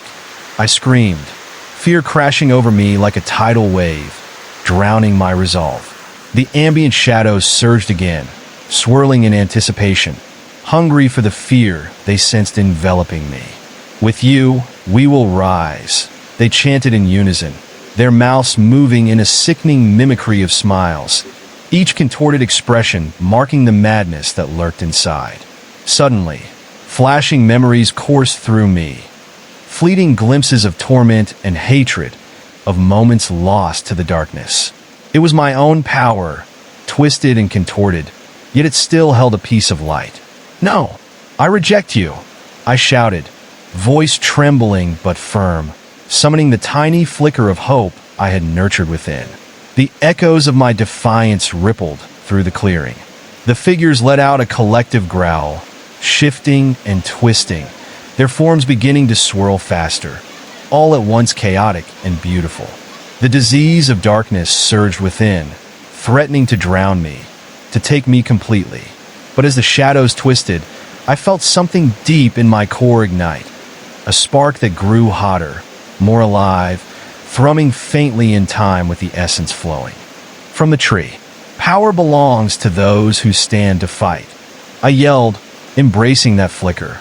With every breath, I called forth the energy that had pulsed through me earlier, resonating with the ancient tree, channeling its strength into my very being. The ground beneath me began to tremble once more, responding to my call as I extended my hands toward the shadowy figures, not in fear, but in challenge. "No more!" I roared, reaching into that deep link I shared with the tree, feeling its roots intertwining with my own essence. Energy surged through me, driving away the heavy weight of despair. "You cannot take me back." In that moment of defiance, I felt a burst of light erupt from within, illuminating the clearing with a radiance that swallowed the shadows whole. The specters shrieked, their forms splintering under the intensity, writhing against the blinding glow. I could see their faces now, twisted in rage and fear, their once entrancing whispers now exposed as mere echoes of anguish. With every ounce of strength, I fed that energy, crafting it into a barrier that radiated outward, a protective shield that pushed against the encroaching darkness. The shadows recoiled, their screams reverberating like a storm raging against the calm, as their fingers clawed at the light, desperate to reclaim what they had lost. "Leave this place," I commanded, the words ringing with power that felt foreign yet familiar, flowing from the depths of my being. The figures shrieked in pitiful agony, the force of my resolve clashing against their frantic instinct to cling to the darkness. Starlight erupted from the heart of the tree, filling the air with a tranquility that washed over the chaos. In that magic, I felt clarity, the truth of my existence rising to the surface like a wave, driven by love and determination. "You don't have to suffer forever," I cried, heart aching for the lost souls. "Together, we can find peace." But they surged forward, a tide of lost hope, twisting and contorting as they fought against their own chains. "You could have been one of us," came their collective wail, tinged with a bitter sweetness. And in that moment, I saw glimpses of their pasts, brief flashes of the lives they once lived, now twisted by despair, vision clouded by darkness, much like my own. Yet, in my heart, a deeper truth emerged. I could not join their suffering. I could only be a beacon of hope, a promise of light in an eternal night. My essence merged with the tree's energy, pulsating in rhythm, and the light grew, fierce and resolute, a newfound defiance, a force of nature against the chaos. With one final surge of clarity, I focused on each figure, meeting their dark gazes with unwavering determination. "Step into the light." But as my words dove into the swirling mass, something shifted. One shadowed figure emerged from the thrumming core, its form distinct from the rest, carrying an air of confusion amidst the scream of the others. I recognized it instantly, the lost soul of someone I had loved, still clinging to the darkness. "Help me," it croaked, voice raw and broken, full of despair. I felt my heart pierce with anguish, the sight of its lost eyes resonating within my core. "Hold on," I shouted, reaching out toward this familiar face, feeling the warmth swirl back within me. With a roar that ignited flames in the clearing, the light pulsed outward, streaking toward the shadowy figure. "You can escape. Come back to us." The shadows still surrounding it wailed in agony, grasping, pulling, but I pushed against them once more, grit and heart driving me to break the bond that had chained not just this soul, but all the lost. "Together, we can break this curse," I called out, the energy from the tree amplifying my voice, throwing it into the night. The shadows recoiled, but the lost soul hesitated, fear masking its desire to break free. "Don't turn back," I begged, words filled with urgency and understanding. "You still have hope. Feel it." As I reached deeper into the reservoir of light, the figure's expression shifted, confusion melting into realization, a spark flickering in its eyes. "I can't," it murmured, hesitating at the chasm. I sensed the darkness shifting once more, desperation clawing at its edges, a battle raging both within and around us. "You can," I urged, the light illuminating the path before it. "Step away from the pain." With a deep breath and a heart full of courage, the soul emerged from the shadows, tentative yet resolute. A rush of collective energy surged as the others faltered, momentarily caught off guard by this moment of hope. Together, we propelled forward, and as we approached, the barrier glimmered brighter with every step. "Walk into the light!" The shadows shrieked, frantically trying to snatch this newfound hope, but it brushed against the shimmering light, enveloped by warmth, finally breaking free. Thank you," it cried, voice filled with disbelief and gratitude, and I smiled, warmth spreading through my chest as it grasped my hand. In that profound moment, I could feel the connection, charged with light and love, as memories flooded back to both of us.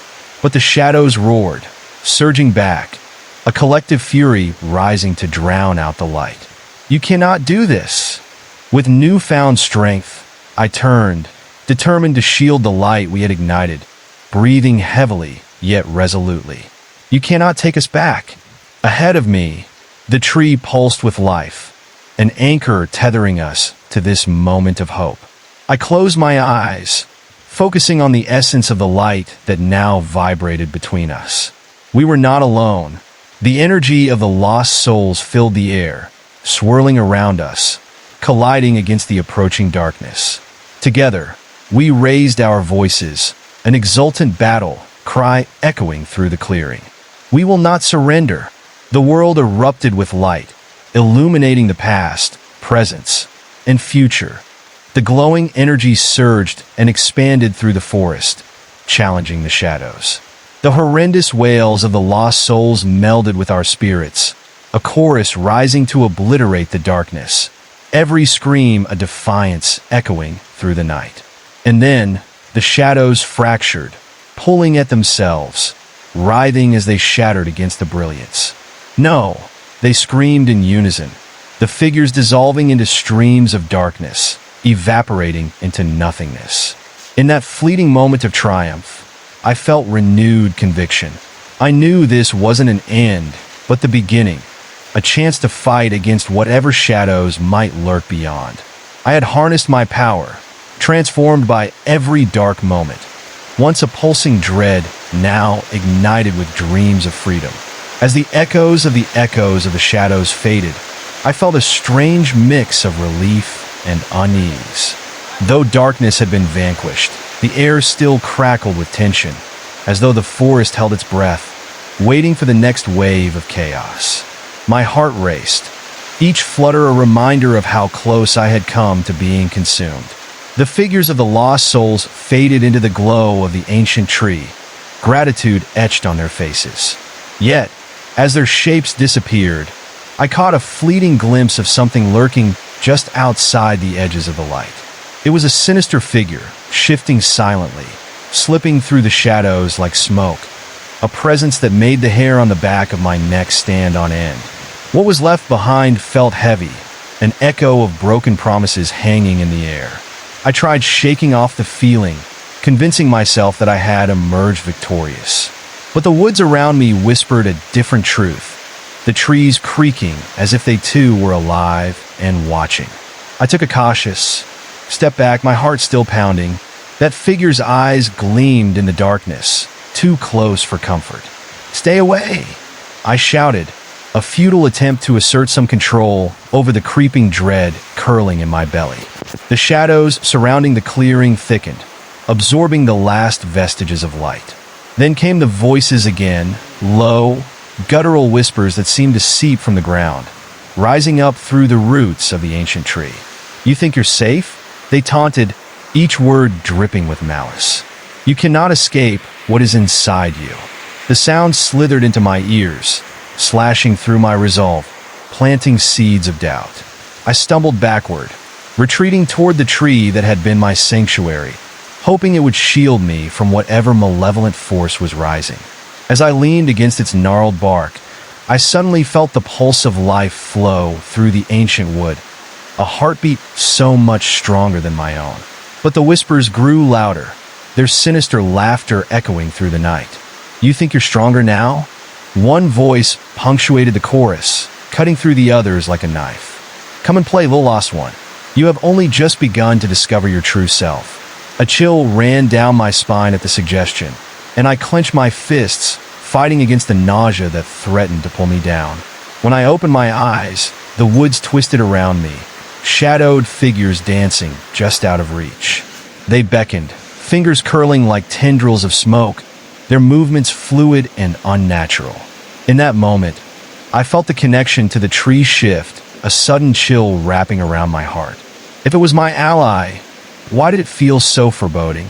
I glanced up and saw the moon, obscured by dark clouds that rolled in like a tide, flickering between visibility and obscurity, as though reflecting the turmoil within me. Just outside the clearing, the figure reappeared, creeping closer, its eyes glinting in the darkness. A chill coursed through my body as I could almost feel its gaze dissecting my soul, looking for the chink in my armor. I knew it was feeding off my fear, and yet a part of me was entranced by its presence. "Face us," Another voice sneered from the gloom. Face what you fear the most. The shadows throbbed, a collective heartbeat echoing ominously, and the world around me transformed into a distorted landscape.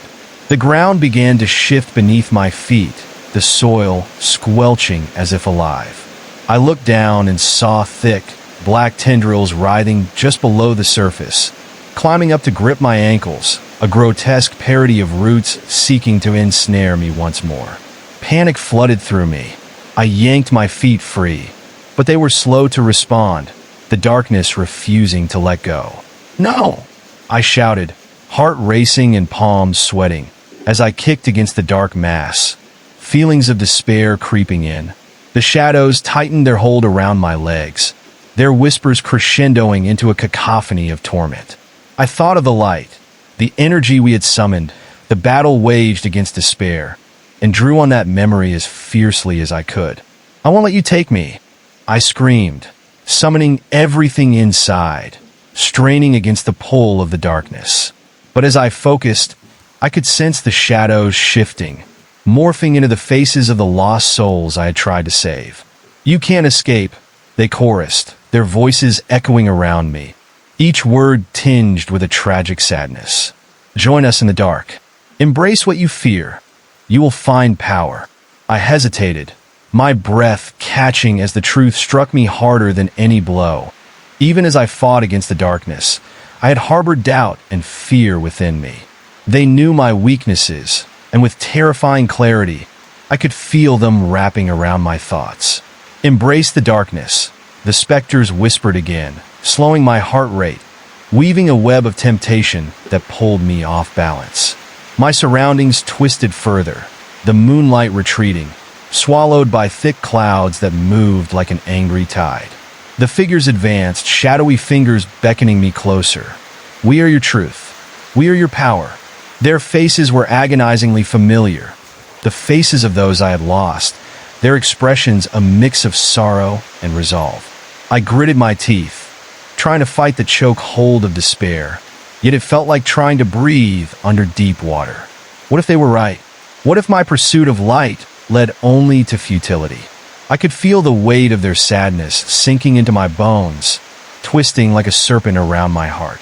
In that moment of weakness, doubt crept in, my resolve faltered. The whispers were so alluring, cradling my fear like a long-lost friend. "You belong with us," they said gently, a haunting melody that sent chills down my spine. "You will never be alone again." I sensed the tree tremble behind me, its energy surging as though sensing my turmoil. Freeing myself from the dark tendrils felt impossible as the shadows encircled me like a snake waiting to squeeze. "Fight! Fight!"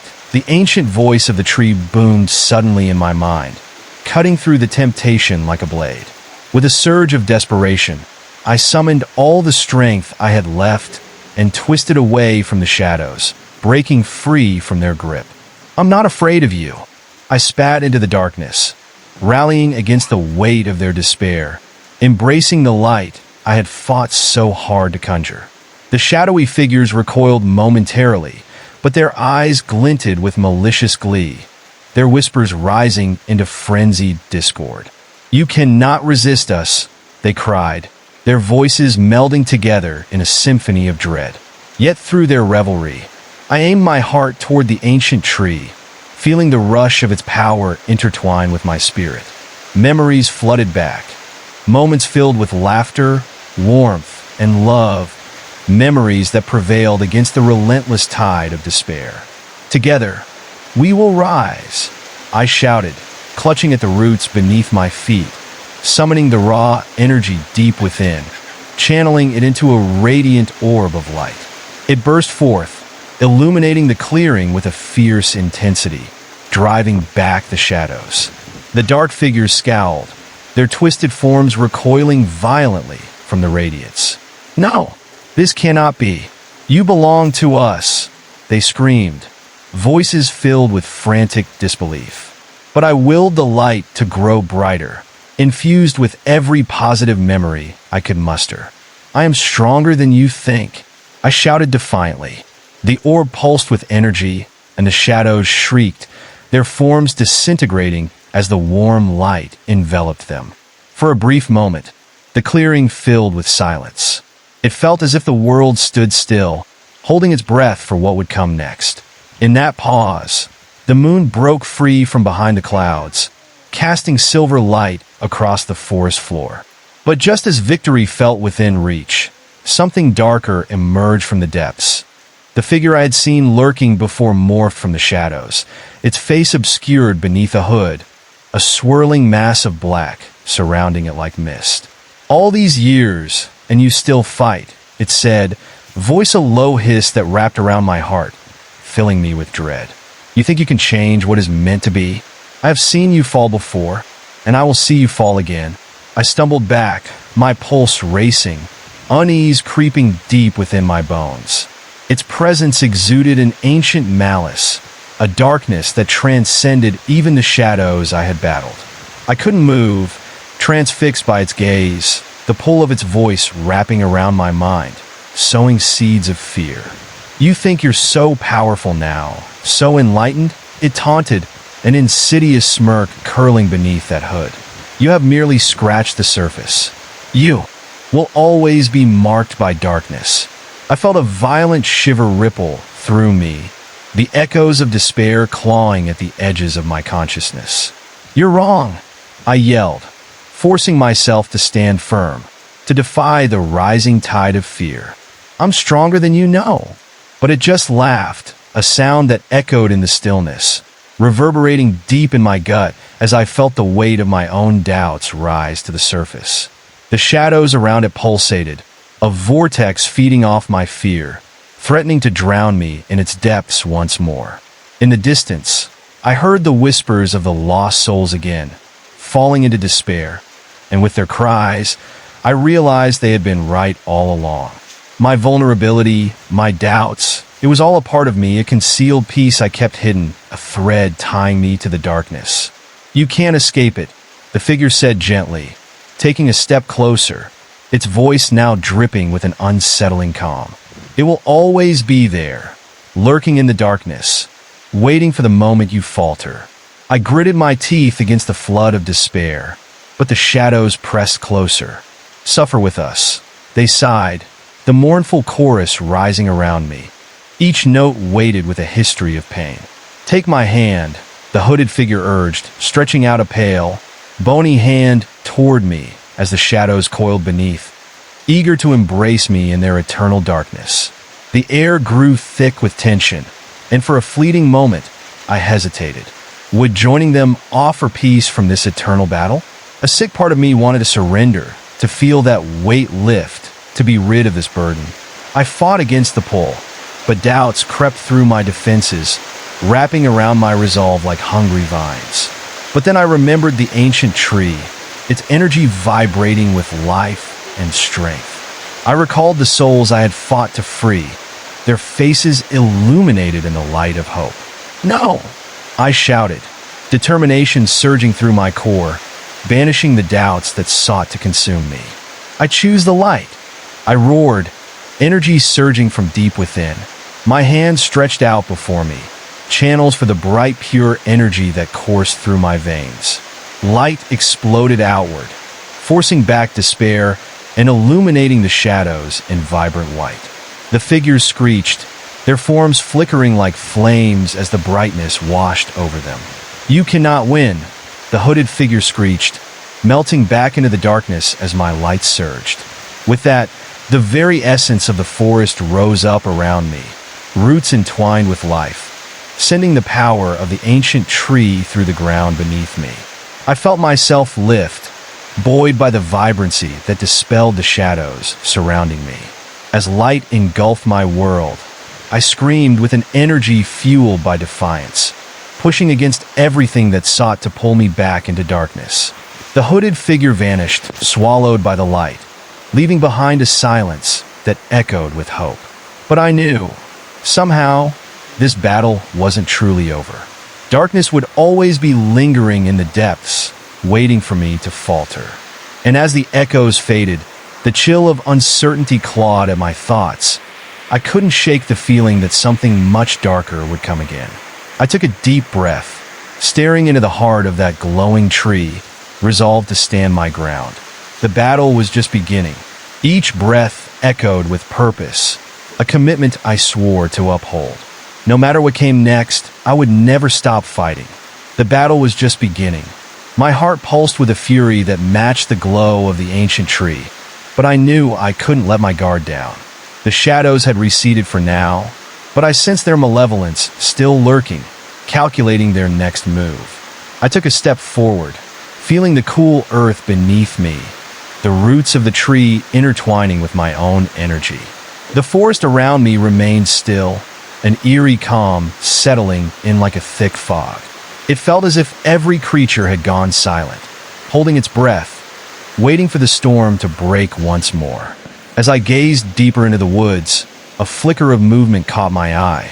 It was quick and subtle, but unmistakable. I turned, squinting through the dense underbrush. Suddenly, the air thickened, heavy with the scent of damp earth and something rancid that twisted my stomach. The shadows shifted, swirling like smoke caught in a breeze. "What now?" I murmured, my voice barely above a whisper. The oppressive weight of dread settled back on my shoulders like a lead cloak. I could feel it creeping in, whispering doubts I fought desperately to silence. Then came the laughter, low at first but rising like a crescendo, melding with the rustling leaves. "You think you can fight forever? You think your light will protect you?" It was mocking and familiar, echoing with an unsettling warmth that made the hairs on my arms stand up. I spun around, searching for the source. The laughter seemed to come from everywhere and nowhere at once. "What do you want from me?" I yelled, though uncertainty gnawed at my confidence. "Your fear, your helplessness," a voice hissed just behind me, sending chills racing down my spine. I whipped around, but only a cascade of shadows met my gaze. Despite the absence of a physical form, I sensed the presence circling me, a predator playing with its prey. "I can't give you that," I shouted, attempting to steel my resolve. But deep down, I could feel the truth of their words gnawing away at me. My pulse quickened as the shadows slinked closer, drawing closer to consume me once again. The forest shifted, the trees bending as if acknowledging a dark wind that rustled through the branches. My heart raced.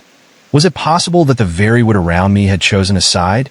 I felt vulnerable, exposed, standing in a fragile bubble of light as the dark encroached deeper and deeper, creeping like a tide that threatened to wash away everything I had fought for. Then, a sound emerged from the darkness, a soft, dragging noise that sent a shiver up my spine. I followed the sound with my eyes and soon spotted what looked like twisted branches snaking across the ground. But they were too deliberate, too alive. They slithered toward me, a mass of shadows reaching out like broken fingers clawing for something they had lost. "Please, I'm warning you," I stammered, my voice trembling as I took a cautious step back. "Stay away." But the branches didn't heed my warning. They lunged forward, their jagged edges glimmering with a malicious intent as they wove through the air, a dark tapestry suffocating the last flickers of light around me. I felt a pulse of energy surge, a last desperate attempt to push them back, but it was futile. I stumbled backward, the air growing colder as the darkness wrapped tighter around me, whispering all the secrets I had buried deep within. Each breath felt heavier as they taunted me, brushing against my skin with a chill that sank straight to my bones. "Embrace us," a voice cooed seductively. "You will never be alone again." Panic clawed at my throat as I grappled with the chilling allure of those words. I had never felt so isolated, so haunted by every choice I had made. My mind buzzed with doubts, voices from the past crashing against the walls of my sanity. Suddenly, the shadows morphed into clearer shapes, figures I recognized, friends and loved ones who had been lost to darkness. Their eyes hollow and pleading, reaching out toward me. "Help us," they whispered endlessly, their faces warped in anguish, the anguish pulling me into a whirlpool of despair. One by one, they stepped forward, mirroring my deepest fears. "You could have saved us," they echoed, the bitterness twisting my gut. Each plea was a dagger, cutting into my confidence, sowing seeds of guilt that wriggled beneath my skin. No! I yelled. I tried. I fought for you.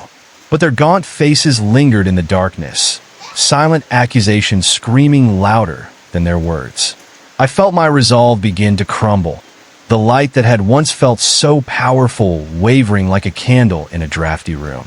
Join us, they pleaded, a synchronized chant that pulled at my heartstrings, urging me to succumb to the shadows lurking just beyond reach. The figures advanced with a slow, deliberate grace as the darkness thickened. I could barely breathe, but more than that, I felt the crushing weight of despair wrap around my chest, squeezing tighter. You are one of us, they called out, their voices turning seductive, wrapping around my mind like poison ivy, a slow, creeping entanglement. In that moment, reality warped. The world around me twisted and spun like a carousel gone mad. I clutched my head, trying to push away the cacophony of voices ricocheting through my mind. No! I screamed, feeling my grip on sanity slip. I am not one of you. But their laughter echoed, deep and agonizing, melding with my own self-doubt. I could almost feel the darkness eagerly licking at my heels, beckoning me to turn and surrender, to let them wrap around me completely. Suddenly, from somewhere within the maze of shadows, I could hear a screeching howl, a sound that cut through the oppressive despair. It was raw, wild, and primal. My heart seized, forcing me to lift my gaze just as a figure burst through the tangles of darkness, its form thin and sinewy, its eyes glowing with an unnatural light. It moved like a wraith, darting closer, weaving through the edges of shadow and light. It appeared human but grotesquely twisted, its elongated arms dragging long clawed fingers against the ground, scratching at the earth as if seeking to siphon the last remnants of hope from the soil. Get away from me, I shouted, adrenaline fueling my veins as I stepped back, desperately searching for an escape. It laughed, a chilling, echoing sound filled with madness. You think you can run from your own darkness? The thing lunged forward, and I barely dodged it, my movements frantic and uncoordinated. It was gaining ground, its stretch seeming almost impossible, defying the laws of nature like a shadow given flesh. The ground trembled as it moved, shadows swirling in its wake, wrapping around my ankles like iron chains ready to pull me down. I could feel the crushing fear enveloping everything, the urge to flee clawing at my instinct, screaming for me to survive. I turned sharply, running faster than I ever had before. But behind me, I heard the whispers rise once more, inching closer and closer as the presence of fear filled my mind, the dissonance of betrayal echoing in tandem. You will never escape us, they taunted, their voices a sickly sweet melody that wrapped around my ears, beckoning me to listen. With every step, the forest shifted, becoming a twisted labyrinth, familiar paths morphing and shifting like a living maze. I ran into a grove, the trees growing thicker and hungrier, their twisted roots reaching out like fingers grasping for my ankles.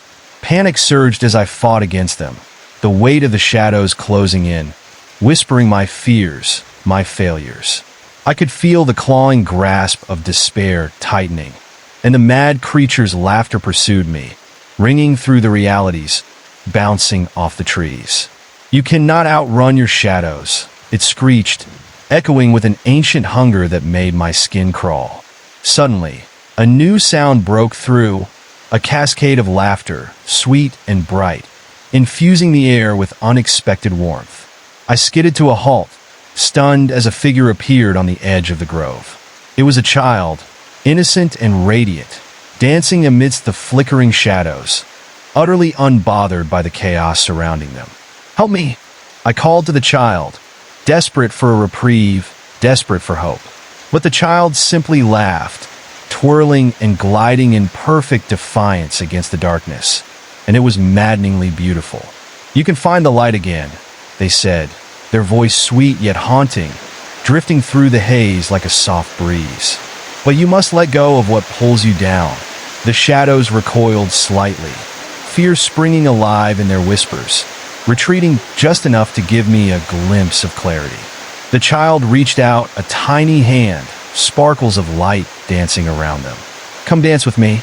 I stared, caught between the terrifying choice of confronting my fears or accepting the carefree invitation of the child.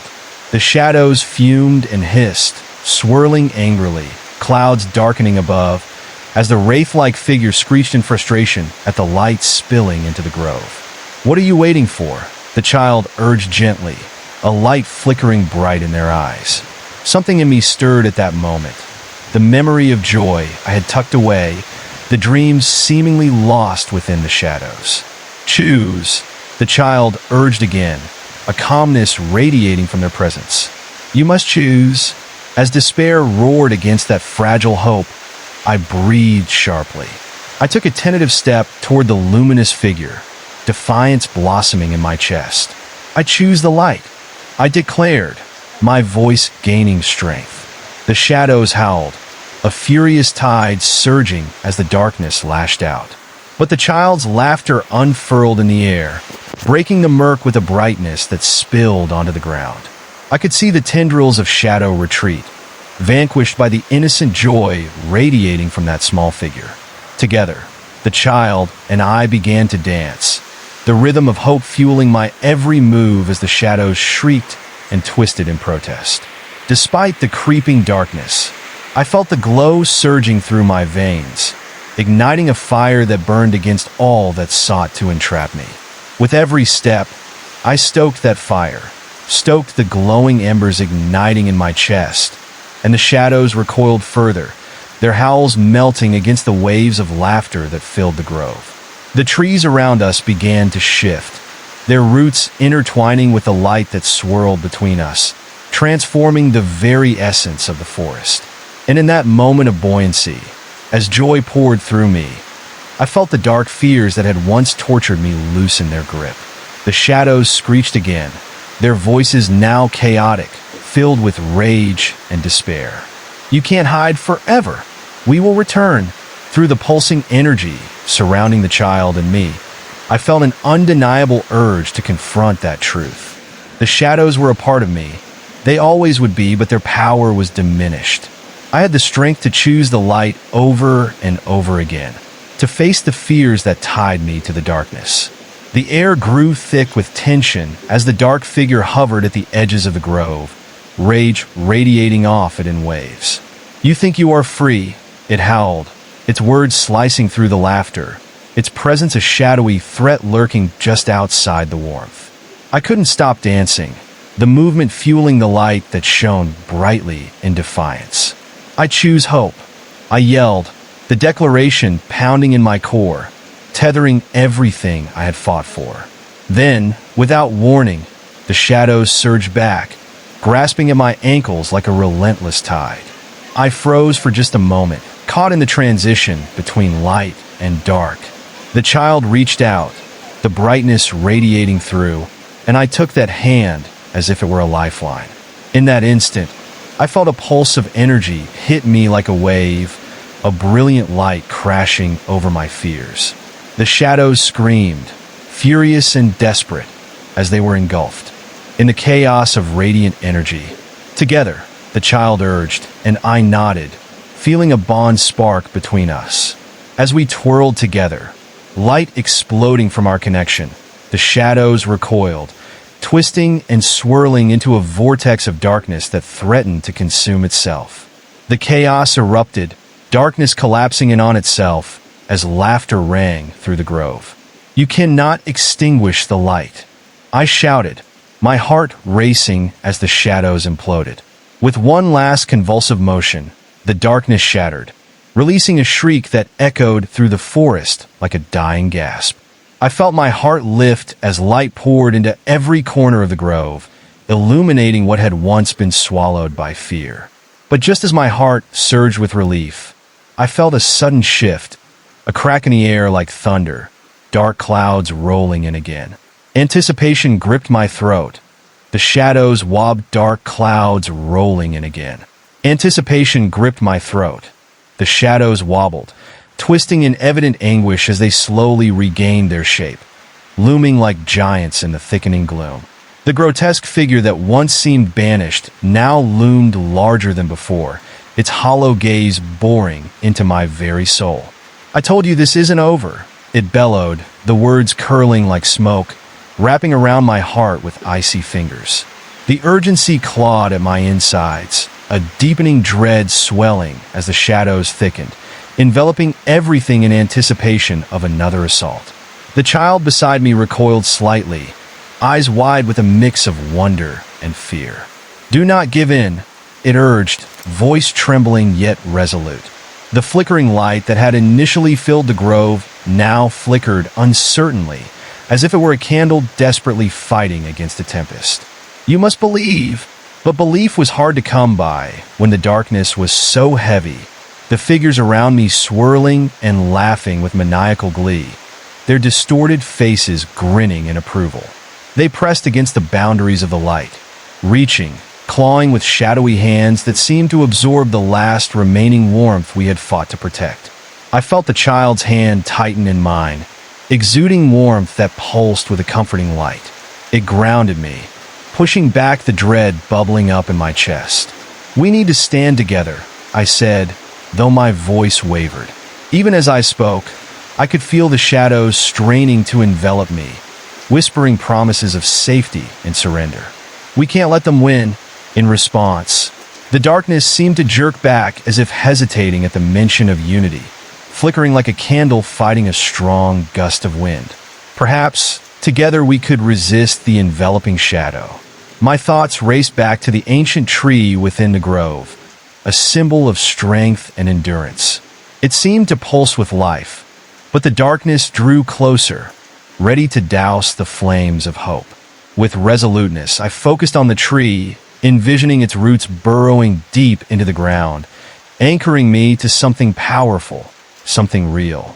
"We have to push back," I yelled, finding strength rising within my chest, a powerful urge to reclaim what was being stolen by the encroaching darkness. Suddenly, the child began to twirl again, casting a radiant light that rippled across the grove. The more it spun, the brighter the glow became, illuminating everything around us.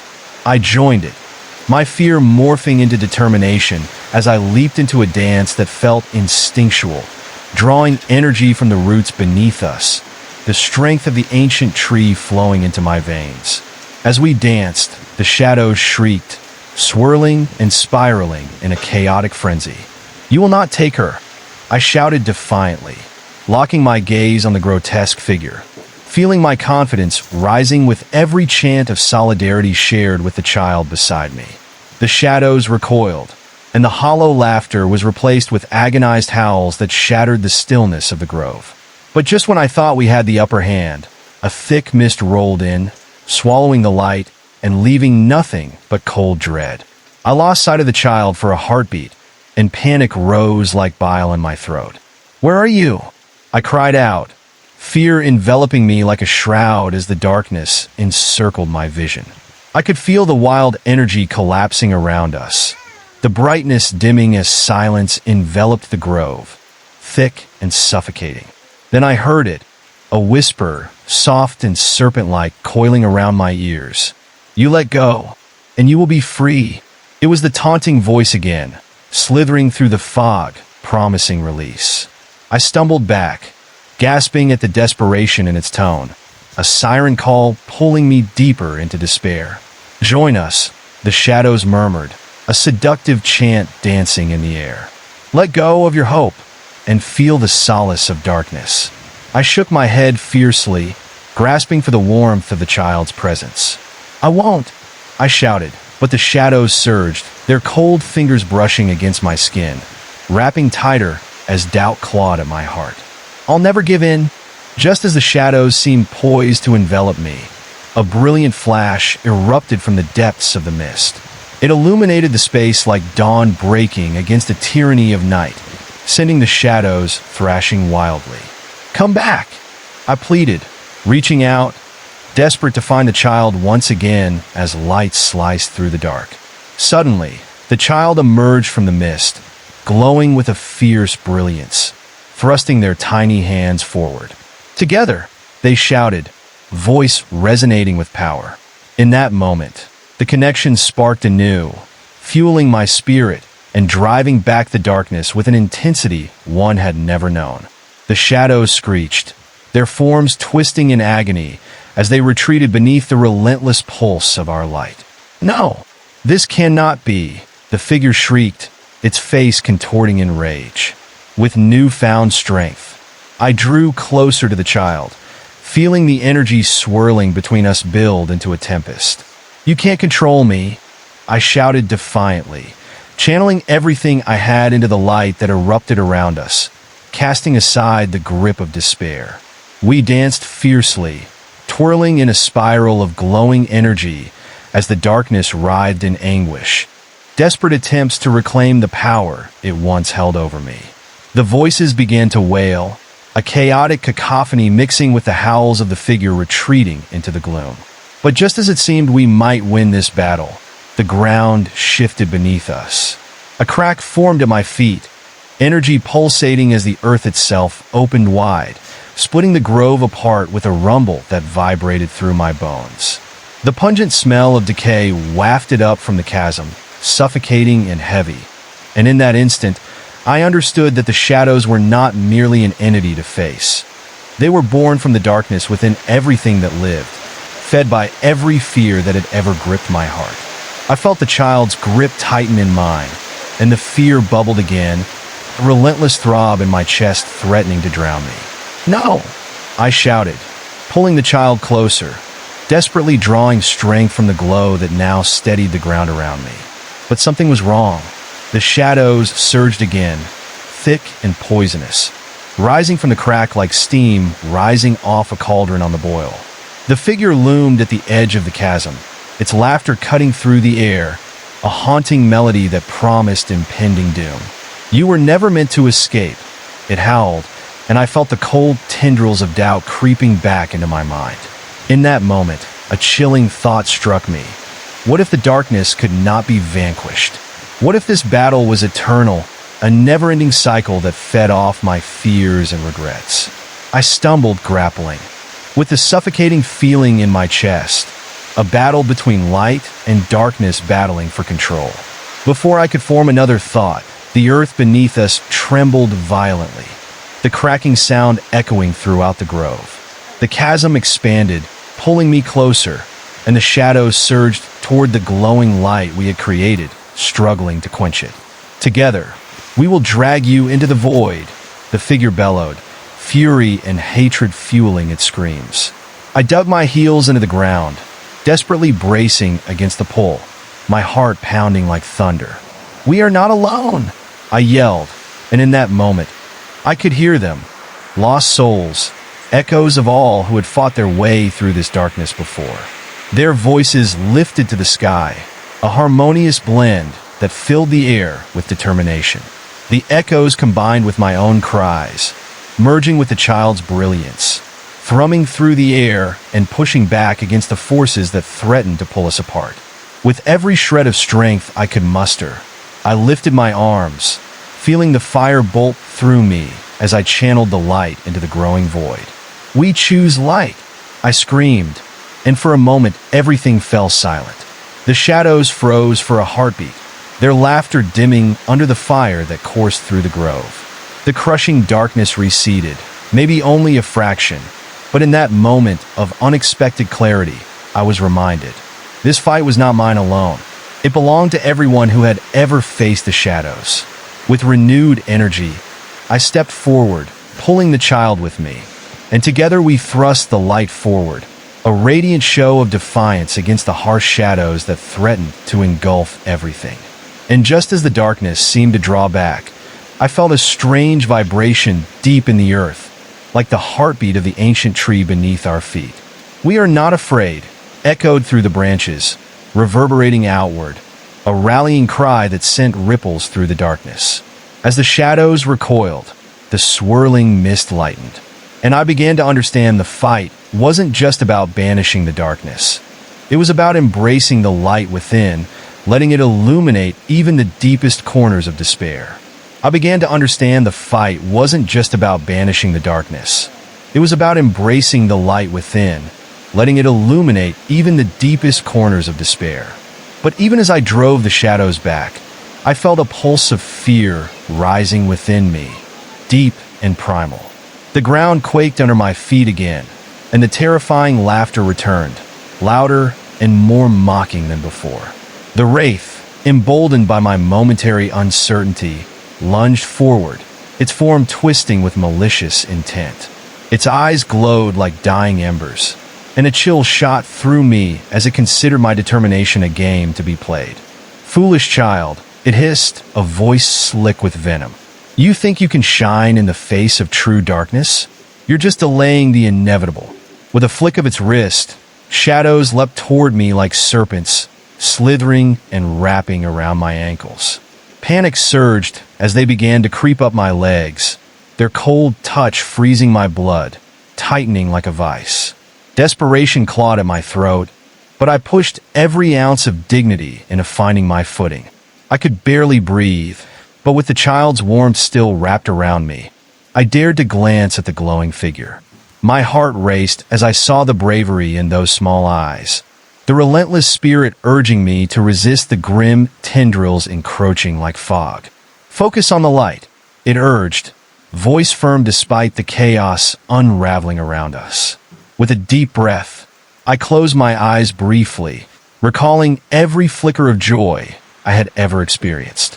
I thought of moments filled with laughter, the warmth of sunrises, the beauty of friendships. Each memory ignited a spark within me. I felt light coursing through my veins like wildfire, pushing against the suffocating dark that threatened to snuff it out. "Light!"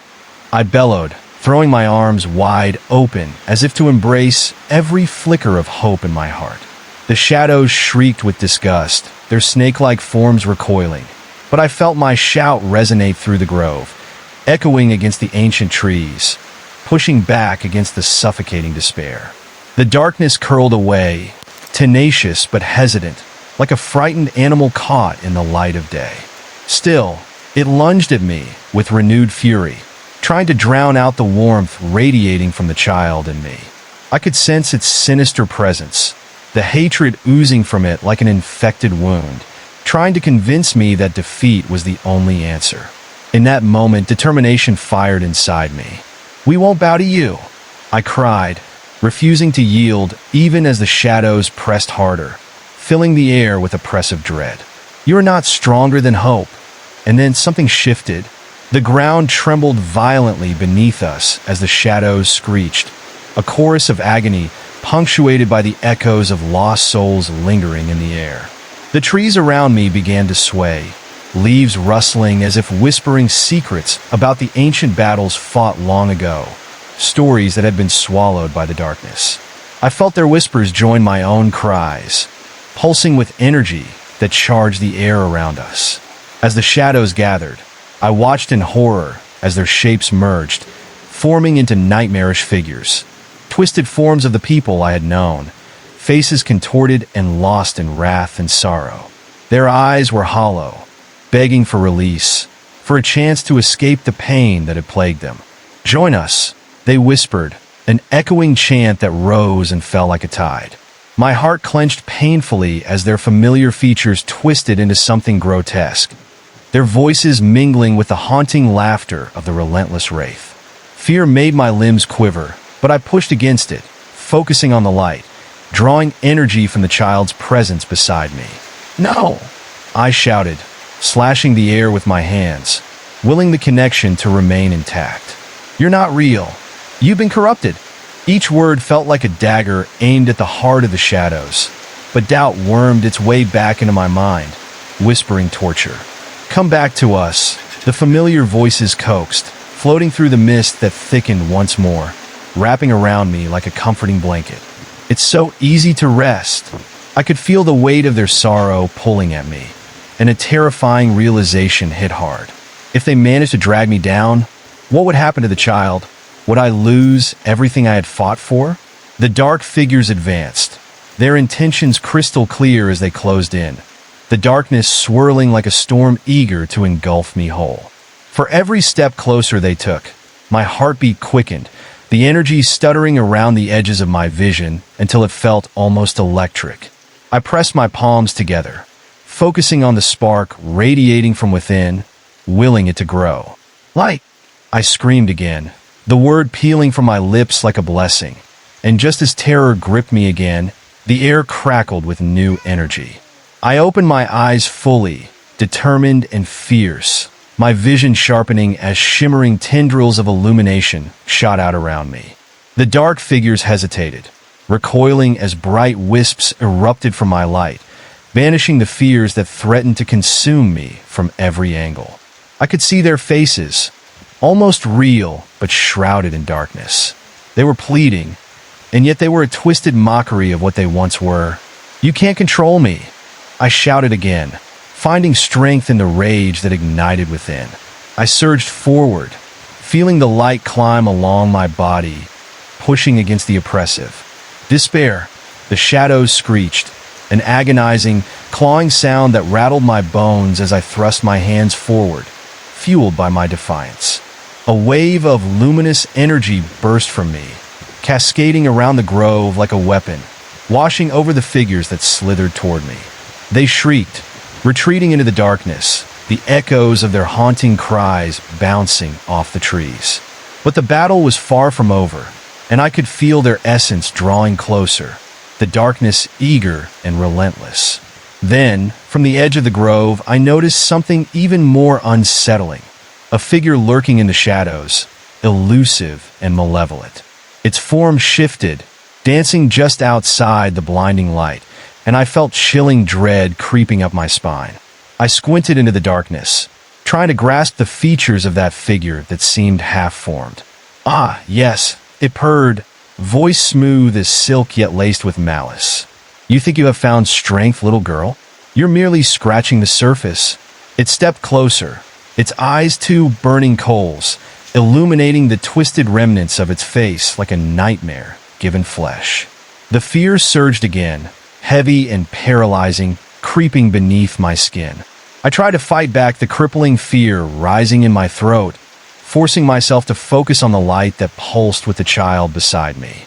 But the figure pushed through, shadows swirling around it like a storm, consuming all traces of the warmth. I stumbled back, struggling to breathe as its presence seeped into my mind, the darkness coiling tighter, whispering sweet promises of despair. "You are not the first to fight me, nor will you be the last. Just like your friends, you will fall, consumed by the weight." With every word, I felt the doubt rising, memories clawing at my subconscious, images of lost moments flashing through my mind like a reel of torment. This was more than a battle for freedom. It was a confrontation with everything I feared. But I pushed back, drawing strength from the child.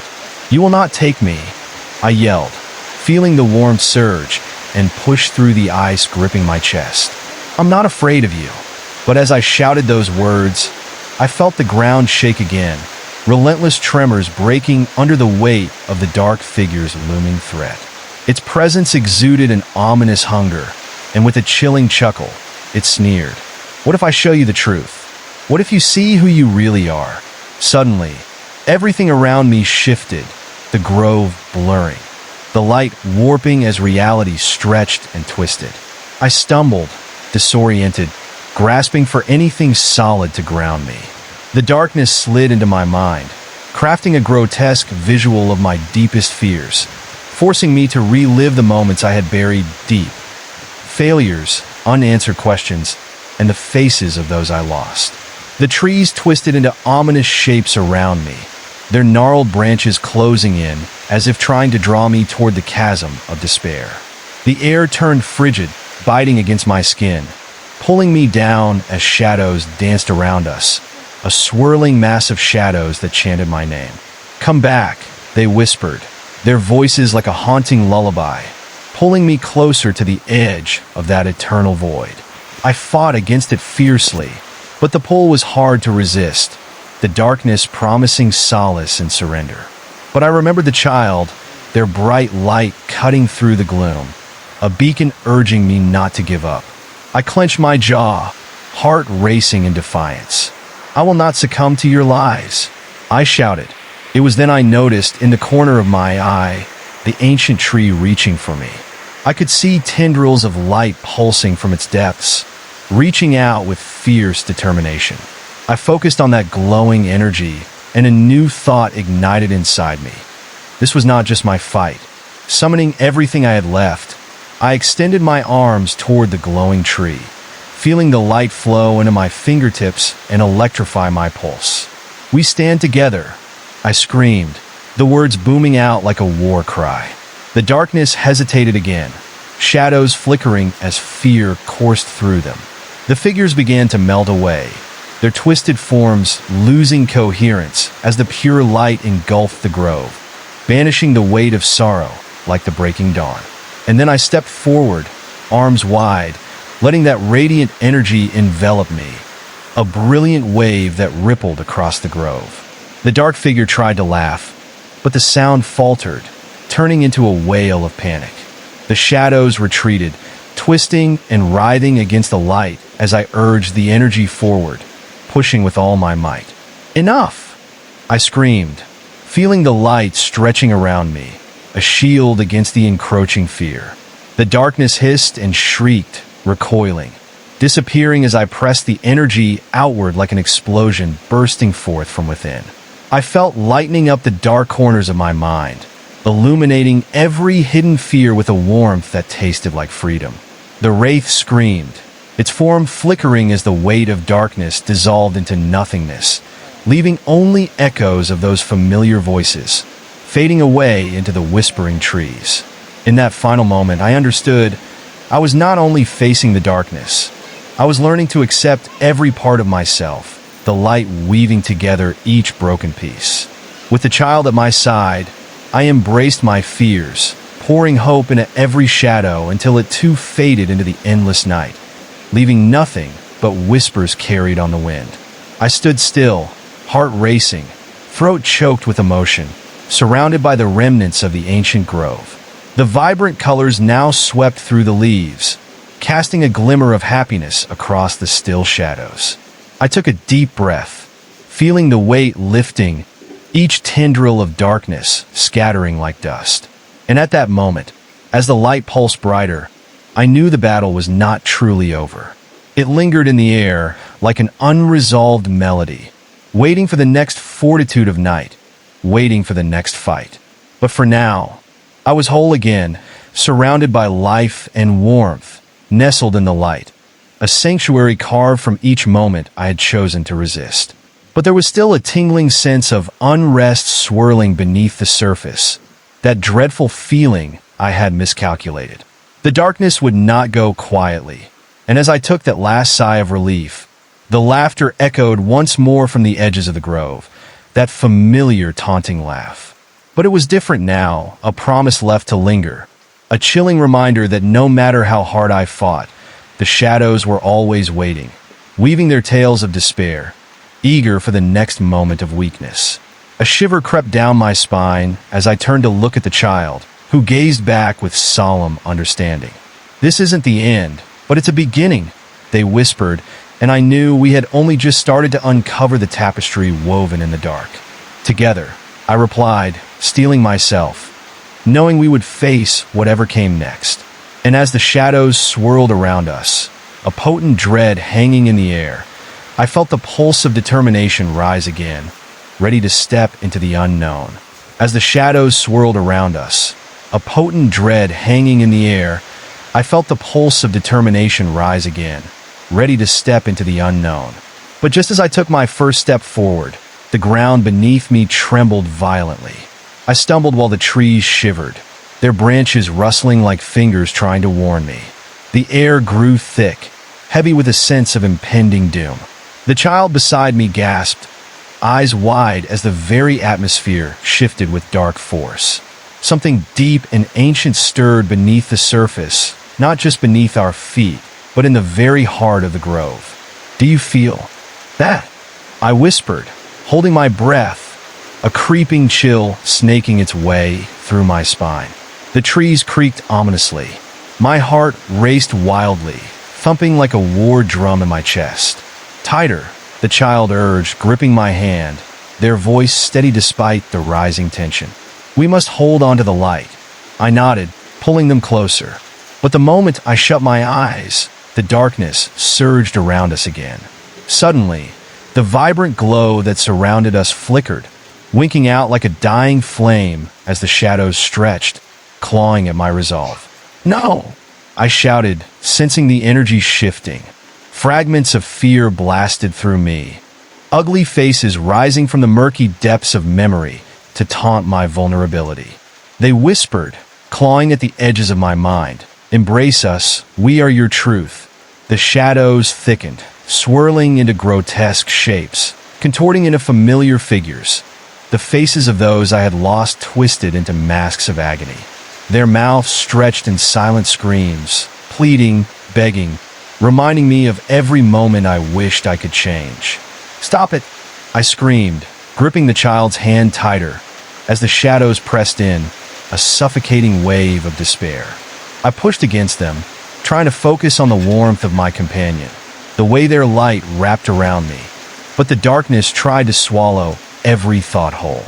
Just then, a bone-chilling roar erupted from the heart of the grove, echoing off the ancient bark of the trees. The ground shook, and roots twisted up, forming grotesque hands grasping toward the sky, reaching for me with a desperate hunger. It felt like the earth itself was alive, thrumming with a heartbeat of fury and despair. A black mist seeped from the chasm that had appeared earlier, curling and slithering like a serpent, creeping toward us with sinister intent. I could feel its weight, heavy and ominous, wrapping around my ankles, cold and clammy. I fought against the pull, but the ground quaked violently, and I stumbled to my knees. "Stay together," the child urged, pulling me back with surprising strength. The mist hissed, a sound like threading needles in the air, and I looked up to see dark figures emerging from the fog, their shapes indistinct but unmistakably human. "No more games," one figure shouted, its voice raspy and filled with resentments long buried.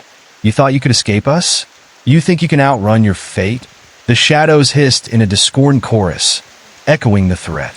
I felt my heart drop, a freezing dread settling in my gut. I wanted to run, but there was nowhere to go. The grove felt like it was closing in, its dark tendrils wrapping tighter around my mind. "Fight it!" I heard the child yell, their voice cutting through the suffocating fog. "They're not real. They're echoes of your fears." With a surge of determination, I steeled myself, focusing on the child's light. "I will not be consumed by this," I declared, finding strength in the warmth that radiated between us. I rose to my feet, standing tall against the encroaching darkness. But as I did, the air twisted again, distorting the grove, shifting reality. The figures morphed, blending into grotesque imitations of my past. They turned their faces to me one by one. Friends I'd let down, loved ones I'd abandoned, each expression twisted in sorrow and rage. "You can't escape," they cried, echoing the wraith's threat. I shuddered, feeling the cold fingers of regret wrap around my throat, squeezing tight. "You're not real. You're just shadows," I shouted, forcing myself to confront each haunting visage. "You don't control me." Yet, the figures moved closer, their presence suffocating, a wave of despair washing over me. I felt myself wavering on the edge of panic, that familiar sense of drowning creeping in. But through the haze, I locked eyes with the child, their determined gaze pulling me back from the precipice. "Together," the child's voice rang out, clear and bright like a beacon cutting through the fog. "Remember who you are. Remember your strength." With those words echoing in my heart, I drew deep from the light that shimmered inside, the energy swelling within me until it felt ready to burst. I pushed against the shadows once more, channeling the warmth through my fingertips, creating a barrier of light at the threshold of despair. "No!" I cried out, thrusting my hands forward. Light exploded from me, a brilliant wave that pushed back against the phantoms, forcing their awful faces away.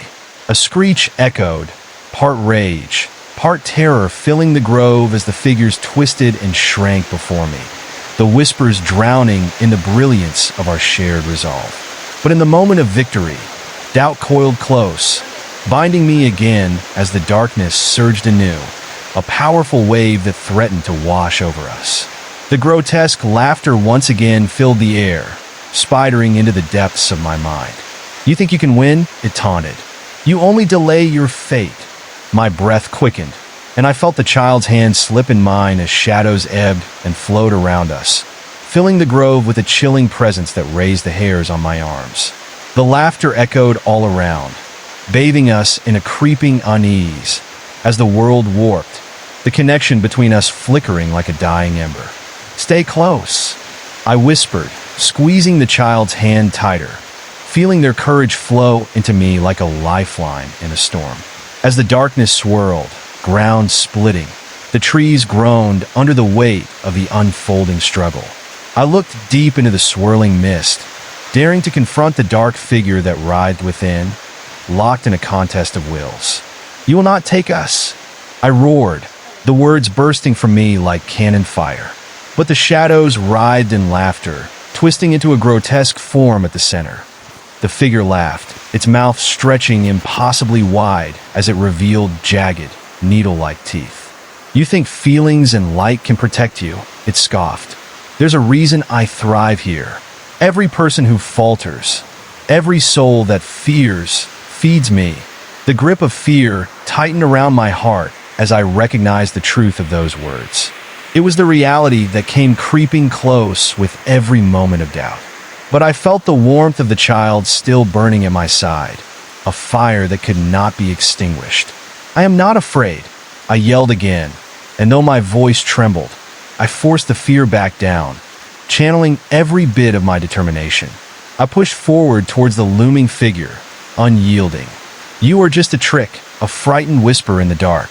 As I spoke, light burst from my chest, illuminating the grove in a radiant explosion of color. The shadows recoiled, the wraith's mocking laughter turning into screams of frustration. With every ounce of strength, I focused on the light flowing through me, a torrent of energy that I finally allowed to connect with everything around me. "Come on," I shouted to the child, feeling the swell of power surge through us both as we stepped forward together. "Let's finish this." The darkness shrieked louder, flickering and writhing. But as we pressed forward, a brilliance enveloped us, unfolding like petals in the sun. The grove lit up, tendrils of light vying to claim back the twisted roots of darkness, each pulse pushing further against the impending dread. But just as I thought we had pushed back the horrific entity for good, the ground trembled again, and the world seemed to spiral downward. A massive shadow loomed over us, rising from the depths of the chasm as the laughter turned into a maniacal shriek, echoing within the mist. "Foolish child," it screeched. "You think your light can banish me? I am eternal." The shadows swarmed, and in that moment, an overwhelming dread engulfed me. I gasped as an icy blast shot through the grove, freezing me in place. Despair filled the air, the heavy weight squeezing out all the warmth as the dark figure lunged forward, impossibly close now. With a piercing scream, I ducked, instinct kicking in as I braced against the incoming darkness. Cold wisps of shadow curled around me like angry serpents, pulling tighter, threatening to drag me down. I shut my eyes, anticipating the end, but the warmth of the child next to me surged through the cold, igniting the air with a fierce fire. "Fight, fight," a voice echoed, a reminder that even in the depths of despair, courage blooms. I felt the light flickering next to me, a pulse of unwavering determination. "You can do this." In that moment, I pushed against the weight of the shadows, reliving memories of every battle I had fought, every spark of hope that had ever kindled in my heart. With one final breath, I yelled, "We choose to resist." The golden light erupted again, exploding outward like fireworks against the infinite night. The tendrils of shadow screamed in fury, shrieking as my light consumed their darkness.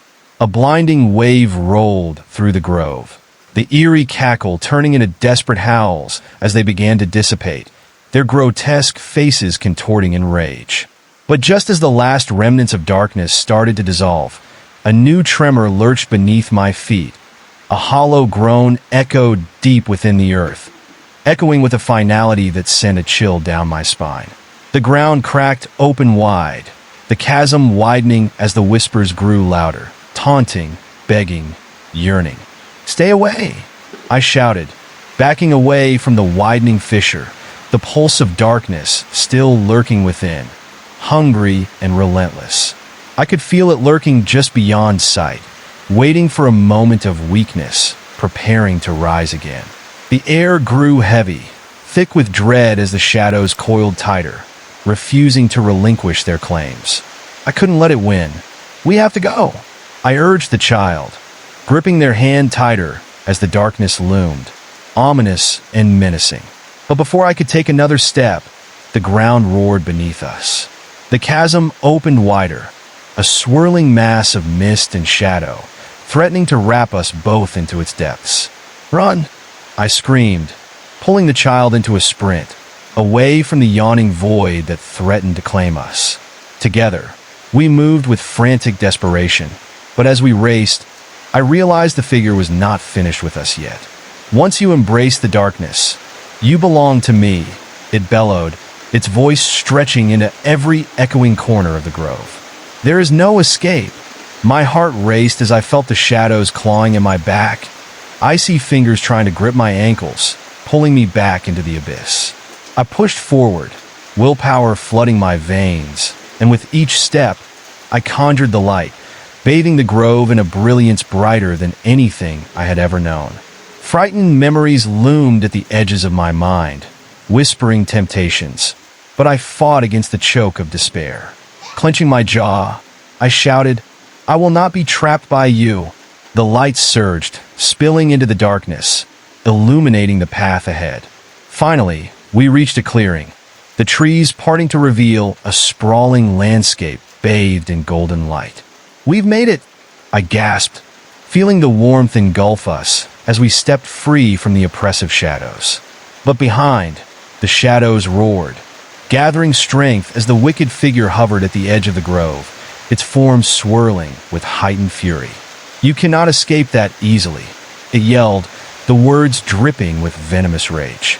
Just as I prepared to confront it, I caught a glimpse of something in the corner of my eye, a flicker of movement in the tranquil light beyond the trees. Was it another figure, or something lurking ahead? With dread prickling at the back of my neck, I turned back to the darkness, fear clawing at my heart, as I realized the battle was far from over. As I prepared to confront the looming shadow once more, uncertainty twisted within me like a coiled snake, a rush of cold sweat covering my skin. The figure surged forward, dark tendrils of despair trailing behind it like smoke, thrumming with a life of their own. The grove echoed with its wrath, a palpable energy that crackled in the air, and I could feel my heart pounding like a fierce drumbeat in my chest. Fear swallowed my courage, but the warmth of the child beside me reminded me that I wasn't alone. The darkness swelled, and its voice morphed into a chorus of tormented wails, a symphony of agony that twisted reality itself. "You think you have escaped, but every soul you touch brings me back, feeds my power," it cried, shadows swirling around us, threatening to engulf the light that still glimmered in our hands.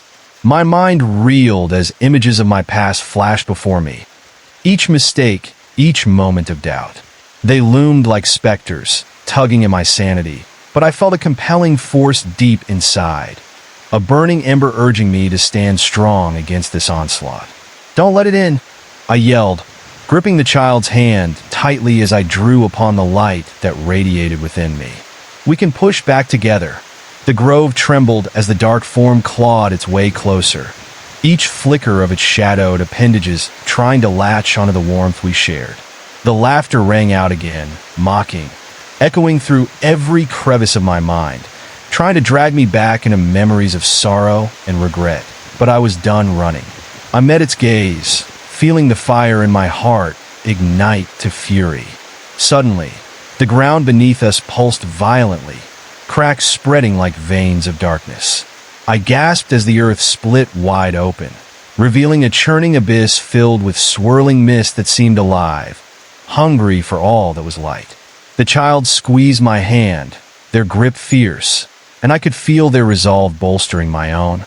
Together, I breathed, gathering energy, focusing on every glimmer of hope, every shard of brightness that held back the dark. As the void opened wider, the shadows reached up, clawing towards us with icy fingers. I didn't want to look. I didn't want to see what was waiting, but I felt that insistent yearning inside. "Face it," I shouted, forcing each word through clenched teeth. "Face your own darkness." In that instant, I focused my light outward, channeling every last piece of love and strength, the warmth of friendship we had forged against the relentless night. The wave of brightness surged forward, exploding like 1,000 suns. I could feel the shadows screaming, the darkness recoiling in terror as my light washed over them. A purging flood that threatened to cleanse the very fabric of despair. The figures writhed, their faces twisted in rage and pain, but I held my ground. "You don't owe me any more," I declared, every ounce of conviction pouring forth as the unmistakable light enveloped the grove and began to consume the dark shapes. With a last anguished roar, the shadow figure lunged at me once more, desperate to reclaim its grip, but I pushed back, my voice rising above the cacophony. "You will not decide my fate. I have the strength to break free." The warmth surged from the child and me, igniting the shadows in a brilliant blaze of spirit and light. The ground shook, and the darkness began to recede, pulling back into the chasm that had opened beneath me. But there was still something lingering, something waiting in the shadows. And then, just as I thought it was over, I caught a glimpse of movement from deep into the grove's heart.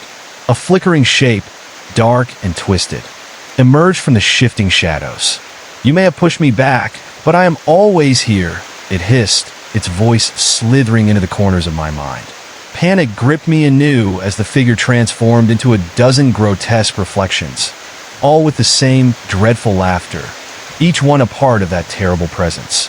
My breath caught in my throat, but the child beside me stepped forward, their own light shimmering brighter against the incoming tide of despair. "Do not falter," they urged, their voice steady. "When you embrace your fears, you gain power over them." Inspired, I took a deep breath, drawing from the softness of every comforting memory I could recall.